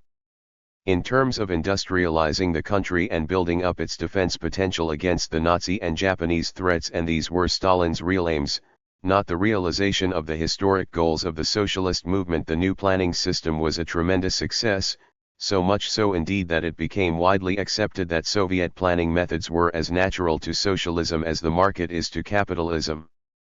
And when socialism spread to additional countries after the Second World War, they all, in Eastern Europe and Asia alike, adopted a planning system closely patterned after that of the USSR. It was not long, however, before the defects of this system of centralized planning began to come to the fore. They were essentially of two kinds, and can be roughly classified as economic and political. On the economic side, the system was excessively rigid in the face of changing technologies, it turned out goods and services of poor quality, it was unresponsive to the needs of consumers, above all, it did not succeed in developing a coherent set of criteria by which to judge the rationality of resource utilization by the various units of the economy, and therefore permitted the unchecked growth of waste and inefficiency. On the political side, it relied on and fostered bureaucracy at every level, and it utilized material incentives to get workers to work and managers to meet and, if possible, exceed plan targets, and for both these reasons the system accentuated material and social inequality, created a widening gap between a privileged ruling stratum and the masses, fostered cynicism about the ideals and aims of socialism, and placed apparently insuperable obstacles in the way of an advance toward the kind of society for which revolutionary socialists had traditionally struggled. In the light of all these shortcomings, and the list is far from complete, it became increasingly obvious, not least in the Soviet Union itself, that radical changes were indispensable. One approach to reform, which was adopted by all the socialist countries of Eastern Europe, Yugoslavia in the lead, was to place greater reliance on the market, with its automatic disciplines and its criteria of profitability. We need not discuss this here beyond noting that it involves trying to make capitalist means serve socialist ends, and expressing our own conviction that this is a hopeless contradiction. In the long run, capitalist means will create and serve their own capitalist ends. For the rest, except in Yugoslavia, the reforms are still in an early stage, and it is too soon to pass judgment on their efficacy.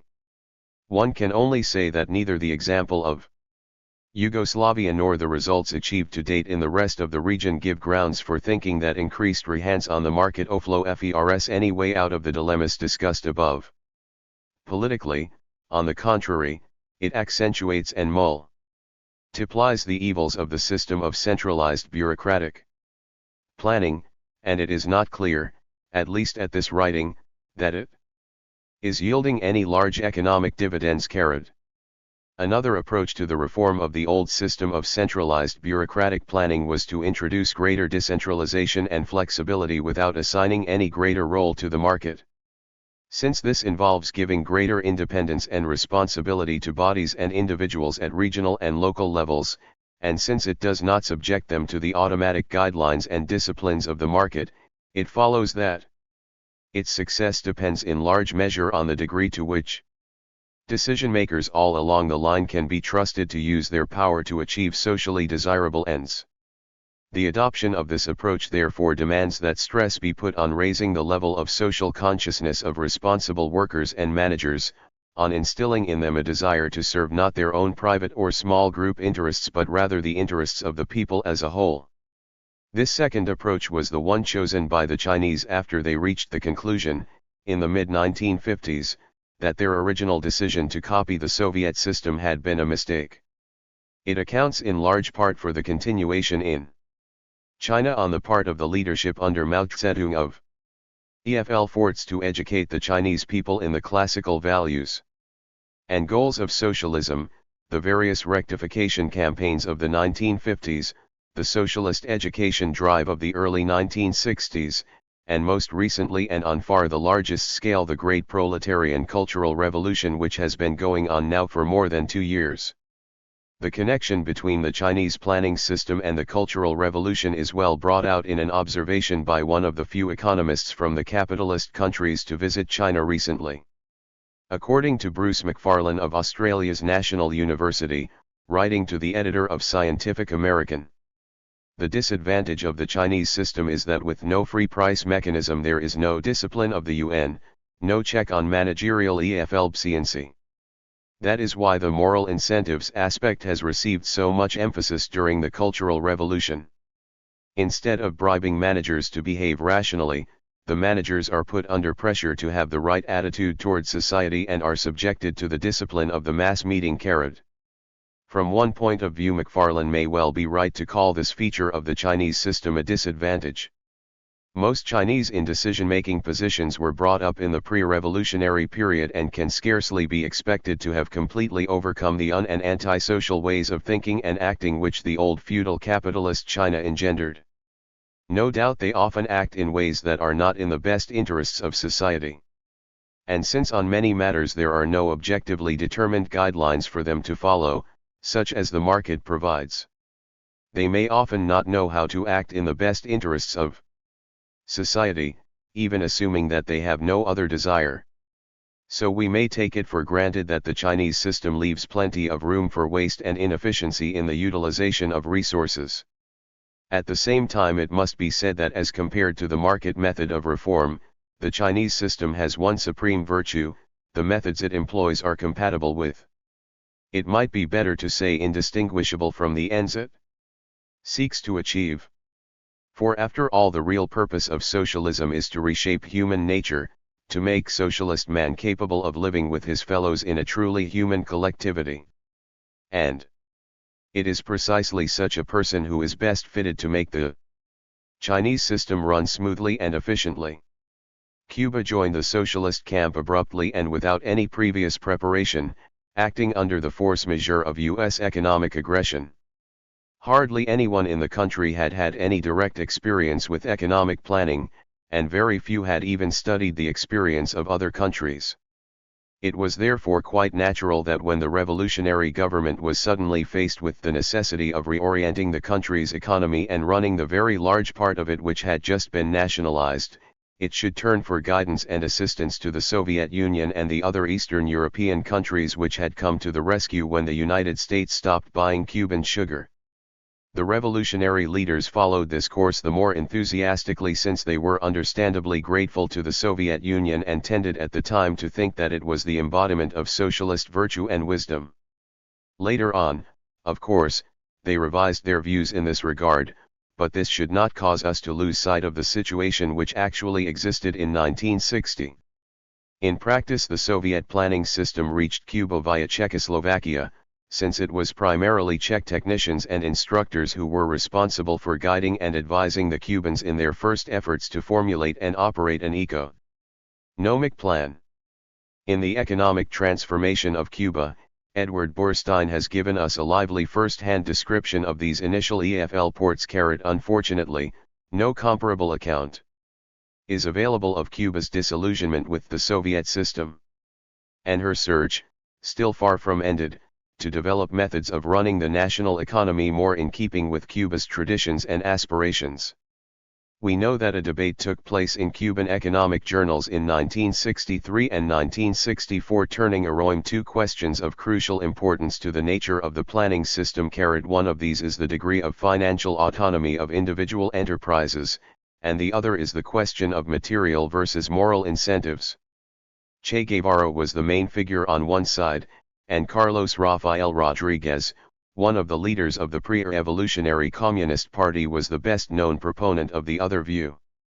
Since it was Che's ideas which finally won out, it will be helpful to quote at some length from Mondel's summary of his position.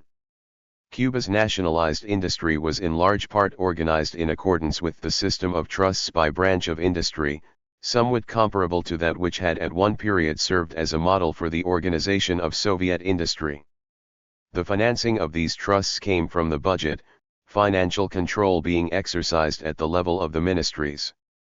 The bank played an intermediary role of secondary importance. One of the practical objectives of the economic discussion of 1963 to 1964 was thus either to defend the system of organization, or to replace it by a system of financial autonomy for enterprises, including the principle that each should strive for individual profitability. The latter thesis was defended by Carlos Rafael Rodriguez and several other participants in the debate. The position taken by Che Guevara appeared to be rather pragmatic. He did not argue that centralized management was an ideal in itself, a model to be applied everywhere and always. He simply defended the idea that Cuban industry today could be managed most effectively in this way. The arguments advanced were essentially these: the small number of enterprises, the still smaller number of qualified industrial and financial cadres, relatively well-developed means of telecommunication, necessity to practice strict economy of resources and to control their utilization, etc., etc. Most of the arguments of a general order which were advanced against this position had no relation to the factual situation as described. But some of the adversaries of Che Guevara's theses linked the question of the greater efficiency of decentralized management to that of material incentives. Enterprises which are obliged to be profitable must submit all their operations to a very strict economic calculation, and for this reason they can make much greater use of material incentives, directly interesting workers in raising the productivity of labor, improving the profitability of the enterprise, and surpassing the targets set by the plan. In this respect again, Che Guevara's response is essentially practical. He does not in the least reject the necessity for strict economic calculation within the framework of the plan. Nor does he reject the use of material incentives. But he makes their use subject to two conditions. First, it is necessary to choose forms of material incentives which do not reduce the internal cohesion of the working class, do not set the workers against each other. That is why he advocates a system of collective rewards, for teams or enterprises, rather than a system of individual rewards. And he opposes the excessive spread of material incentives because he fears their disintegrating effect on the conscience of the masses. He wants to avoid the whole societies being saturated with a climate of egotism and striving for individual enrichment. This concern is in the tradition of Marx and especially that of Lenin, who, though aware that the use of material incentives is inevitable in the period of transition from capitalism to socialism, emphasized at the same time the danger of corruption and demoralization which would fatally result from the employment of these incentives, and appealed to the party and the masses to fight vigorously against this danger. It is apparent from this summary that Che's real concern was not maximum efficiency but rather to devise a system of economic organization which would favor instead of inhibit the development of socialist consciousness and behavior. In this, his thinking ran more or less parallel to that of the Maoist leadership in China. Before the end of 1964, Che ceased to play a personal role in the Cuban economy. His ideas remained, however, and the debate in which he had played so dominant a role seems to have continued behind the scenes. Some day we shall perhaps have the whole story of what happened during this period, but as of now there is very little solid information to go on.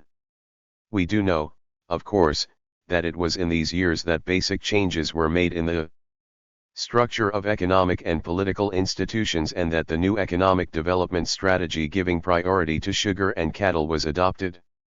Carrot. But we do not know why it was not until considerably later that Che's position in the economic debate of 1963 to 1964 became official government policy. Even as late as his speech to the Trade Union Congress in August 1966, Fidel said that on a number of questions, including that of moral stimulus or material stimulus, he had his own ideas, but that he did not want to take advantage of the influence which my position presupposes to impose them on others. These questions, he said, would be decided by the First Party Congress, which he promised within a year at the latest. Actually, no party Congress has taken place, and Fidel did not remain so reticent for long. It is safe to say that before the end of 1966 the official line had been firmly established in favor of moral stimulus, and that this line has played an increasingly important role in shaping all other government policies. As far as the system of economic organization and planning is concerned, the adoption of Che's position as official policy meant the total rejection of the Soviet bloc's efforts to cure economic ills through recourse to the market. Cuba, in fact, has moved steadily away from the market, as evidenced by such important steps as the introduction of microplans into the private agricultural sector and the nationalization of private enterprises in commercial, industrial, and services branches of the economy. Probably no other socialist country relies as little on market mechanisms as Cuba. The system which Cuba does use is highly centralized and conforms to Che's ideas in denying financial independence to the individual enterprises.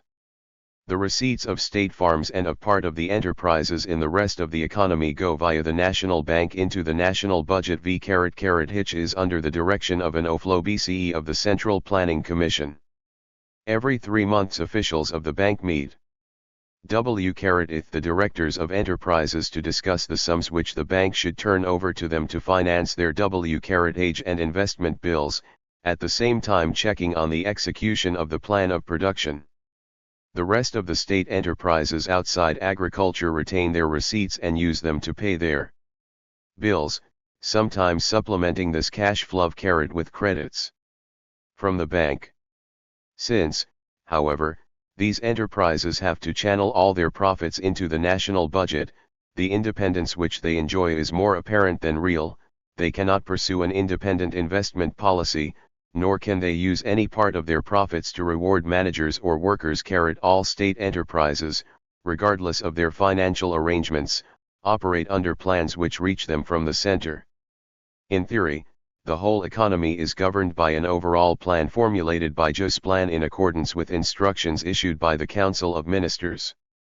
Happy face, but Jacques Valliere is probably closer to reality when he writes that there is as yet no general plan in Cuba and no general model of economic development.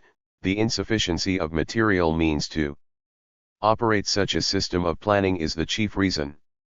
There exists simply on the one hand, a certain number of plans, annual or of longer duration, prepared, according to the importance of the products, by the Central Planning Board, by the ministries, or by the enterprises themselves, and on the other hand priority allocations of resources, but without there really existing a central plan and precise coordination of the various plans among themselves.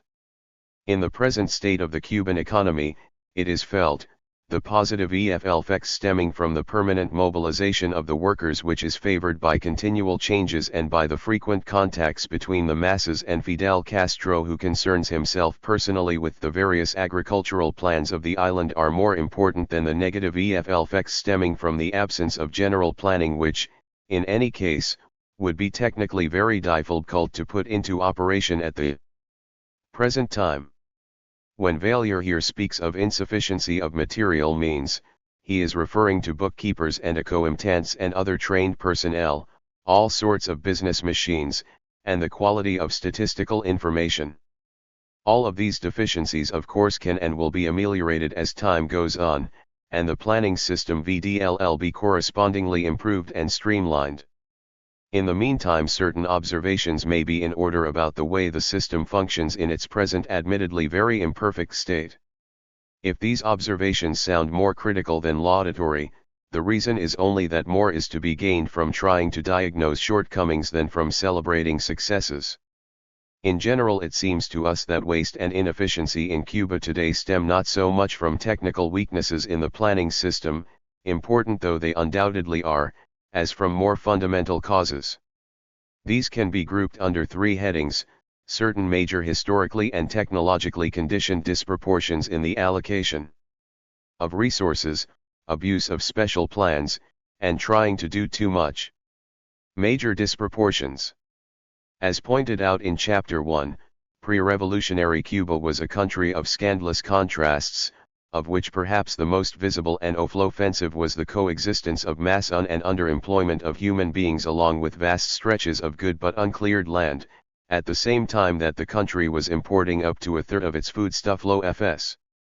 Elementary common sense seemed to dictate a policy of clearing the land and putting the unemployed to work with a view to meeting the people's needs from their own resources and by their own efforts. And when the revolutionary government came to power, it began immediately to implement this policy.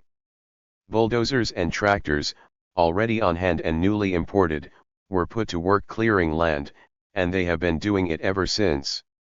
As Fidel said in his speech of January 2, 1968, between 1958 and 1967 the area of land under cultivation increased by no less than 56%, and it is still rising.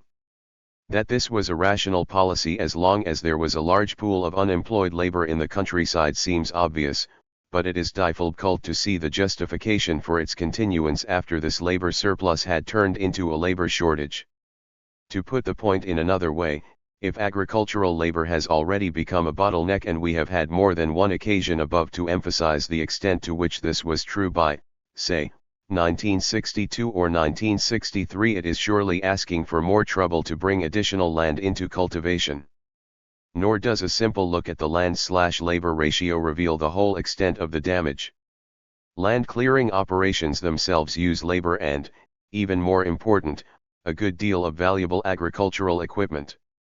If this labor and equipment had been devoted to more intensive working of land already under cultivation, the result could have been increases in yields instead of the declines which have been all too common in recent Cuban experience.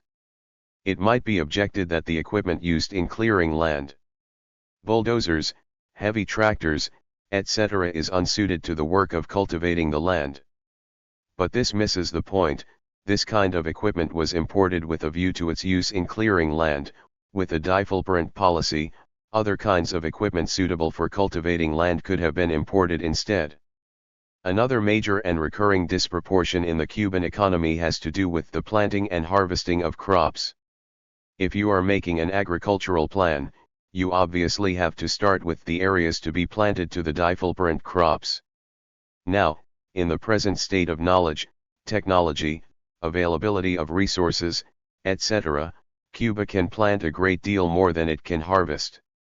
For example, mechanization is more advanced in planting than in harvesting, and most planting takes place in the May-July months when the seasonal demand for labor is relatively low. It follows that plans which are geared to the capacity to paint, as is the case in Cuba, are sure to run into harvesting troubles. Every year at harvest time the problem recurs: which fields and which crops should be neglected and hence sacrificed, and which should be saved. Efforts are of course made to salvage as much as possible by mobilizing volunteer labor, but this is at best only a palliative which does not touch the roots of the problem. The losses caused by this planting/harvesting imbalance are by no means confined to the crops which go to waste in the fields. It is also necessary to take account of the fact that the resources which are devoted to raising these wasted crops could have been put to other uses. The loss is therefore a double one: the actual product of these resources and their potential alternative product. Finally, there is a moral loss as well. Even the most conscientious managers and workers, those who work hard and do their best to carry out the plan, cannot help losing some of their enthusiasm when they see time and again that a considerable part of their effort is wasted. and in some cases the result is disillusionment and cynicism. In diagnosing the causes of the planting/harvesting imbalance, and particularly its persistence, it needs to be emphasized that it is closely related to the previously discussed land/labor disproportion. It may even be that the policy of land clearance is the most important causal factor at work. When new lands are opened up, an irresistible pressure is generated to put them to use, which means of course planting them to crops. The tendency is therefore to gear the planting program to the clearing program and leave the harvesting problem to take care of itself, or rather leave it to the government oflobchels and party cotters whose job is to mobilize voluntary labor. Abuse of special plans. The Cuban planning system makes provision for what are called special plans. According to JUS plan, these are organic forms of great flexibility. The combines were given their preliminary trial runs in the cane fields of the Rub-N Martinez Villena sugar mill at Aguacate. The combines were built with the idea of solving the problem of cutting and loading cane under varying conditions, filling the wagons with cane that has been stripped clean and cut into even sections. Thus the cane can be sent directly to the sugar mill for grinding. The machines were built to work in even terrain, for cane of varying strains, as well as for fields with varying crop yields. And, above all, the machines had to be efficient in harvesting the cane without leaving stubs on the ground and in cutting off the tops at the right point on the stalk. The combine is equipped with a pair of lower movable blades, which cut the cane flush to the ground, an upper blade, which cuts the top off and can be adjusted to the height of the cane, and a side blade, which separates the cane stalks in one row from those in the next row and solves the problem of stalks from different rows which have gotten entangled. The stalks are stripped of straw by a strong blower system. In addition, the combine is equipped with a terrain adapter which raises and lowers the blades with changes in the level of the land. This self-propelled cane harvesting combine has a high output. It may be used for 12 hours at a time without any difficulty. Only one man is needed to operate the combine itself, with 3 drivers used to pull the wagons which haul away the stripped cane. The estimated output of the combine is between 25,000 and 30,000 arrobas a day, although the exact volume can be judged better after the combines are put to intensive work under varying conditions. The Prime Minister and his group I declared themselves very much satisfied with the performance of both model combines. The work went very smoothly, and there were no breakdowns or other snags. A large number of farmers from the Cauto region witnessed the tests and showed themselves enthusiastic over this new victory for our budding machinery. IP Industry. Joel Domenech, Minister of Basic Industry, Project Engineer Carlos Cruz, and comrades Donis and Esquivel, all highly enthusiastic over the huge success registered in the experimental operation of the equipment, provided Fidel with full details of the building and operation of the Cuban combines. Fidel checked on every aspect of the operation of both combines, the cutting of the top and lower blades, the efficiency of the stripping process, the work with entangled cane stalks, the capacity of the machine, etc. He constantly exchanged opinions with other members of the group. They all coincided in predicting a great future for these combines in mechanizing the cane harvest. During the operational tests, Major Fidel Castro stated that a number of combines would be constructed so that there could be complete mechanization of the harvest in areas supplying one of the Havana province sugar mills next year. He added that many more combines would be built for the 1970 sugar harvest in a new plant which will be set up in Santa Clara by the Ministry of Basic Industry and the Ministry of Construction. Special wagons for loading cane cut by the combines will be built at the Guerra de Molina plant, which will be expanded. Fidel also referred to the training of operators and mechanics for the new equipment. The training schools for operators will be set up at the sugar mills where harvesting is to be mechanized first, while the mechanics will be trained right at the factory in Santa Clara. Fidel suggested that more powerful motors be used, raising horsepower to 120, on the combines to be manufactured in the future, and that preference be given to the tractor tread model, since it can be used efficiently on any type or condition of terrain. Observing the combines at work on cane with a great deal of straw, Fidel commented that there is no doubt that they function efficiently even when cutting and stripping such cane, and this, moreover, on terrain which was not the easiest to work on. He was enthusiastic about the potentialities of this equipment once perfected, and stressed that as much information as possible should be gathered on the machines in operation while testing continues, during GER-6N month, so that this information can be used to improve the new combines which are still to be built. When the tests were completed, Fidel expressed his satisfaction with the results. He stated that as of 1970 work will begin in earnest on the total mechanization of cane cutting. Fidel described the Cuban combine as highly efficient and the most important achievement of our machinery industry to date. Technology, Hope for the Future 189. Before we quote from Fidel's speech of April 9 in which he first commented publicly on these new combines, it should be noted that if their capacity is correctly estimated at between 25,000 and 30,000 arrobas a day, and if we assume that each machine requires 2 operators to keep it in continuous use, then the productivity of each operator would be of the order of 14,000 arrobas a day. This compares with the normal yield of a proficient cane cutter of around 140 arrobas a day. In other words, the combine would increase the productivity of labor in cane harvesting by a factor of about 100. This may sound fantastic, but as a matter of fact it is not at all out of line with what has been achieved through the mechanization of harvesting in the advanced countries. Speaking of the grain combine, for example, Professor Kelly writes, the usefulness of the present combine can be measured by the fact that with this machine in California the harvesting of rice requires less than 1 man-hour per acre, whereas in Japan, where the work is done largely by hand, the average labor expenditure according to a recent study is 258 man-hours per acre. Here is what Fidel said about the new combines in his speech of April 9. The attitude of the workers and technicians of our machine industry, who, bent on finding a solution to the difficult problem of the mechanization of cane cutting, which is one of the hardest, most arduous, most difficult jobs, one in which a man's productivity is insignificant, which requires hundreds of thousands of workers, year after year, to cut more than 30 million arrobas of sugar cane per day by hand, during long months, one machete blow after another took upon their shoulders an effort started several years ago, to build a cane harvesting machine that would solve the problem once and for all. 2 of these new combines were field tested only a few days ago. And they were tested not with medium yield cane but rather with high yield cane, not with easy to cut erect cane but with heavily strawed, tangled, reclining cane. And these machines, which are to undergo several improvements, including the replacement of their present 75 H.P engines by at least 100 H.P engines, performed astonishingly well. They picked up the tangled, reclining cane, cut it, removed the straw, and deposited the cane stalks into the wagon, sufficiently clean to be directly processed at the mill.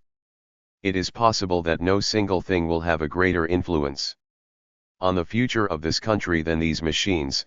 It is possible that our people and our future generations will owe few debts of gratitude as great as they owe to the men who designed and built these machines. They will mean the liberation of hundreds of thousands of workers from the most backbreaking work. They will multiply our workers' productivity many times over, because it is our purpose to supply the sugar industry in the near future, year after year, with the necessary mechanical equipment. Naturally, some of the parts for these machines will have to be acquired abroad, while others will be made here, but we aspire to have a considerable number of these machines by the year 1970. These combines are not too demanding of the soil they work on. So long as the terrain is not hilly they cut without difficulty.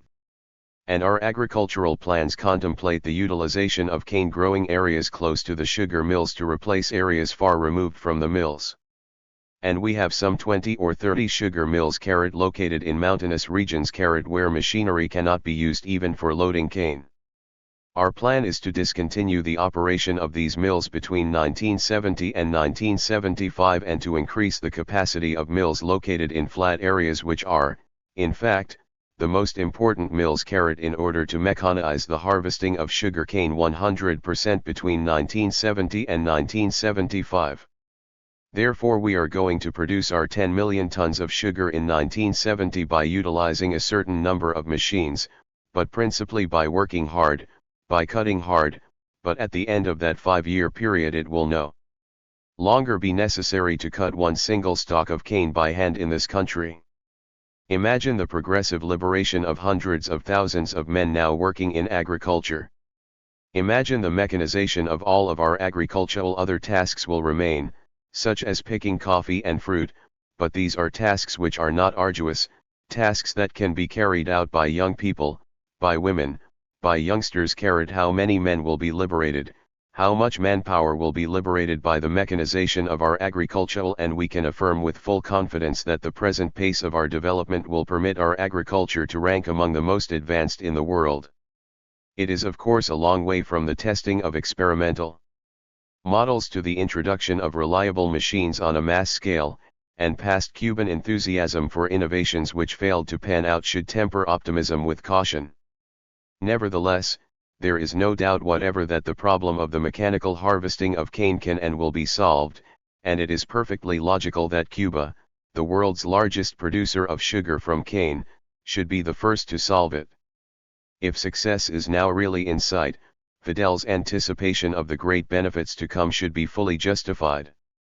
Cuba has another technological need which ranks in importance with the need for an efficient mechanical cane harvester, and this is the need for irrigation. The reason is partly the frequency and severity of droughts which in the past have so often played hob with Cuba's agricultural economy. But there are other reasons as well. Rainfall, when it does come, is often in excessive amounts in a few days' time, resulting in widespread flooding. Dams therefore serve the dual purpose of water conservation and flood control. But even more important is the fact that proper irrigation can almost completely remove the seasonal factor from Cuban agriculture.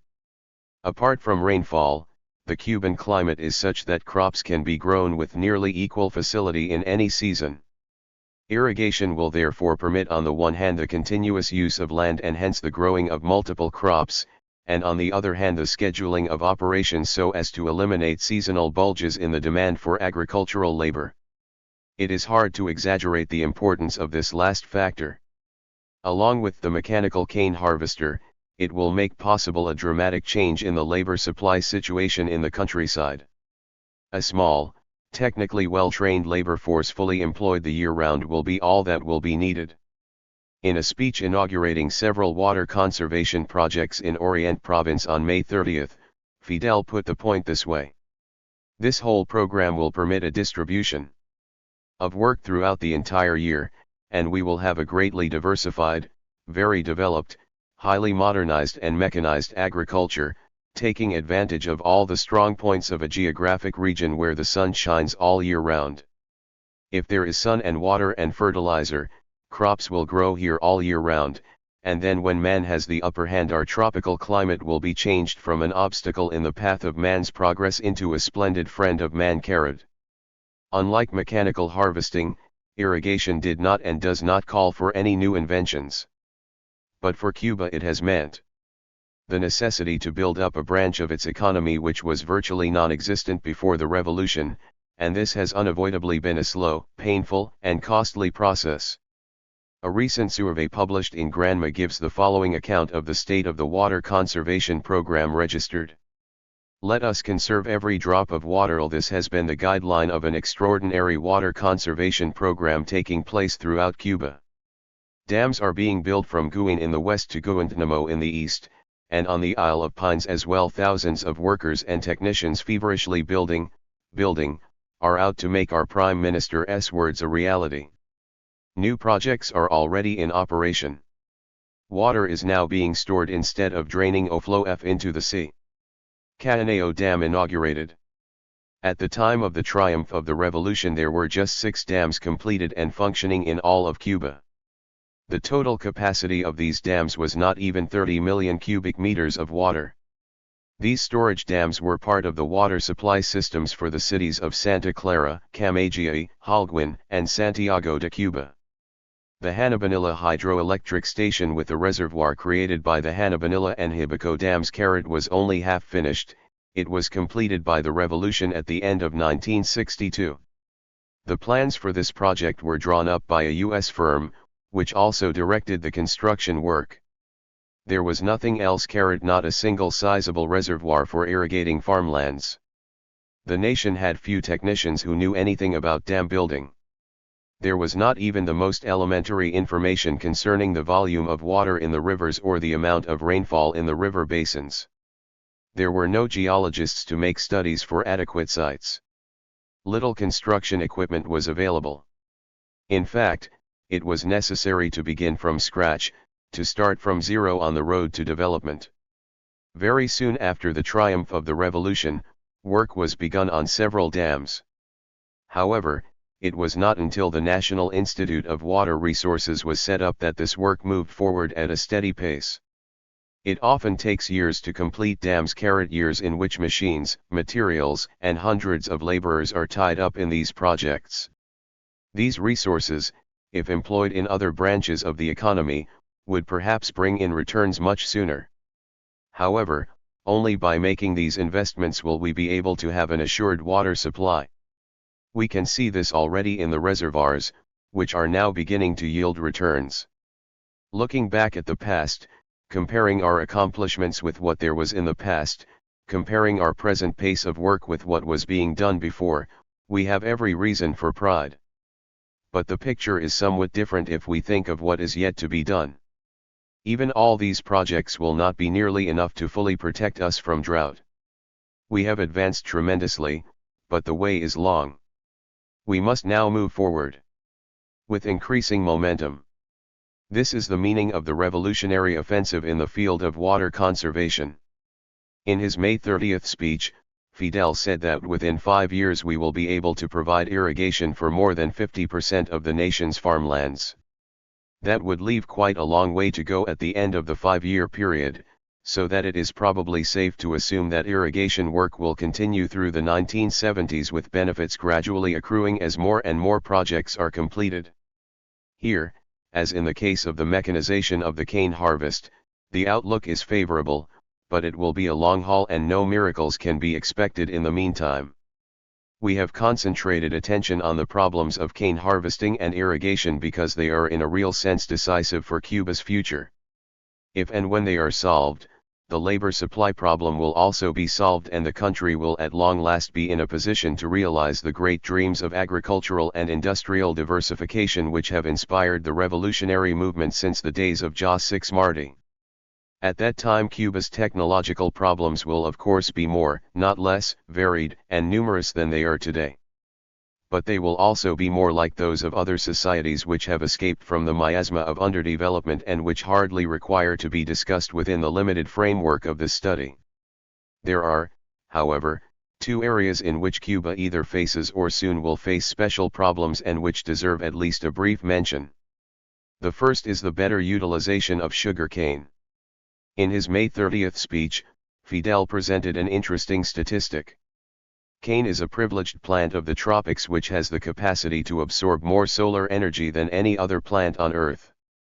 Suffice it to say that 1 caba of land, producing about 100,000 arrobas of cane, which, as you know, is not a difficult figure to obtain with irrigation, and even without irrigation in years with good rainfall, with good care and fertilization can produce 5 times the nutrients contained in a caloria of average U.S. produced maize.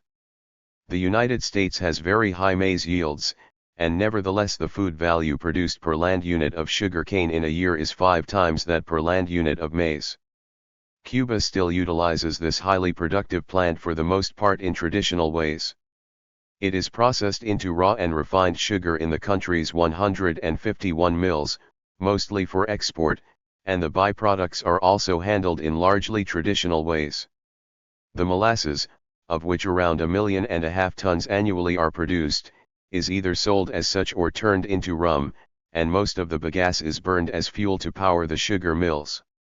Already, of course, other uses are known and to a limited extent practiced. As was noted above, for example, Some 75,000 tons of sugar were converted to molasses for feeding to cattle to keep them alive during the severe drought of last winter and spring, and some paper is made from bagasse. But in the future much more will have to be done along these lines, and new uses for the sugar byproducts will have to be developed. Already a beginning has been made in the production of vanilla yeasts from molasses. These have a high protein content and might become an important ingredient in animal diets which generally suffer from a scarcity of proteins. But what seems to be by far the most hopeful prospect for the near future is the use of molasses in the feeding of cattle, not on an emergency basis but as a regular and major part of their diets. Work along this line is being carried out by the Institute of Animal Science at Gaines near Havana, an up-to-date installation under the direction of one of Britain's leading animal scientists, T.R. Preston, formerly of Aberdeen. Already it has been shown that excellent results can be obtained from diets containing much larger percentages of molasses and urea than had previously been thought possible. The potential importance of this in helping to establish a solid alimentary base for Cuba's livestock economy is heightened by the fact that international price relations are such that cane products are cheap and meat dear. We heard rough estimates, for example, that molasses, selling at $15 to $18 a ton, could be converted into meat worth $35 a ton. Some observers believe that in the longer run sugarcane may become the basic raw material for a whole chemical industry, just as petroleum is today. A special institute for research on sugarcane products has been established to explore this field. Happy face, but this is music of the future. Like most underdeveloped countries, Cuba lacks the scientific tradition and establishment which would enable her to launch a complex and multifaceted research and development program of the kind that would be required.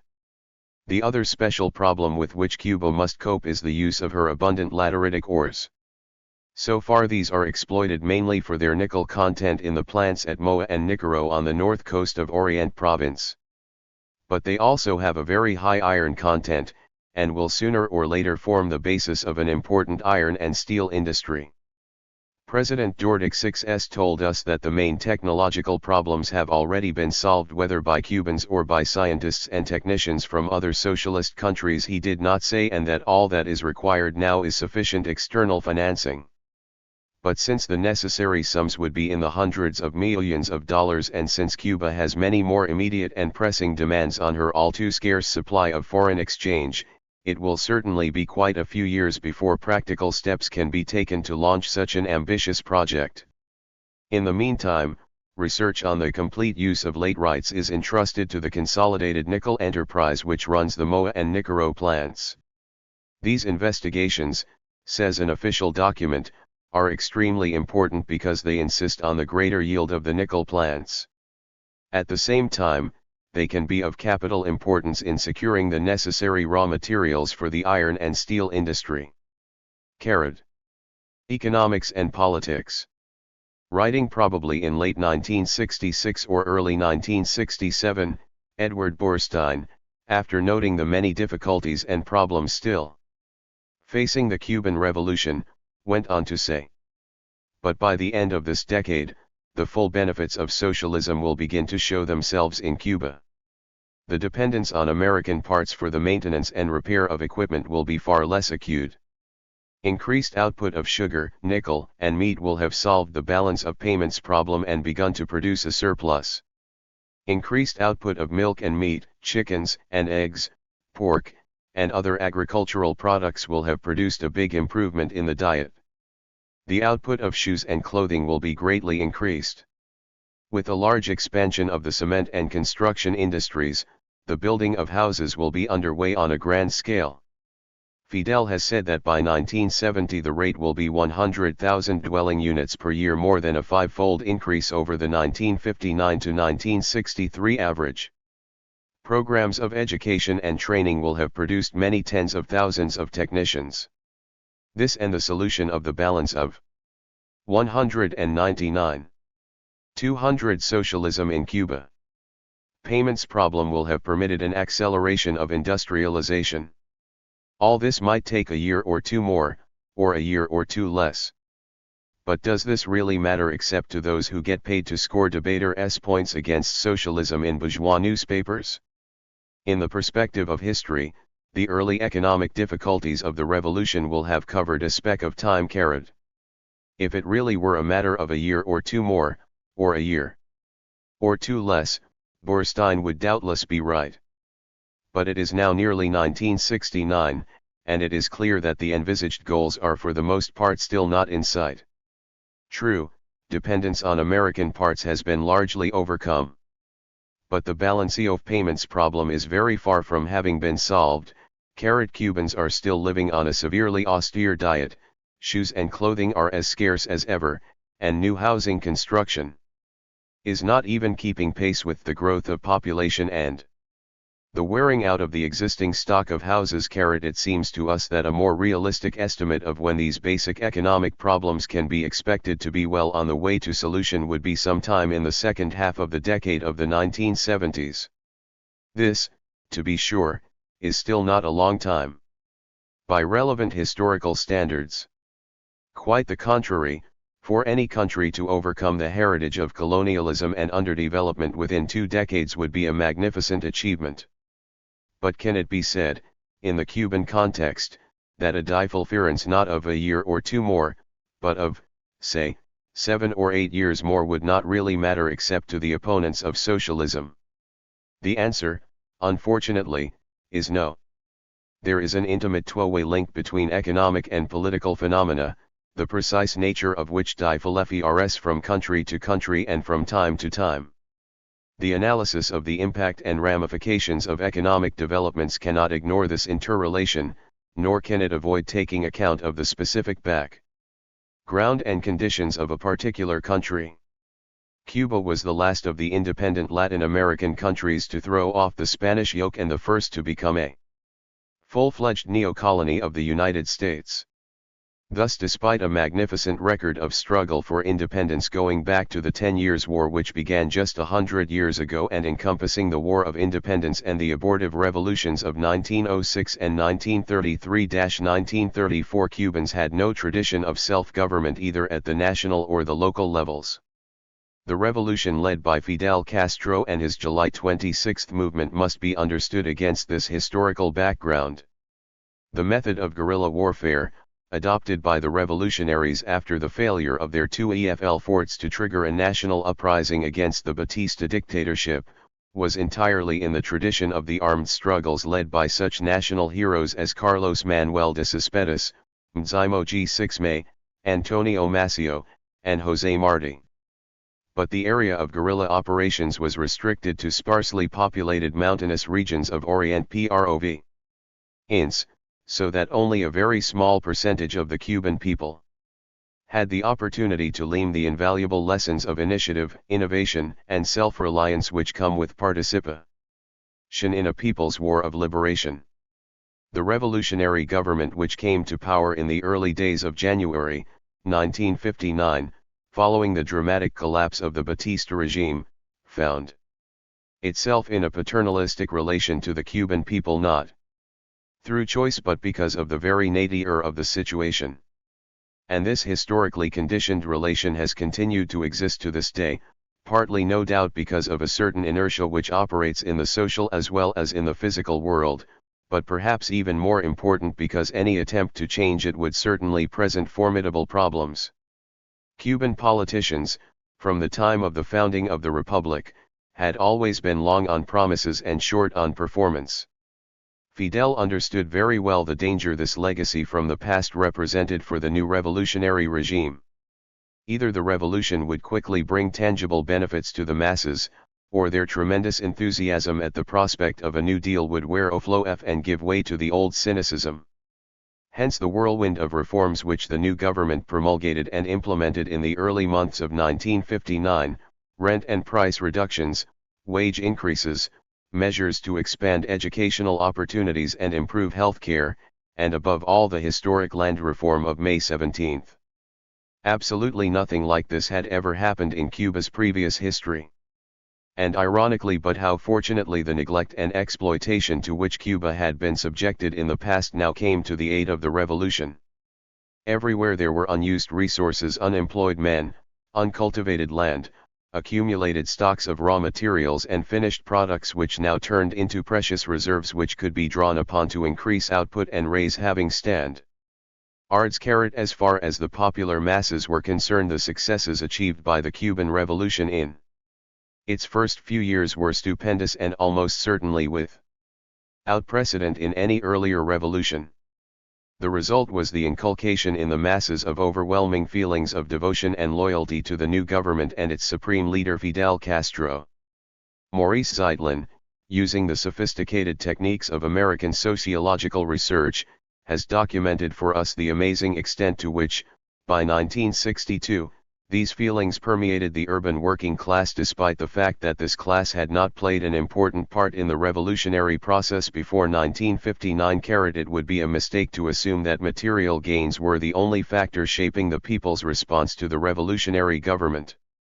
There was the exhilaration which came from overthrowing the domination of foreign and domestic bosses, the national pride in standing up to the United States, the gratification stemming from the fact that little Cuba had suddenly become the object of worldwide interest and attention. All these factors interacted with the upsurge of mass living standards to create a quantity and quality of popular support for the revolutionary government which has few if any historical parallels.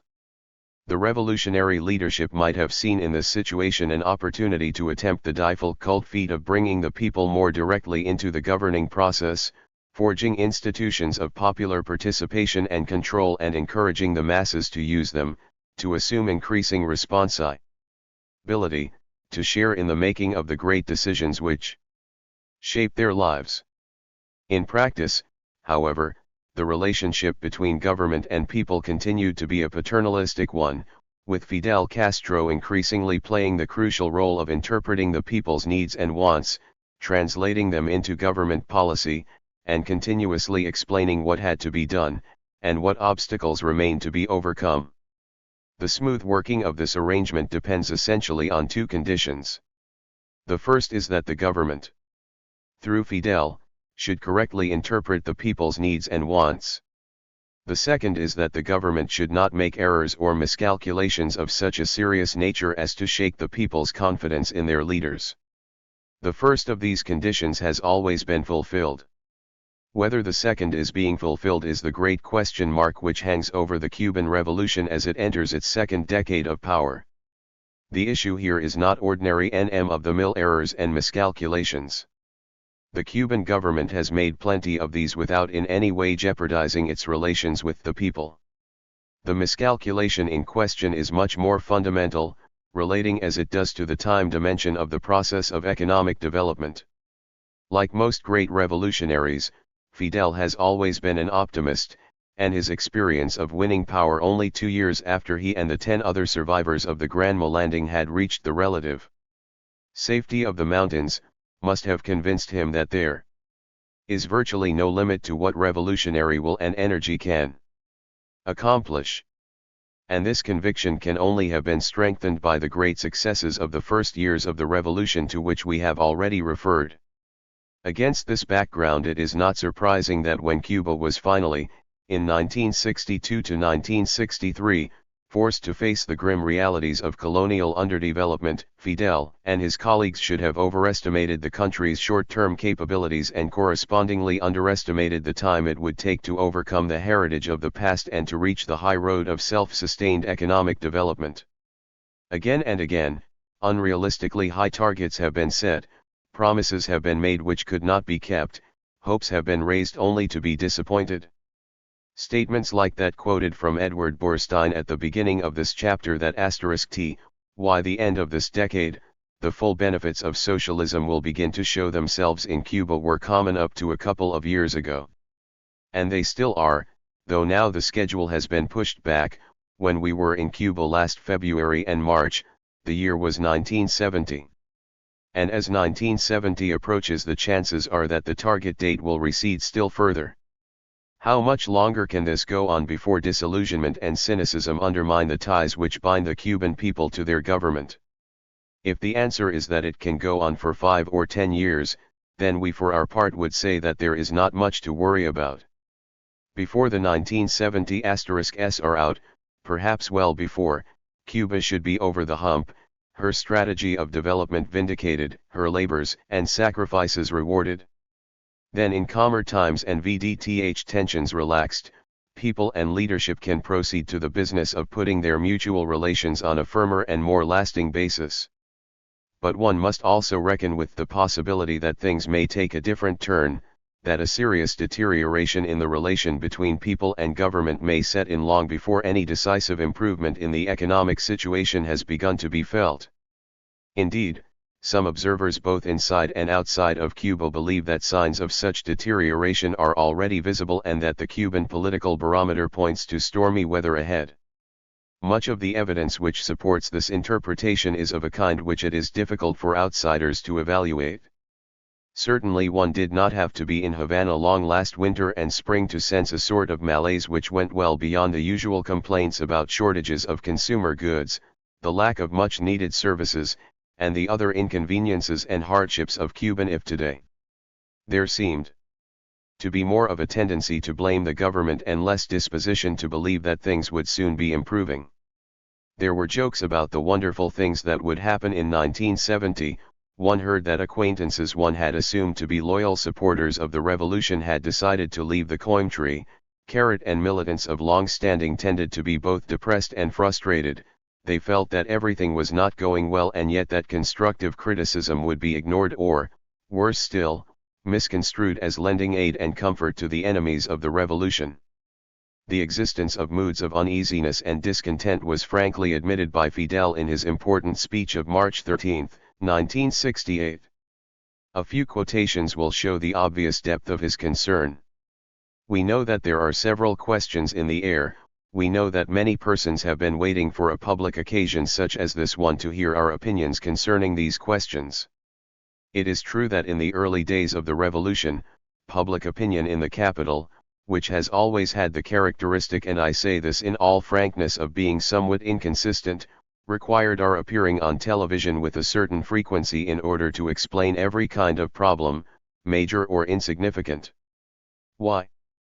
Because of this certain inconsistency that characterized public opinion, above all in the capital, which had its periods of optimism and pessimism, of enthusiasm and discouragement.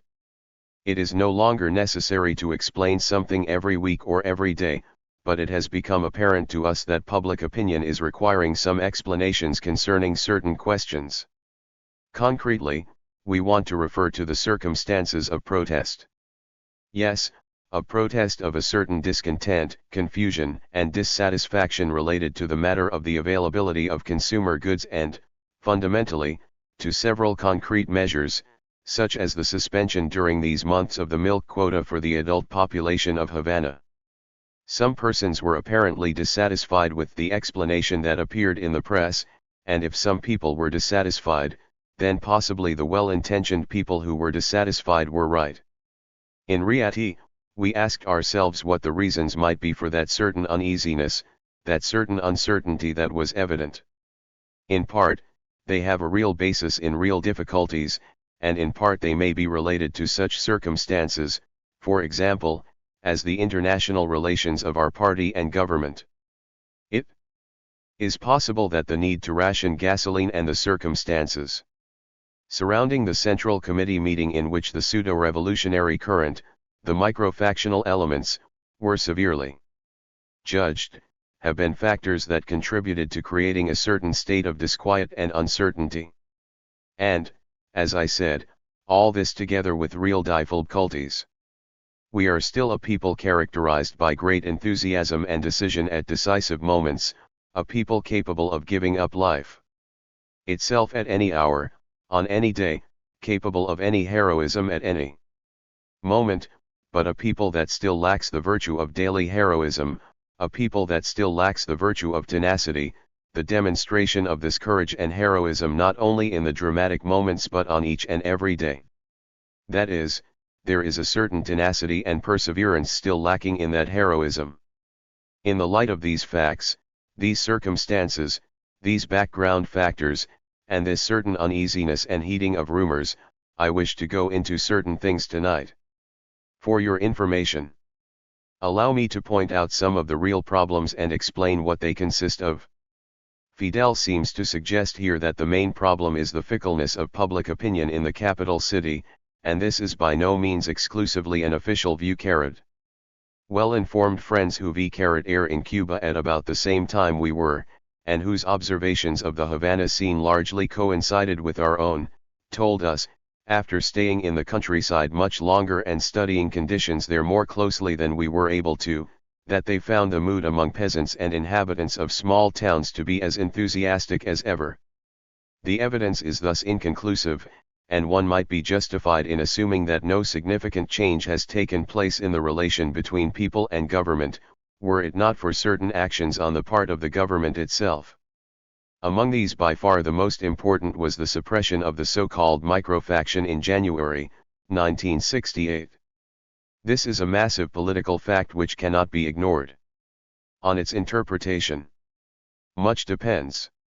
A plenary meeting of the Central Committee of the Communist Party was held in Havana on January 24, 25, and 26. On the last day Fidel gave a report which began at 12:20 p.m. and lasted, with recesses, until after midnight. No part of this report was made public. The documents relating to the microfaction which were published are the following. Statements of the Central Committee under the head. Ings Anibal Escalante and other traitors to the revolution remanded to revolutionary tribunals and *70s6 Mud are separated from the Central Committee, Ram 6 and Calquines separated from the Central Committee and the party. A report filling 6 newspaper pages read to the Central Committee by Major Raúl Castro, Chairman of the Revolutionary Armed Forces and State Security Commission of the Central Committee. The text of an address by Carlos Rafael Rodriguez given at the Central Committee meeting. The prosecutor's speech before the Revolutionary Tribunal trying Anibal Escalante and 36 others. It is clear from this list that the government wanted the AFL fair to have the fullest possible publicity, and there is no doubt that during the month of February the microfaction was the most widely and intensively discussed subject in Cuba. Since the government's case was most succinctly summed up in the first of the statements of the Central Committee listed above, we reproduce this document in full. The Central Committee of our party, which met January 24, 25 and 26, read a report submitted by its Armed Forces and State Security Commission concerning the activities carried out by the microfaction, analyzed the different aspects of the report and was able to prove the following facts. First, that a very small group of resentful, opportunistic, and long-time sectarians headed by Anibal Escalante organized a microfaction and carried out activities against the revolution which should be judged by the revolutionary tribunals. Second, that those who composed this infinitesimal microfaction never addressed themselves to the regular organisms of the party to express their points of view, but, rather, devoted themselves to proselytizing and furthering ideological divergences among certain militants of the People's Socialist Party and some opportunists who, during the epoch of sectarianism, without any revolutionary merit whatsoever, had climbed to positions in the party and the government. Third, that among the most arresting activities of these sectarian elements the following stand out: attacks, by means of intrigues, on the principal measures of the revolution, the distribution of clandestine propaganda against the line of the party, an attempt to proflofer distorted orientation to several nuclei of the party, the presenting of false, calumnious data about the plans of the revolution to officials of foreign countries with the intent of undermining the international relations of Cuba with other governments, the taking of secret documents from the Central Committee and the Ministry of Raisic Industry, and the proselytizing and furthering of ideological divergences among certain militants who came from the ranks of the People's Socialist Party. These elements also carried out other acts which should also be judged by the revolutionary tribunals. Anibal Escalante and those who supported these activities have accepted their responsibility. The Central Committee arrived at the following conclusions: the political and criminal responsibility of these acts was made more serious by the following. On various occasions Comrade Fidel Castro issued public warnings about the activities of the microfaction. Specifically, in his closing speech at the OLA's conference, Fidel Castro made an analysis of the problem and concretely denounced such activities. Comrade Raúl Castro also made denunciations and issued warnings about these problems. On numerous occasions, several elements of the microfaction were called in to discuss their ideas and their attitudes which were opposed to the line of the revolution. Several comrades warned these resentful long-time sectarians personally of the danger of the path they were following. None of these warnings was taken to heart, nor were they able to stop this minuscule group from continuing its activities in opposition to the revolution. It is important that a clear distinction be established between the conduct of the group of resentful long-time sectarians who, coming from the ranks of the People's Socialist Party, fell in with these ideological deviations and carried out the criminal activities mentioned above, and the clean, selfless, revolutionary, and communist conduct of the near totality of the men and women who, rising from these same ranks, have maintained in the past and maintain in the present a sincere, loyal, and communist position. Some elements of the microfaction are corrupt, immoral individuals who climbed to government and party positions during the period of sectarianism. Others, only a few of them, who had maintained a revolutionary attitude in the past, were beginning to show an inclination toward personal corruption. In general, the persons under arrest cannot be considered as representatives of the revolutionary militants proceeding from the former People's Socialist Party. It is also important to point out that the individuals who committed these crimes against the revolution do not at present hold any positions of leadership in the party.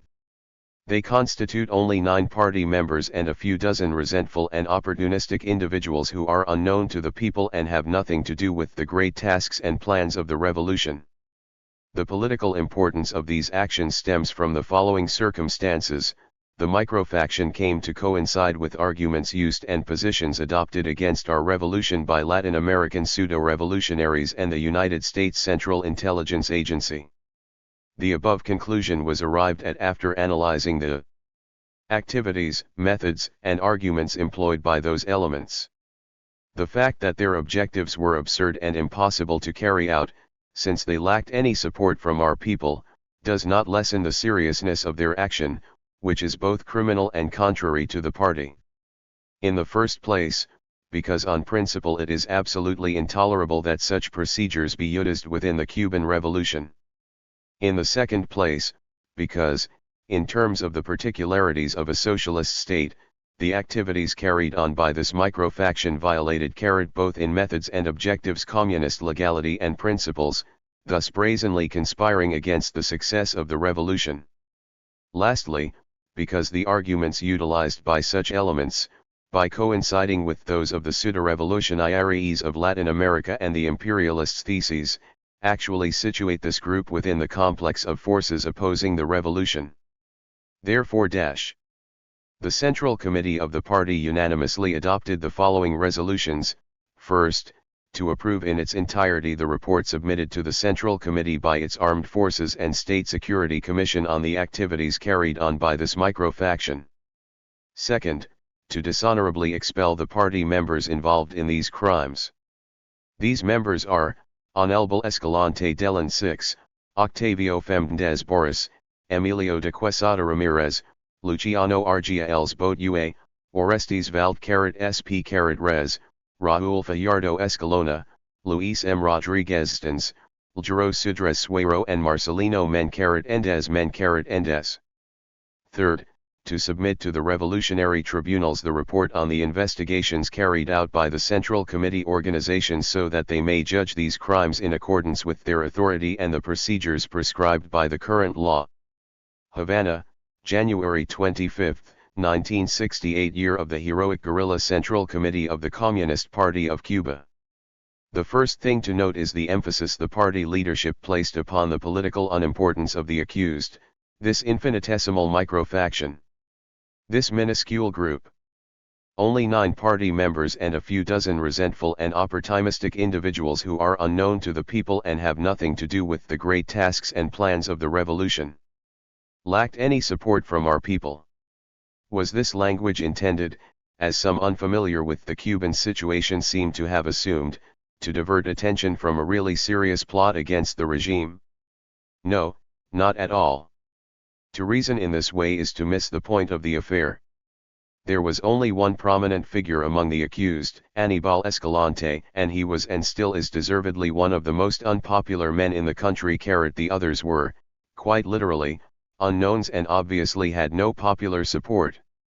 Why, then, was this one unpopular individual and the obscure group around him picked out for a show trial and severe punishment? The only answer that makes sense is that they were used as an example, as a warning to others. But to whom? One hypothesis is that the warning was to the Soviet Union and the other Eastern European socialist countries that they should refrain from meddling in Cuban affairs. It is true that the microfactionalists were accused of taking their complaints to Soviet, East German, and Czechoslovaks with the hope of influencing these countries' policies toward Cuba. However, in the detailed account of these efforts contained in Raúl Castro's report, nothing that could be called more serious than indiscretion is charged against the foreign officials concerned, and Raúl interrupted his report to pay tribute to the technicians of the Soviet bloc, adding, "I personally can state that in these years thousands of Soviet officers, including advisors, specialists, and technicians of all kinds, have worked with us in the armed forces, and there is, really, not a single complaint that can be made about them. Quite the contrary, we hold pleasant memories of them and are deeply grateful to them." A warning intended for the Soviet bloc countries would surely have been couched in very different terms. A second hypothesis is that the warning was to other former members of the PSP. This is prima facie more plausible, since there is no doubt that with the deterioration of Cuban-Soviet relations in the last few years, former PSP members have been looked upon and closely watched as potential oppositionists. There is nothing, however, in the published documents of the case to implicate other former PSPers in oppositional activity. On the contrary, every effort was made to reassure them. The Central Committee statement quoted above emphasizes the importance of making a clear distinction between the conduct of the microfactionalists and the clean, selfless, revolutionary, and communist conduct of the near totality of the men and women who, rising from these same ranks, have maintained in the past and maintain in the present a sincere, loyal, and communist position. And of the three top former leaders of the PSP, in addition to Aníbal Escalante, two are mentioned by name in the Raúl Castro report as having spumed overtures from the microfaction, while the third delivered a speech to the Central Committee castigating Escalante and his collaborators, which was published in full in Granma. Again, one can only say that a warning intended for other former members of the PSP would surely have been couched in very different terms. We are thus left with only one possible conclusion, that the warning was addressed to any Cubans who might feel disposed to take positions or express views which could, rightly or wrongly, be construed as aligning them with the microfaction. And even a cursory reading of the documents leaves little doubt that this could, potentially, include anyone critical of government policies or leaders. The arguments put forward by the microfactionalists, says the Central Committee statement, by coinciding with those of the pseudo-revolutionaries of Latin America and the imperialists' theses, actually situate this group within the complex of forces opposing the revolution. Presumably nearly all possible criticisms of Cuba have at one time or another been advanced by the pseudo-revolutionaries or the imperialists. And if more definite specifications are wanted, it is only necessary to study the Raúl Castro report. At one point Raúl interrupted his reading to interject.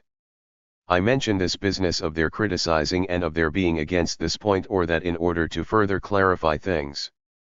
Early this morning I made the following proposal to a group of comrades who were going over this material with me: let's look for a single thing that the revolution has done that these people support. And really, comrades, we could not find a single one which had been able to gain the support of these citizens. That is, any measure taken by the revolution, important or not, met with their systematic criticism. Obviously, if the microfactionalists criticized everything, anyone who criticizes anything can be accused of sympathizing with the microfaction. We do not suggest that things have come to this pass in Cuba today, but we are suggesting that the case of the microfaction sets a precedent and lays the groundwork for wholesale suppression of criticism in Cuba at any time the leadership may, in its own discretion, decide that the interests of the revolution demand it. If the suppression of the microfaction had been an isolated act, one would perhaps not be justified in ascribing any great political importance to it. But in reality it was part of a pattern which has been unfolding for some time. A few years ago it was possible for a debate to take place over fundamental policy issues. The tones were muted and the arguments tended to be elusive rather than direct, but there could be no mistaking the existence of genuine differences within the government itself, and at least the general nature of these differences could be understood. Nothing like this is possible today. The periodicals through which the debate was conducted have been discontinued. Even the party's main theoretical organ, Cuba Socialista, which had been an important source of information and analysis, was dropped without being replaced. While we were in Cuba, the party schools, educational institutions specially designed for the needs of party cadres, were closed along with their unofficial organ Teoría y Práctica, which had published valuable material on Cuban and foreign affairs. One by one the channels through which other than official views could reach the public have been cut off. Latest press reports moreover indicate that the government's long-standing policy of allowing wide latitude to artists and writers may also be coming to an end. A report from Havana in El Monde of November 5 reads in part as follows: "There are among us camouflaged counter-revolutionaries who try to stir up in our country Czechoslovak problems and problems concerning socialist realism. It is necessary to act against these elements. It is in these terms that Mr. Lisandro Otero, Vice President of the National Council of Culture, has revealed the existence of a certain malaise." His speech, delivered at the National Meeting of Young Writers, was published on Monday by the entire Cuban press. It is no accident that this talk, which was given 2 weeks ago, appears in Havana on the morrow of the surprising announcement of differences between an international jury and the National Union of Cuban Writers and Artists. The meeting of young writers organized in Cienfuegos by the authorities in October was certainly an initiative taken with a view to the renovation of cultural structures desired by the leaders. This confrontation could be the point of departure of a cultural offensive aiming at a total recasting of the institutions and policy of the Cuban Revolution in this field. Underlying all these developments, and to a large extent explaining them, is the continuing difficult economic situation.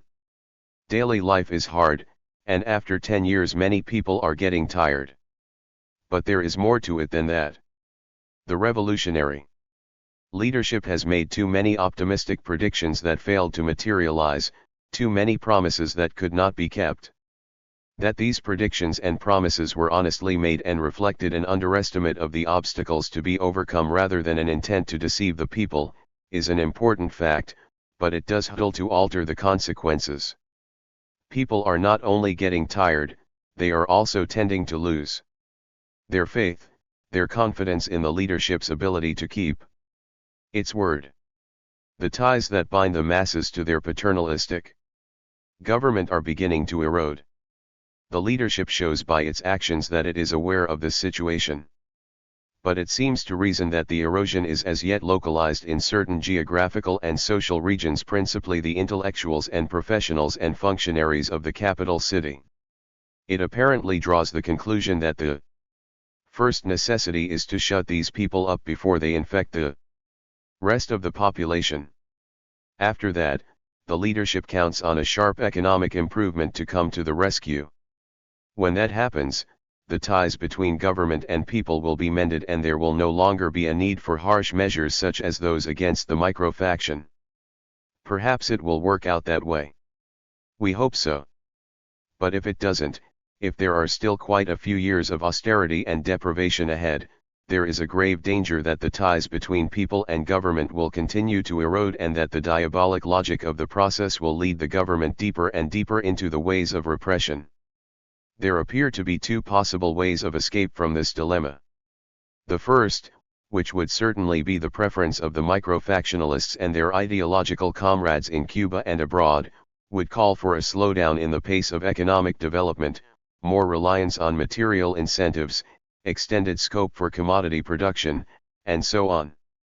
Internationally, the counterpart of this rightist economic policy would be political alignment with the USSR and the adoption of a peaceful coexistence foreign policy looking to the eventual re-establishment of relations with the United States. What the consequences of such a program would be is perhaps an interesting theoretical question, but not one that need concern us here. For if anything seems certain in an uncertain world, it is that Fidel Castro would never consent to a sharp turn to the right of this kind. The other possibility would be an attempt to change the character of the relationship between the leadership and the people to the sharing of power and responsibility, in other words a turn to the left. This would certainly not be easy. Historically conditioned habits on both sides would have to be broken, and an attack on bureaucratic methods of governing going far beyond what the Cubans have yet attempted would have to be launched. Up to now, campaigns against bureaucracy in Cuba have been concerned for the most part with reducing swollen and largely unproductive OFLO-BCE staffs inherited from the capitalist past and in some instances built up during the early years of the revolution. This is certainly a good thing. It would be totally irrational for a socialist country, suffering from a serious labor shortage, to tolerate the kind of disguised unemployment and special privilege which are embodied in the oversized bureaucracies characteristic of the underdeveloped capitalist world. But bureaucratic rule can exist irrespective of the size of the bureaucracy. Its essence is the monopolization of power by officials appointed by and answerable to those above them in the chain of command. In this sense, Cuba's governing system is clearly one of bureaucratic rule. Power is concentrated in the Communist Party, within the party in the Central Committee, and within the Central Committee in the maximum leader. The structure was built from the top down. First came the leader, then the Central Committee, then the regional and local organizers, and finally the membership. Cubans sometimes argue that the method of selecting the members gives the system a democratic character. In effect, assemblies of workers in factories, offices, and farms select the hardest working, politically purest, and best behaved of their number for membership in the enterprise's party branch. This, it is argued, ensures that the party directly represents the people and wields power in their behalf. Actually, it doesn't work out that way. Candidates for membership proposed by the worker assemblies can be vetoed by higher party authorities who retain all the levers of power in their hands. Under these circumstances, what the worker assemblies choose is not who shall represent them but who shall join the governing apparatus and become the bearers of its policies and directives in the local situation. There is much to be said for this system. It ensures a party membership which is young and able, close to the workers and respected by them. But what cannot be said for it is that it constitutes an alternative to bureaucratic rule. Whether in the conditions prevailing in Cuba today such an alternative could be found, and if so what it would look like, are questions we do not pretend to be able to answer. History suggests that despite a long tradition of opposition to bureaucratic rule in the socialist movement, in practice socialist societies have all adopted it as the most available way of coping with their initial problems, which are invariably of formidable proportions. History also suggests that bureaucratic rule, once entrenched, is extremely resistant to change. In the Soviet Union there has never even been a serious challenge to bureaucratic rule since it was firmly established under Stalin in the late 1920s and early 1930s. And Mao Zedong's determination that China must not repeat the Soviet experience has culminated in more than 2 years of nationwide upheaval, called a cultural revolution, the lasting outcome of which we may not know for a long time. Cuba's problems are not the same as those of the Soviet Union in the 1920s or those of China in the 1960s, and Fidel Castro is neither a Stalin nor a Mao Zedong. Whatever happens in Cuba is therefore unlikely to be a repeat performance. But it does seem that a new historical drama is in the making in Cuba today, and that its course and outcome cannot but be the anxious concern of revolutionary socialists the world over.